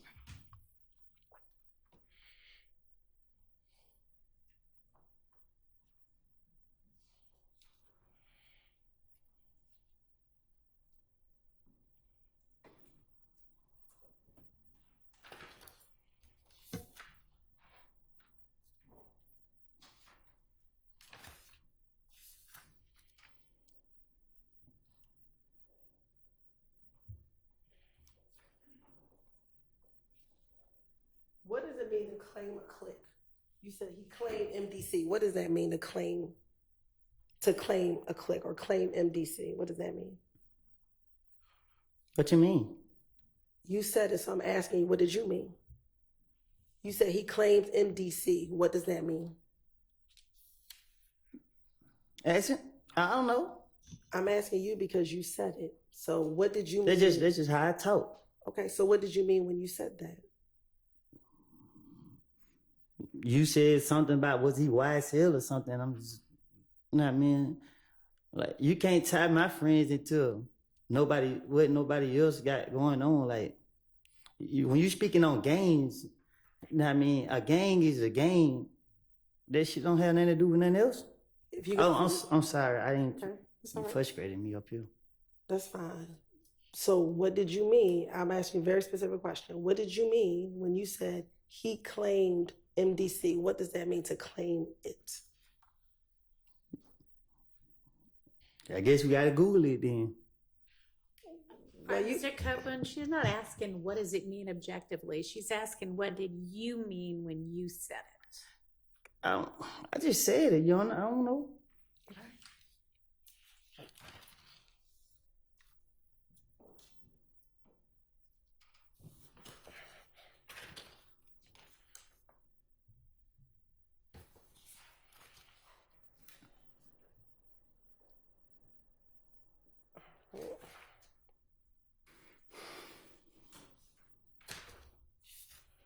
Now, all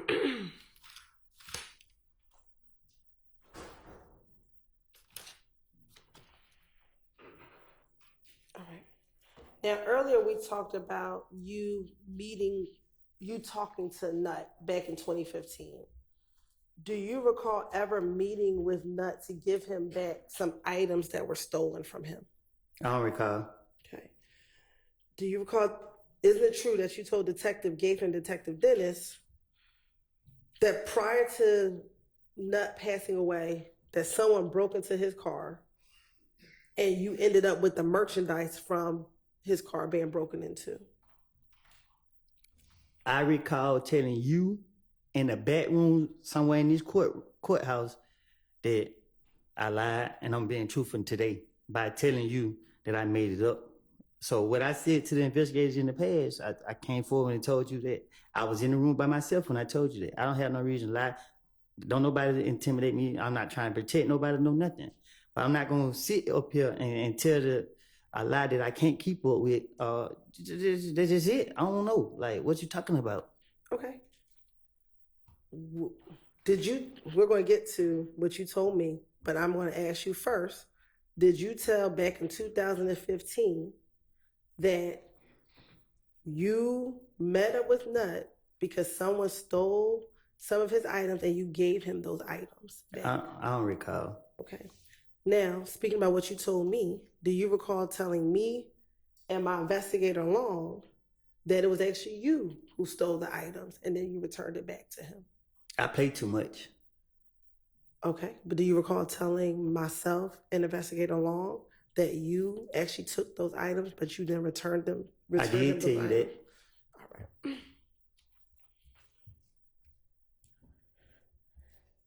But more importantly, that you actually met up with Nut. Do you recall telling the police that you met up with Nut to give him back those items that were stolen? I probably did.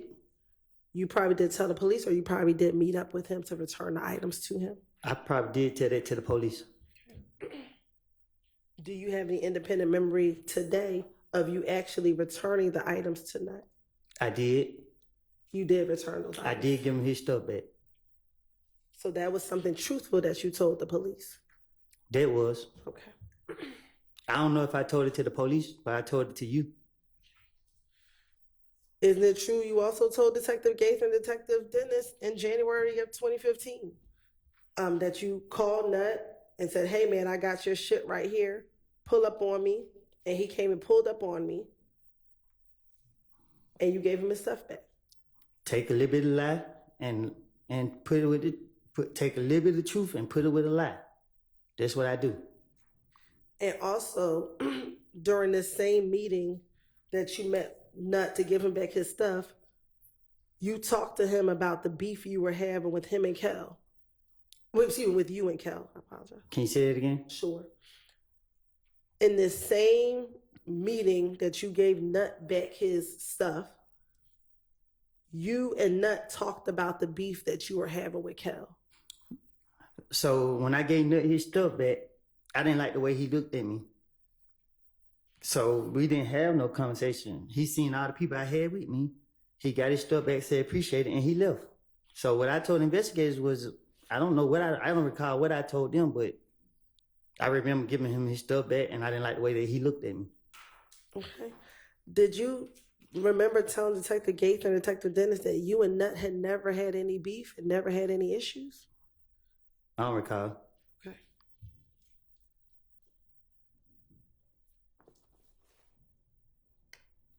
When you met with Nut, do you remember who you were with? I ain't telling you. Okay, so do you remember who you were with? There was a lot of people with me. Okay. Who were some of the people that were with you? I can't recall. All right. Well, you just told me that you weren't going to tell me, so Because I can't, it was a lot of people with me. how many people did you have with you? More than 5. Okay. Did Nut have anyone with him? I think so. Do you remember who that was? Yeah, I don't know them by name though. He had 2 or 3 people with him. Okay. Do you remember telling Detective Gaither and Detective Dennis that he had his brother Greedy with him? I don't recall. And that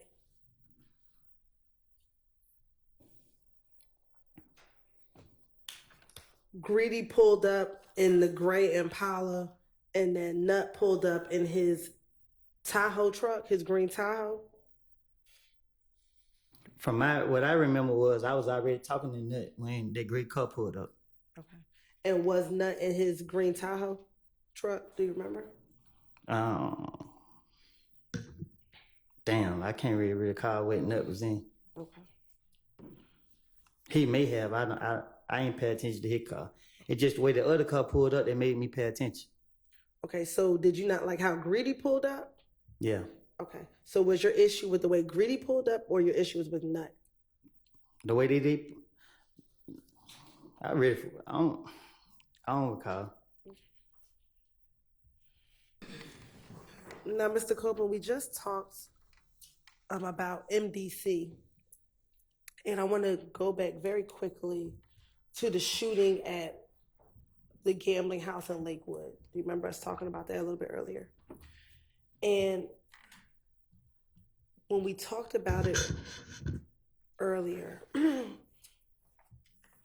do you recall back in 2015, in the same January 2015 interview, telling the detectives that initially you all thought it was MDC that shot at you at the gambling house?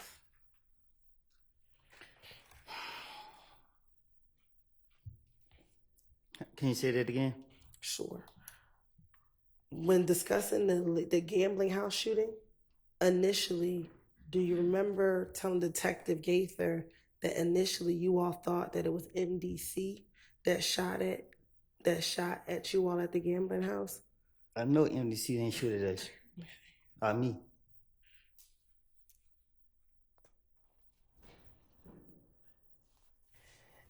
And when you talked to Detective Gaither and Detective Dennis about the shooting, you actually went into some details about what happened that night of the shooting. Do you recall doing that? What you mean? Like telling Detective Gaither, giving them details about what happened the night of the shooting. I remember what happened, but I don't remember what I told the police. Okay, what do you remember happening? Niggas was shooting at us. Can you watch your language? I mean, people were shooting at us. All right. And where were you all? Where were you standing when they were shooting at you? Outside. Okay, and you said they were shooting at us. Who else was out there with you? A lot of people, little kids. I can't be specific who was out there. Okay. Do you remember telling Detective Gaither and Detective Dennis that Thug was out there with you? I don't recall. Okay. And that the individuals started shooting from the bushes? I don't recall where they were shooting at, but I thought they were shooting at. And also, did you tell Detective Gaither that you ended up having to run behind a young woman who was out there as well? I don't recall what I told the investigators.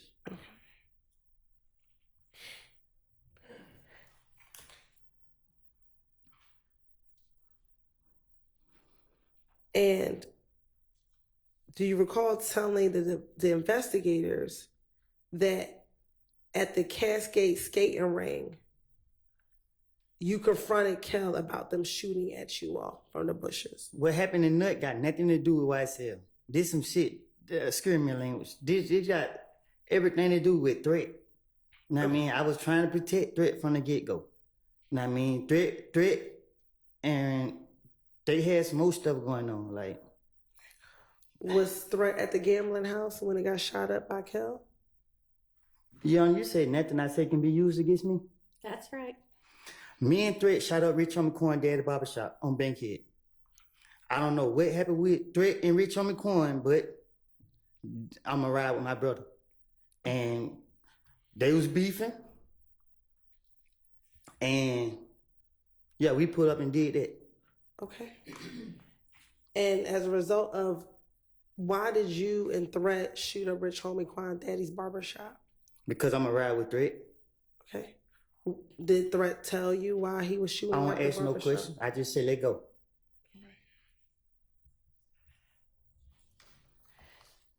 And when Rich Homie Quan's barbershop was shot up, was that in September of 2014? Do you remember? I don't know when. I know we went up there and shot it up. Okay. Was it before Nut was killed? Yes.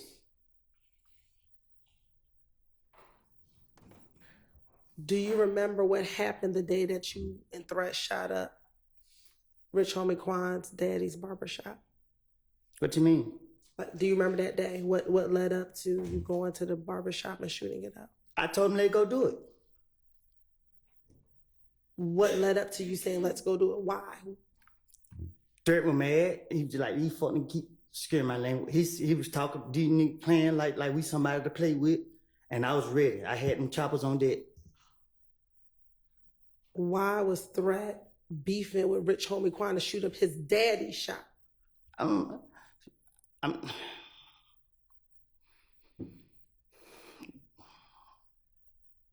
cause we didn't know where he was.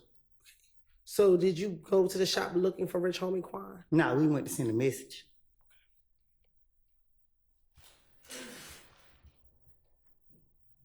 What time did you go and shoot up? I ain't telling you that. Okay. Was it in the morning? Was it? It was at night.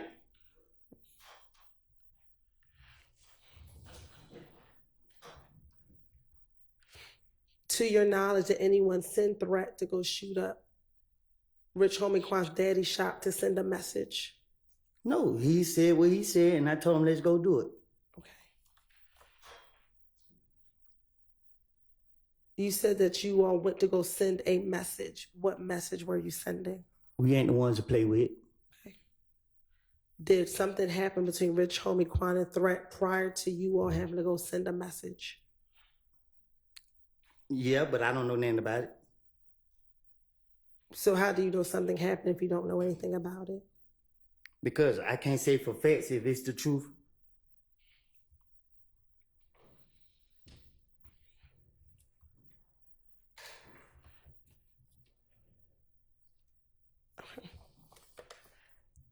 Now, did this shooting of Rich Homie Quan's daddy's barbershop start the beef between If Gang and YSL? The beef was never between If Gang and YSL. Okay. The beef was between me, Threat, and Shell Kell. Rich Homie Quan. Because they were Shell Kell was trying to ride Rich Homie Quan. The streets threw YSL into what me and Threat had going on. Well, that takes me back to the shooting at Lakewood, right? Can you repeat that? Sure. You just said that the streets brought YSL into what you and Threat had going on, correct? That's what you just said? Mm-hmm. Mm-hmm. Is that a yes for the record? Yes, my bad. So going back to the shooting at the gambling house, when you learned that Shell Kell was the one who shot up Thug's vehicle, did you and Shell Kell squash your beef when the two of you met at the Cascade skating rink? Nothing I say could be used in no courtroom, That is correct. federal or state. Is that the parameters of the immunity or? Nothing can be used. Correct. And what your question was? When you and Shell Kell met at the Cascade skating rink, did the two of you shake hands and say that the beef was over when y'all met at the Cascade skating rink? I pulled a gun out on him At the Cascade skating at the rink? Cascade skating ring. Okay. Well, who'd you pull it out on? Shell Kell. And once you pulled the gun out on Shell Kell, what happened? I had somebody with me that I didn't want to get caught up in my bullshit, my shenanigans. Who was with you? I can't recall. Well, if somebody you just I said, can't remember who it was with me. okay. So how do you know you didn't want them caught up in your shenanigans? Because I wasn't fit to put nobody else in my. I just wasn't gonna do that. Okay.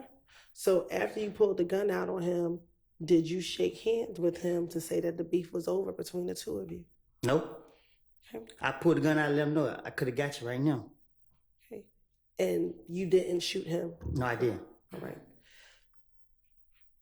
So did you tell the police Gaither and Dennis back in January 2015 that you and Shell Kell shook hands and said that the beef was over and y'all two were laughing about it?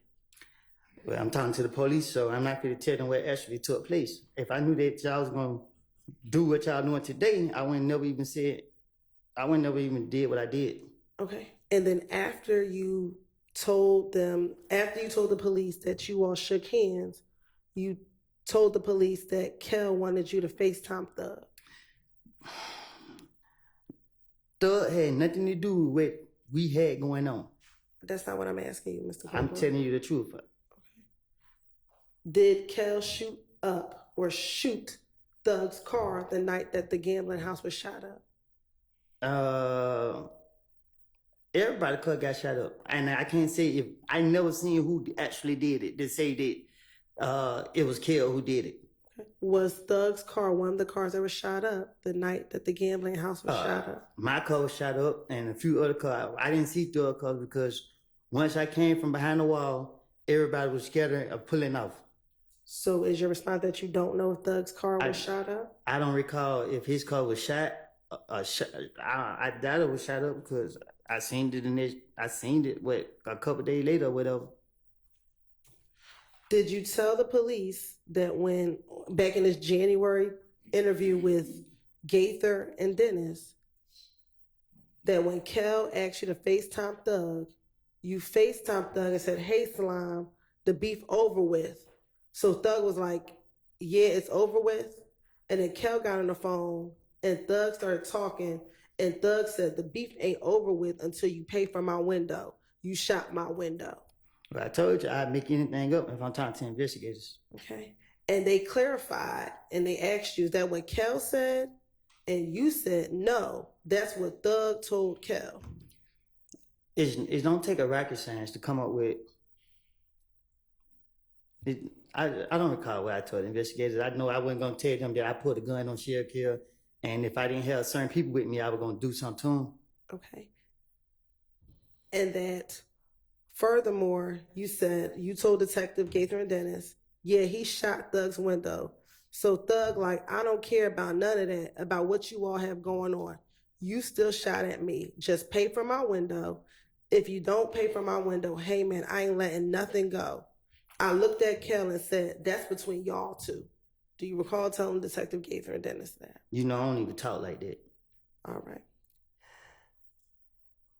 And then afterwards, they hung up from FaceTime, and Kel's like, nah, man, call Nut. And so you and Kel started talking, and you told Kel, just pay for the window. This shit over. And Kel's like, pay for the window? This nigga just tried me. Did you tell the police that that's what Kel told you after he got off the phone with Thug? When I pulled that gun out on Sheriff Kel, I said, I could have got you. He went his way, and I went mine. Okay. Do you recall telling Detective Gaither and Dennis that you actually did shoot at Kel's house back in June of 2015? In the interview in June of 2015, you actually told the police that you shot at Kel. Do you not recall that? No, I don't. Okay. So I don't think I got a chance to get him. You said that. You told the police you shot in the air, but Kel was around. Do you recall telling the police that? Can you say it again? Sure. I shot in the air, but what? I'm going to object to this statement of what he said. It was just represented that he told the police he shot at Kel, and now it's being represented he told the police he shot in the air, but Kel was around. All right, well, that may be something he told the police too. I don't know. She can ask about it and he can answer whatever his recollection is of what he said to the police. Go ahead.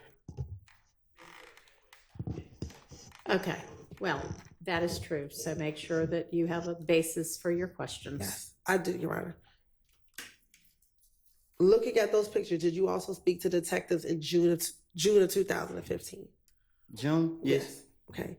And during that interview, do you recall telling the police that you actually did shoot at Kel, but you told them that you actually shot in the air, but Kel was around? I love God too much to be shooting at him. Okay. Do you recall telling the police that you shot in the air? No, I don't. I don't even recall ever shooting in the air. Okay. Now I want to go back to the January 28th, 2015 interview. Do you recall telling the detectives that you told Kel, you got a problem with Thug, you don't have a problem with me. That's over with, and y'all shook hands? Yeah, I don't recall what I done told the investigators.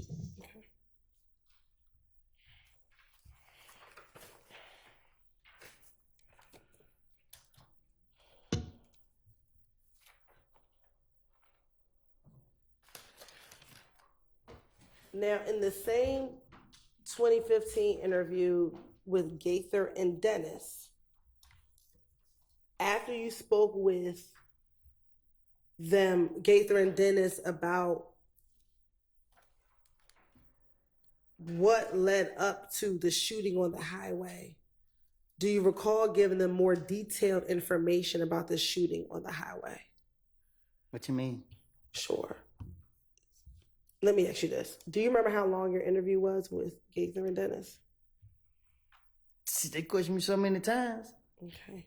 Do you remember the interview being approximately 3 hours? Probably so. Okay.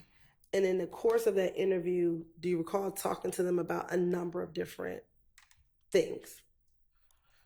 Like, I don't recall. Okay.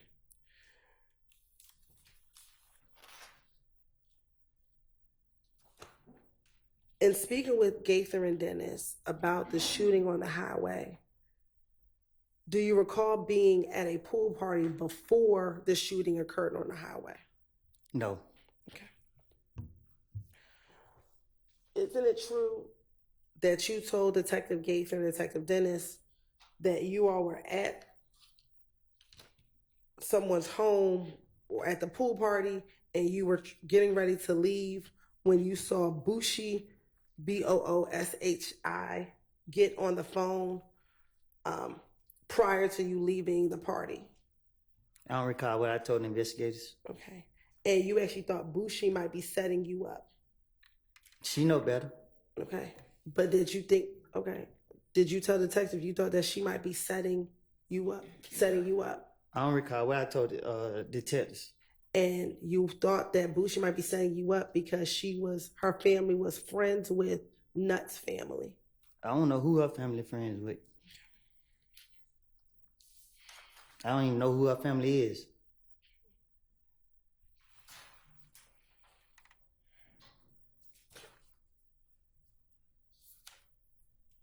Do you recall them saying in that same interview that once you all left the party,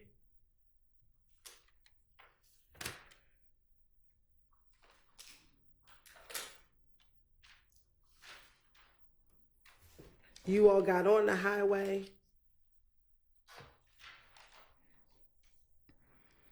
and you got near, I believe it was Atlanta Medical Center back then? And that's the area in where the shooting occurred on the highway. Can you say that again? Sure. That after you left the pool party, you and I believe Shannon got into a car and you all left, and the route that you took was near Atlanta Medical Center. Oh, I don't recall what I told the investigators.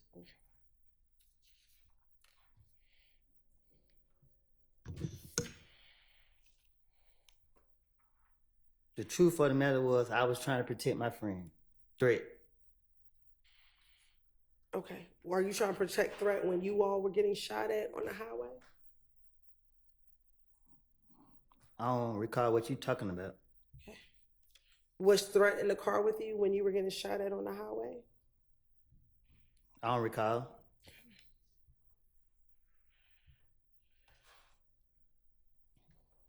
Do you remember telling the detectives that you reached out to Yet Gotti because he was dating Booshi at the time,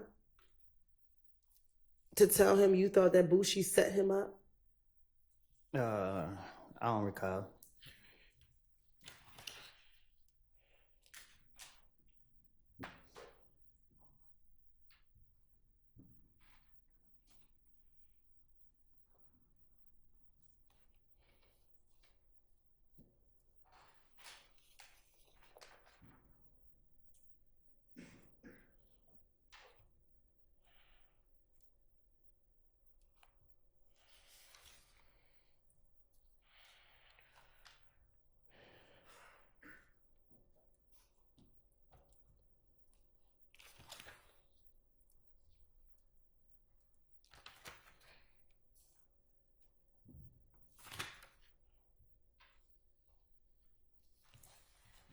And when you spoke to Yak and you confronted him and said, your girl just set me up, he responded to you and said, who? Bushi? And then he told you he was going to call you back. He hung up. He called back and said, she doesn't know what you're talking about, that she didn't set you up. I don't recall.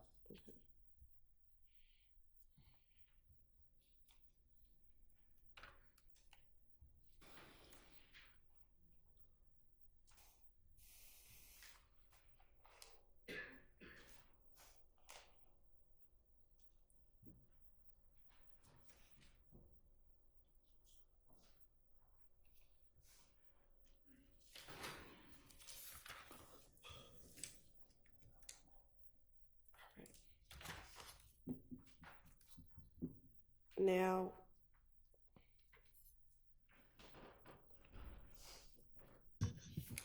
earlier we talked about who you hang with, or back in 2015, who you were hanging with back in January of 2015.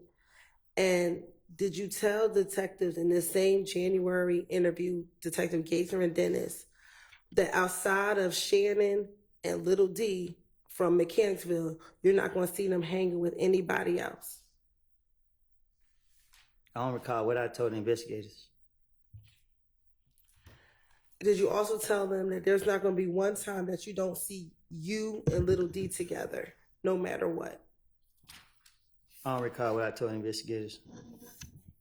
But Ladi is not he don't have my life, he not like me. Ladi is a pretty boy, he for the girls. Okay, so when you say he's not like you, what do you mean? I don't recall. Okay, so why did you just say that? I don't recall. So when you say he's like the girls, what do you mean? He's a pretty boy. Okay. He's not a troublemaker. Oh, okay, so what does that mean? Why did you tell me that? Ladi was only around for the girls. Okay. So when he got beat up in the club, was that only for the girls? Yeah. Okay. I don't know. So if he's only about the girls. Ladi is not a fighter, he's not a shooter, he's just a pretty boy. Okay.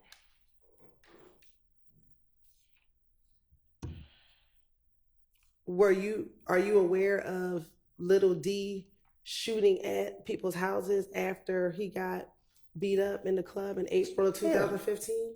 No, Ladi don't know how to shoot no gun. Okay. Were you aware of him being convicted for that? Cause Ladi wanna be something that he ain't. So he probably took a charge. Ain't no telling.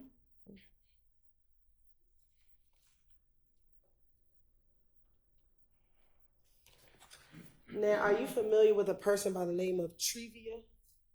Who? And Trevia? I don't know who that is. Okay. Do you know of Moontung having a girlfriend named Antrevia? Oh, the girl. Yeah, I know who. I don't know her. I know who you talking about. Okay. And Trevia, was she at one point in time also dating Shell Cal? That's her. I'm asking you. I don't recall. Okay. Do you recall telling the detectives about Trevia and about the issues you had with Trevia yourself? I ain't had no issues with her.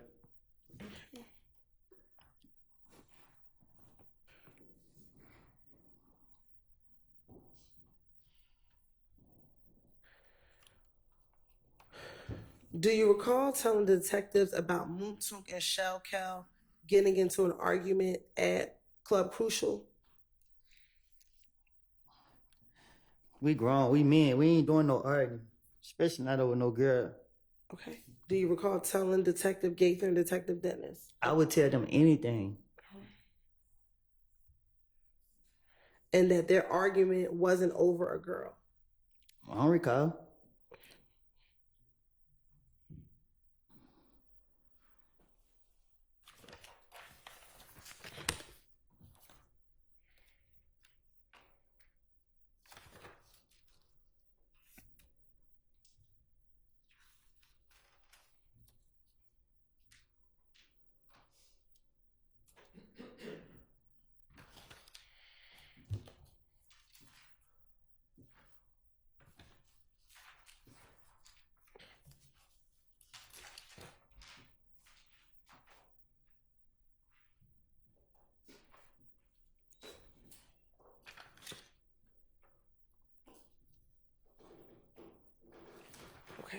Earlier, you talked about pulling a gun out on Shell Cal. Do you recall telling me that a few moments ago?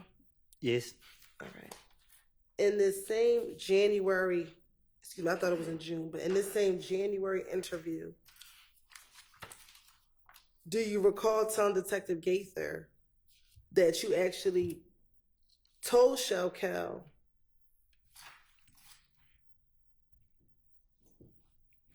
that you almost shot at him and that you could have killed him if you wanted to? You actually told Detective Gaither. If I got a chance, I would have. Okay. But did you tell Detective Gaither that you told Shell Cal that you almost shot at him? I don't recall. Okay. And that you actually told him, I was this close to you, but I could have killed you if I wanted to. Yeah, I don't recall. Okay.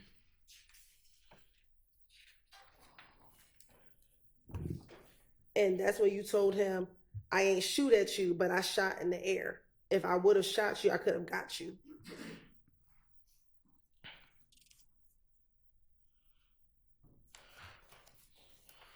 You said it again? Sure. Do you recall telling Detective Gaither that you actually did tell Shell Cal that you almost tried to shoot at him, but that you ended up shooting in the air? I don't recall. And that you told him, I would have shot you. I could have gotten to you, bro. Anytime he got shot at? No, I don't recall.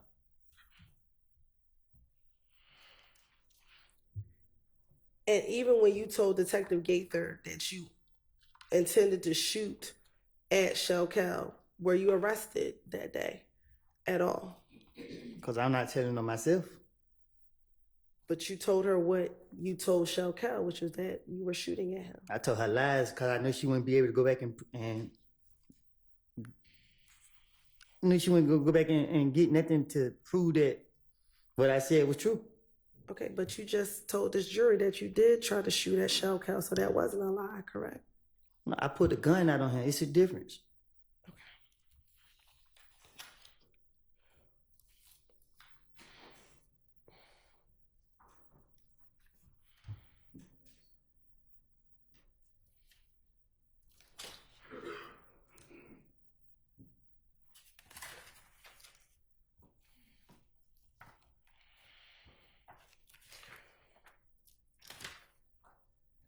Now, after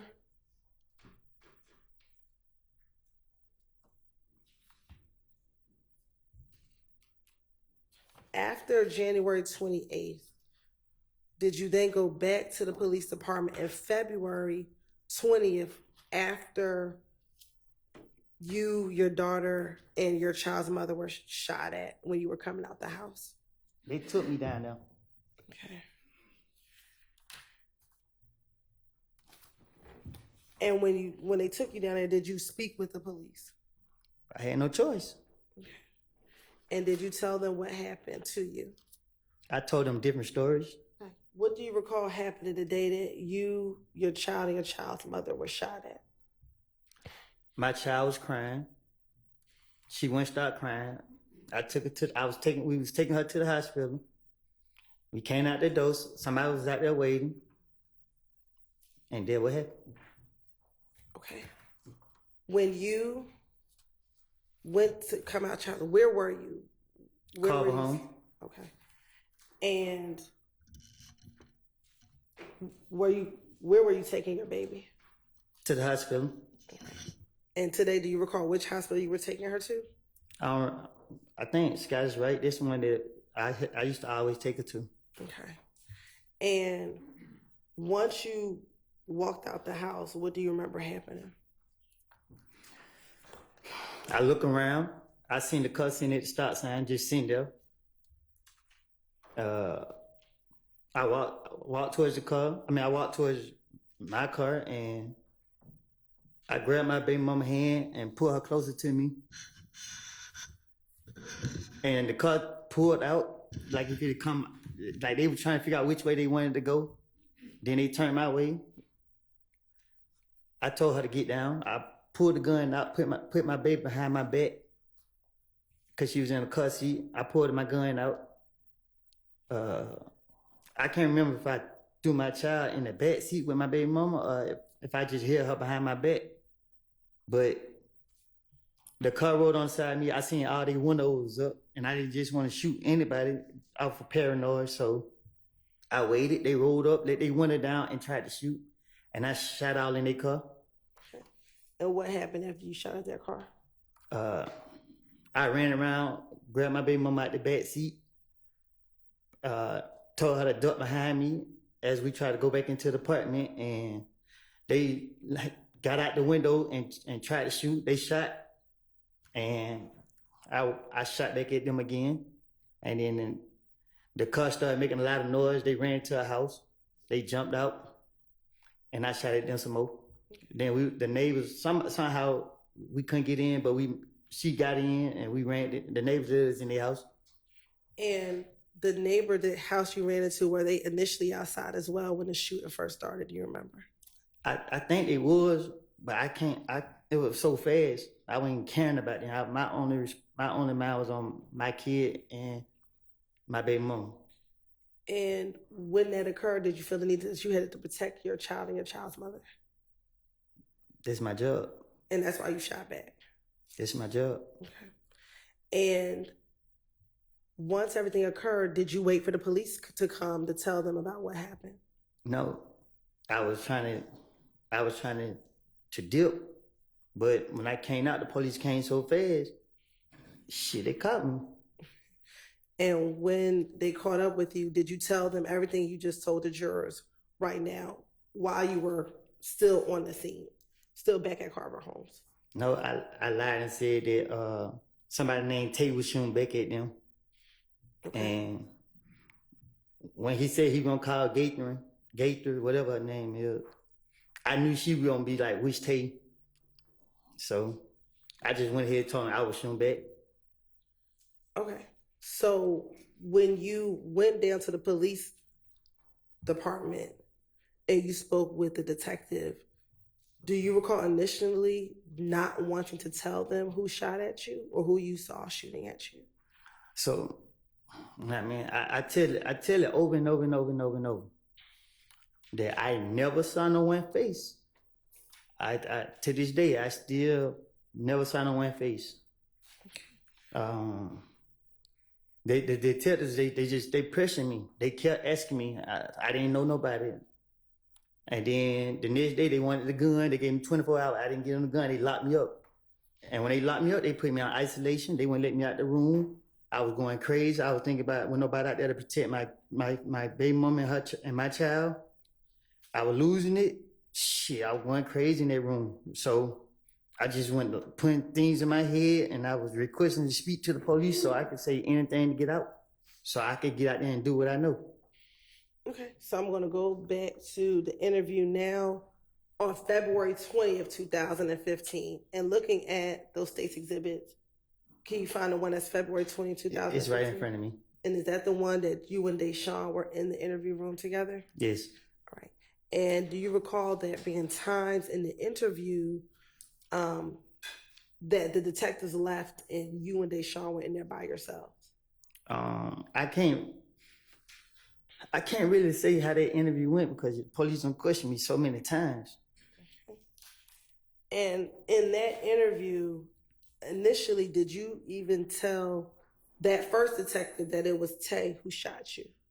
No, I don't know which. It was so many of them. I just know when I was still in Carver Home, I tried to go outside to get the key from the car because I had already left the car running, and Deshaun dropped her purse, which had the key in it. So I was trying to go get the key, and then that's when the police caught me. And the first police that came up, he didn't know me, and I didn't know him, so I just told him anything. But when he was like, they getting the gang unit here, I was like, shit. Because the gang unit know everybody I know, so I just told them I shot back. Okay. And even when you told me you shot back, you did not get arrested for shooting back at Tay, or excuse me, shooting back at the cars that shot at you. Right. So when I went ahead and admitted that I was shooting back, they searched me, and then he was like, "Okay, man, you're not under arrest, whatever." So he's like, we just want to take you down for question. I'm like, but if me and my baby mama got shot up, why you only taking me? If you're going to lock me up, just going to lock me up. And then one of the police had, because the police put like his handcuff. And he was like, nah, we don't need that. Told him put the handcuffs up. And he like, man, come. So I like, do I got to go? He like, yeah, because I got to get your statement. So I'm like, well, why she? And he like, she could come too. Okay. And the both of you all went to the police department. He took us down there. All right. And she wasn't arrested and you weren't arrested when you went down there. No, we wasn't. All right. And during that interview, do you recall them trying to find out from you who was the person that shot at you? That's what he kept asking. I don't recall, but I know that's what he kept asking. And you were concerned about telling them because you were concerned about snitching. No, at that point, I didn't give a fuck about, oh, excuse me, sorry. I didn't care about nothing or nobody walking this earth. Okay. During that interview, do you recall the detective? And let me actually just strike that. The person who interviewed you, was it Detective Thorpe? I don't have a clue who it was. Okay. Do you remember being Detective Gaith or Detective Dennis? I remember them saying that the gang unit gonna come question me. I don't remember. I don't even know if they questioned me about this. I can't remember. Okay. Do you remember the detective asking you, or didn't the detective ask you, do you recognize anybody in the car that tonight this any shot at you? Do you recognize anybody? And Deshaun says, I couldn't see their face. He asked you, you recognize who it is. I'm just waiting on you to be real with me about it. And you said it won't stop it. And he says to you, so you saying the loyalty, not knowing who was out here shooting at your baby mama and your baby ain't gonna stop it? Because you can't sit here and tell me today who you recognize as a person who was shooting at you. And then you continue to say, I didn't do nothing. I didn't kill nobody. I didn't shoot one of them. I haven't done nothing to them. I honestly haven't. They've been shooting up. I haven't retaliated not one time. I'm going to tell you why I haven't. Because I feel like police out to get me. Gaither called me. Guess what? They can call me. I put all my pride to the side. I put a lot of faith in her to handle. I'm sorry. And I put a lot of faith in her to handle this. And guess what? It's still going on. And he says to you,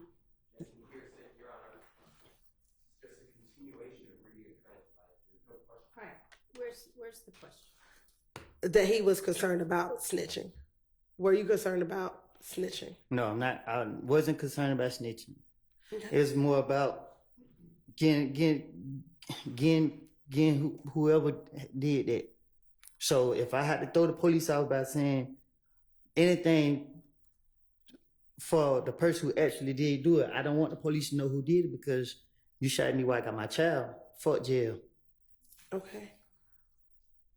Do you recall telling the detective that one of your cousins was getting tortured now because people thought that he had snitched? What I'm trying to do to people who shot at me and my child, I ain't trying to see them in jail. Okay. But did you tell the detectives, again, you were concerned about being labeled a snitch? I don't. If that was the case, then I wouldn't be a snitch. Isn't it true that you told the detectives, your cousin, he's getting shot at? All this because they think he snitched. I'm already going through enough about something I didn't do. And I know if I was to tell you what was going on, as much as I know, they're going to be on the records and all this here, and you got to get him locked up, and he going to get his discovery package. First thing you're going to do is send the two places, to the street and to prison, and float it all around the city of Atlanta, and then all around prison. But my name's over that. I'm not going out that way. No, I'm not going through none of that. Look, they shot at me, my girl, and my baby. Almost shot my face off as we were running. I'm not for sure, but I thought I heard one of the bullets hit the car seat and grazed the car seat. I don't know. I've been to jail so many times that I know whatever I say to the police will be in black and white. They have me no concern about being labeled a snitch or being concerned about being labeled a snitch. The way I live and the way my mind set up is, I don't care how nobody label me. Like I told you, somebody shot me while I got my child. Okay. And with that, the detective tried to encourage you to tell who you saw, and you would not. Is that true? My right hand to God, Detective Gaither told me who shot at me. She asked me, did I see one of the people? And when she said that, I was like, I didn't see this boy, no nothing. First thing came to my mind, why you bring his name up? I didn't know no blood was in the car, I didn't know nothing. And when they told me that and she brought his name up, I knew who shot at me then. Didn't you send to Detective Gaither, and the day after this interview, a picture of the person who shot at you in the car? Tay never shot at me. Okay, but There was a throw off. But you sent her that picture, correct? I can't recall. If I did, I probably did. But my whole motive was to get who, in my heart, like I said last time, and to this day right here, I have seen Tay after the fact, and I didn't do nothing to him because I knew 100% fact that this boy didn't shoot at me or do nothing to me. The pressure that the Atlanta police put on me was just like to say anything at this point, because at the end of the day, I know this boy ain't shoot at me. Y'all went to lock them up and charge him. The DA office called me, and when I was in, they didn't call me, they called Deshaun. But when I was in jail, and they was talking to her, and they was saying something about trial, I told them people on the phone while I was in jail back in whatever year that was, that he wasn't the person that shot us. I'm not protecting him, and to this day, he's out wherever he at. I'm not protecting him. I never saw him shoot at me. Okay. In the same February 20th interview, do you recall there being a period of time when the detective left the room and it was only you and Deshaun in the room speaking? I don't recall nothing that took place in the interrogation. But as we speak today, I'm telling you what I recall. When they shot at me with me, Deshaun, and my child, I remember every second of that night. I still see it every night I go to sleep. I still want, that's it. And is it true that in the same February interview, when Detective Curry left the room, it was just you and Deshaun, you said to her, this shit not going to work. Sit right here and be a damn snitch, so I'm going to keep going. And she says to you, why are you acting like you did? I didn't. They want me to say I did. Well, you should just said no. I thought you know all of them. And you said, I do know who it was. You were just saying you didn't know what to say. I did. When he jumped out the car, I know exactly who I saw. And she said, who? And you said, this shit got my blood pressure up. I think they be walking somewhere right here or something with the police right here. They had to be walking somewhere. They could have ran up to the car. And then you say, it's Tay and them. Do you recall telling Deshaun that when it was just the two of you in the room? I don't recall saying that, but I have watched First 48, and any of my family members will tell you, I don't do nothing but watch police all day. Any movie, I just watch and learn how they operate. When that police left out, I knew they were still recording us. Like I said, I like it. So if you told the detectives, I don't know who shot me, why didn't you just continue to say that if you knew the cameras were running? Why did you just tell Deshaun that knowing that the cameras were running? Because my whole motive is to convince the police that I'm going to tell them the truth. But you already convinced them, according to you, by telling them you didn't know who shot you, correct? But you got to understand the difference, like how you put pressure on me now. You keep applying pressure. Know what I mean? Like at this point, I'm liable to say anything. But the truth of the matter is, I don't know who shot at me until Detective Gaither said one of the boys' name. And when she said one of the boys' name, she said blood. And when they locked me up the next day, I was in what's name, and one of the boys came in like, he just came from Cub home, and they found he told me some stuff that happened that I was like, what? I put 2 and 2 together, and that's how I knew who shot at me. Was Detective Gaither in the room when you were talking to Deshaun? I don't know. Like yeah, I'm talking about the whole time frame. When that investigator questioned me, you know what I mean? Like, it wasn't, I know Tay personal. Like, I'm not gonna tell you nothing about what me and Tay had going on, But y'all know, like I know, Tay didn't have nothing to do with me getting shot at. Matter of fact, you just said you knew Tay. Didn't you tell Detective Curry that Tay had just been at your house a few days before the shooting? Exactly. I invited him there. Exactly. And you told the detective that that's how you knew who he was, because he had been to your house. You want to tell you why I invited Tay to my house? I'm not even gonna do him like that. No, I'm not telling y'all that. Okay. I'm not asking you to tell me anything. I'm asking you, were you concerned about snitching, which is why you did not want to initially tell Detective Curry who shot at you? Objection, asked and answered. Sustained.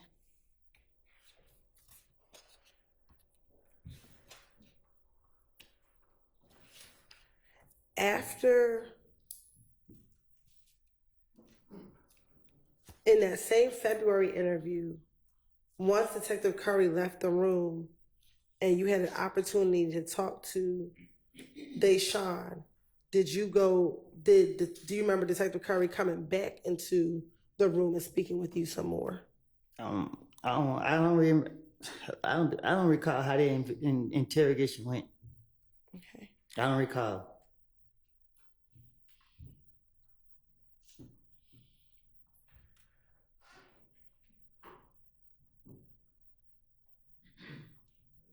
Do you recall being concerned that there was a whole gang after you because they thought that you had killed Nut?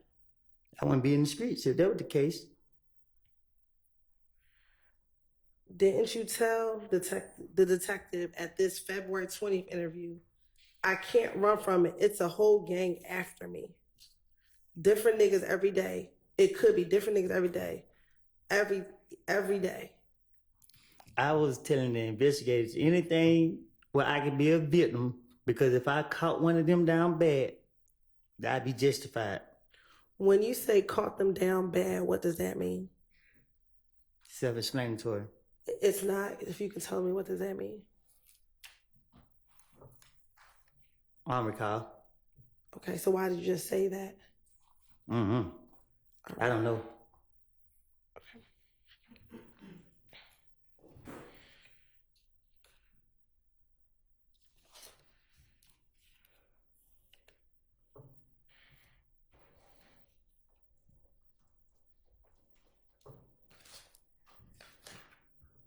And in February of 2015, when you had this initial interview after you and your child mother was shot at,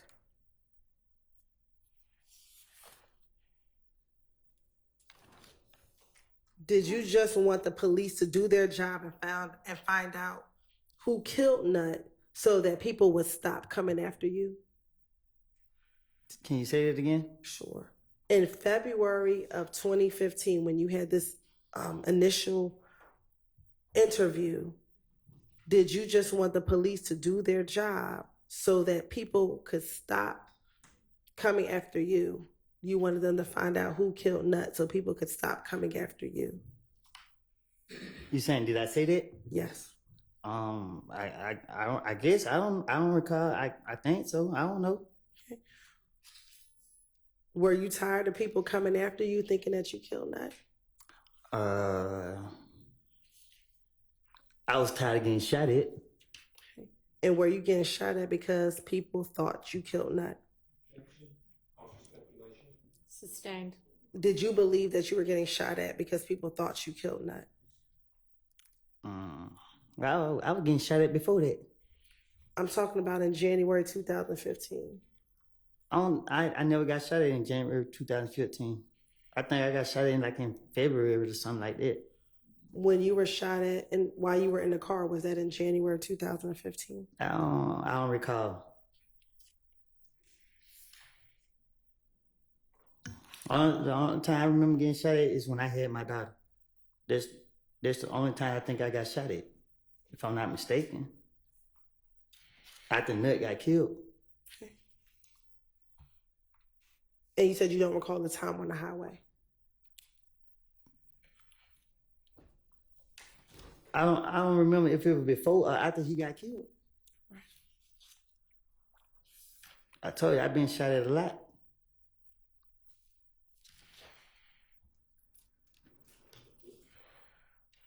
Now, you said that you finessed them because they wanted the gun that you used to shoot back at the individuals who shot at you. What happened to that gun? How do I know? What did you do with the gun after you shot at them? What gun? The gun that you used to shoot at the individuals who shot at you. I don't know nothing about no gun. I don't recall. Okay. Did you just testify a few moments ago that while your baby was in your hand, you took the gun and shot at these individuals who shot at you? Oh, I told them I throw that gun in the woods. Who did you tell that to? The police they caught me there that night, and they went to search the woods and they said they couldn't find it. All right. Did you tell the detective who you were interviewing with that the gun was back at home and that you were going to go get the gun and bring it to them? Yes, I think I told them that. Okay. I told them if they let me go, I'd bring the gun back. And that specifically, you won't call Gaither and give Gaither the gun. I don't know if I said that, but I probably did. Okay. And did you ever give Gaither the gun? No. Why not? Is you crazy? They asked you for the gun. Why didn't you give it to her? I never was gonna get in the gun from the start. Okay. Did you eventually explain in June of 2015 the reason why you never gave Gaither the gun? What you mean? When you were interviewed in June of 2015, did you tell Gaither why you never gave her the gun? I don't know. Okay. Did you tell Gaither in June of 2015 that you never gave her the gun because it was Shannon's gun? What I'm gonna do with Shannon gun? Okay. Did you recall telling her that? I ain't no telling. I probably did. Okay. And that Shannon took the gun with him while he was on tour with No, I don't. I tell Gaither anything. Okay. Just like I would tell the rest of the police. But as today, as in the truth of what happened was, I hid the gun in the neighbor house. And they bathroom up under the sink. So why wouldn't you just tell Gaither that you hid the gun? Because they're going to lock me up for the gun. I didn't supposed to have it. Okay. But you had already told her in January 2015 that you had a whole chopper. You didn't get arrested for having a chopper.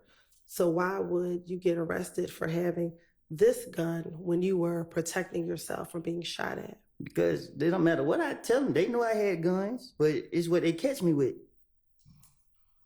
Okay.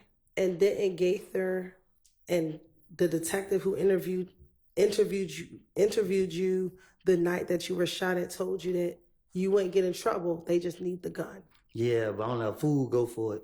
Okay.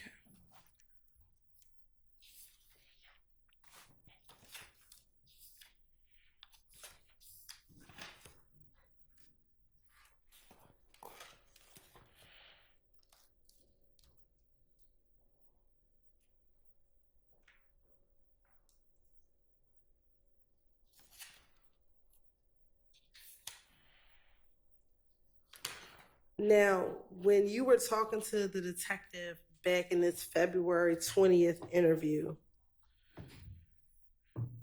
do you recall him asking you questions about Tay and where Tay was from? Which day? The Tay that you initially said shot at your car. Oh, I don't I recall. mean, excuse me, shot at you and Deshaun. I don't recall.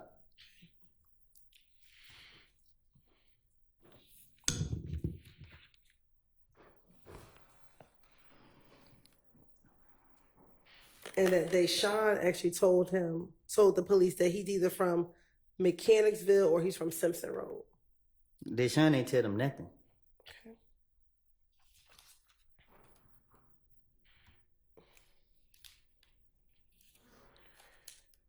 And matter of fact, Deshaun, when they asked him how old is Tay, Deshaun told them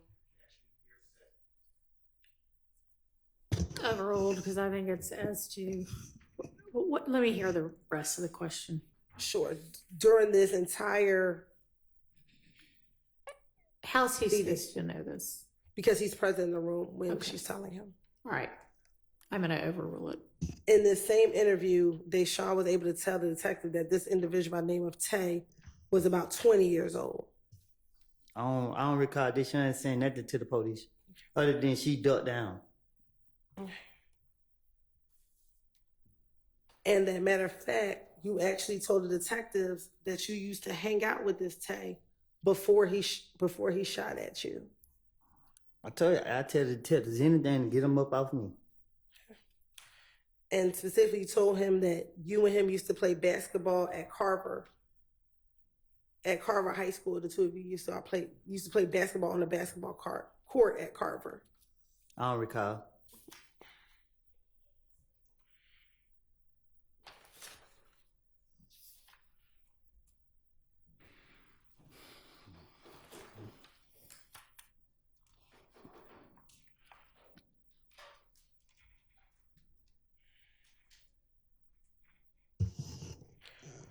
Miss Hilton, we're going to need to, I mean, it doesn't have to be right this minute, but pick a stopping point sometime in the next 20 minutes or so. Okay. Thank you, Your Honor. You said earlier that you weren't concerned about being labeled a snitch. Is that fair to say? Say that again? Earlier, a few moments ago, you said you weren't concerned about being labeled a snitch. Is that fair to say? I wasn't. You was not. What you mean? That you didn't have any concerns being labeled a snitch. Is that correct? I don't get what you asking. Back in 2015, were you concerned about people labeling you a snitch? I was concerned about the safety of my family, so that's my mindset back then. I'm asking you, were you concerned about being labeled a snitch? A snitch is someone who tell the truth to the police. Okay, so were you concerned about being labeled a snitch? I was concerned about getting those who wrong me and the people I care about. In the same February interview, did you tell Detective Curry, I went down here and I talked to her. Now everybody, excuse me, let me start back. Did you tell Detective Curry during this interview, how could I survive this? How can I survive this? I can't go anywhere if I don't have money. Because Gaither called my phone when I was in front of Young Thug. She wanted me to talk. She wanted me to come down and talk. You feel me? Everybody there, everybody right there. You feel me? That's what I did. I left, went down here and talked to her. Now, everybody look at me like I'm a snitch now. It's just like I can't get no money. You know, I was just getting money by just doing nothing. Hey man, I need to borrow this right here, just hanging around going for the mall. He paid for everything for me. And now they think I'm a snitch. First of all, I was breaking in the stove, so I'm always get me some money. That's what I'm gonna do. So what I told the investigators is just anything. I keep telling you that. You know what I mean? Like, okay. So my question to you is, were you concerned back then about being labeled a snitch? I was playing the victim card. I keep telling you that. It was about being labeled a snitch, because if I was concerned about being labeled a snitch, I would never even try to finesse my way out of no situation, because even lying to the police, y'all to put it in there as in this and then third. I know anything that I say to a police officer, they're going to go into a police report anyway. So it's self-explanatory. I only care about getting myself out of the situation to protect my family. That's it. And is that why you're changing your testimony here today? I'm not changing I'm sorry. Go ahead. Because you're concerned about being labeled a snitch? Miss Hilton, the damn world called me a snitch. You think I'm only concerned about telling the truth today? I don't know what nobody else did, but I do know that I have lied on people, and I don't want that on my conscience. So today I'm sitting here telling you the truth. I told you the truth before y'all called me in this trial. I told y'all I have made it up. I told y'all that. I wasn't gonna say anything about nothing to hurt my friend. My friend was straight. I was only protecting him. So when you told the detectives about what happened the night of Donovan Thomas's murder, were you protecting Threat? Yes, I was gonna keep Threat name out of it as much as possible.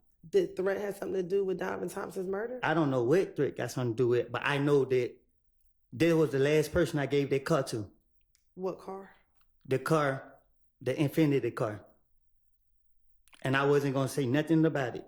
What Infinity car did you give the threat? The Infinity car that I had. Okay. Is this the same car that you went to the rental car place with Thug and Thug rented the Infinity? I'm talking about the gray Infinity car that me and Zachary was riding in. I wrecked the car, put up on threat, gave the car the threat, and I left. Okay. Is this the same Infinity that you told police that you went to the Hertz rental car place with Thug when he rented the Infinity? I just told you that I gave threat that car. Ms. I don't know. Copeland, that's not what she asked, so listen to what she asked and then answer that as best you can. You're saying you gave threat that Infinity. Is that what you're saying? Hold on 1 second. Y'all just confused me. What you say, Yana? Well, I wanted Ms. Hilton to ask the question clearly and you listen to it and answer it. So ask the question you asked him a minute ago if that's what you want the answer to. The Infinity that you're talking about, is that the Infinity that you went to the Atlanta airport with Thug when he rented the Infinity? What you asking? You're talking about an Infinity that you gave the threat, correct? Right. The Infinity that you're referring to, is that the Infinity that you went to the Atlanta airport with Thug when he rented the Infinity? Yes. Okay. And that was the car that Thug rented, correct? I asked him to rent me a car, and I rent the car, and I gave the car the threat. When did you give the car the threat? The same night I read it. The night before that happened. Before what happened? The same night it happened. I can't remember. I gave the car the threat and I left. Where did you give the car the threat at?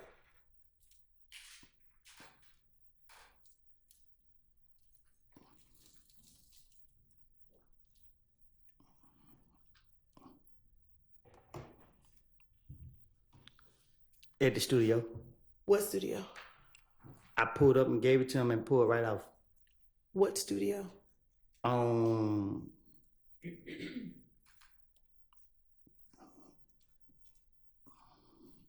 It was by Northside Drive, Marietta. It was one of them streets. Was there anyone else at the studio when you gave the car? I didn't go in the studio. I pulled up. I was pulling up, and I seen threat. I gave threat the car, jumped out of the car, it got in my called my brother to come and get me. And was this the date Donovan Thomas died? Was this a few days before?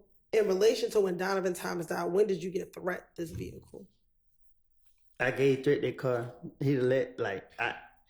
I read the car, gave it a threat. So when you wrecked the car, why would you give threat a wrecked vehicle? So I could. What you mean? It wasn't damaged bad. I don't know. I hit something on it, and then shit. The thing on the cover, it was tripping. So when I pulled up, I wasn't giving it to threat, but I just seen him standing outside. And I was like, he like, what you about to do? I'm like, just get the key real quick. I'll be right back. Gave threat the car, and I dipped. I don't know if it was late. So when I woke up the next day, I came outside, and this when I heard what happened. Okay.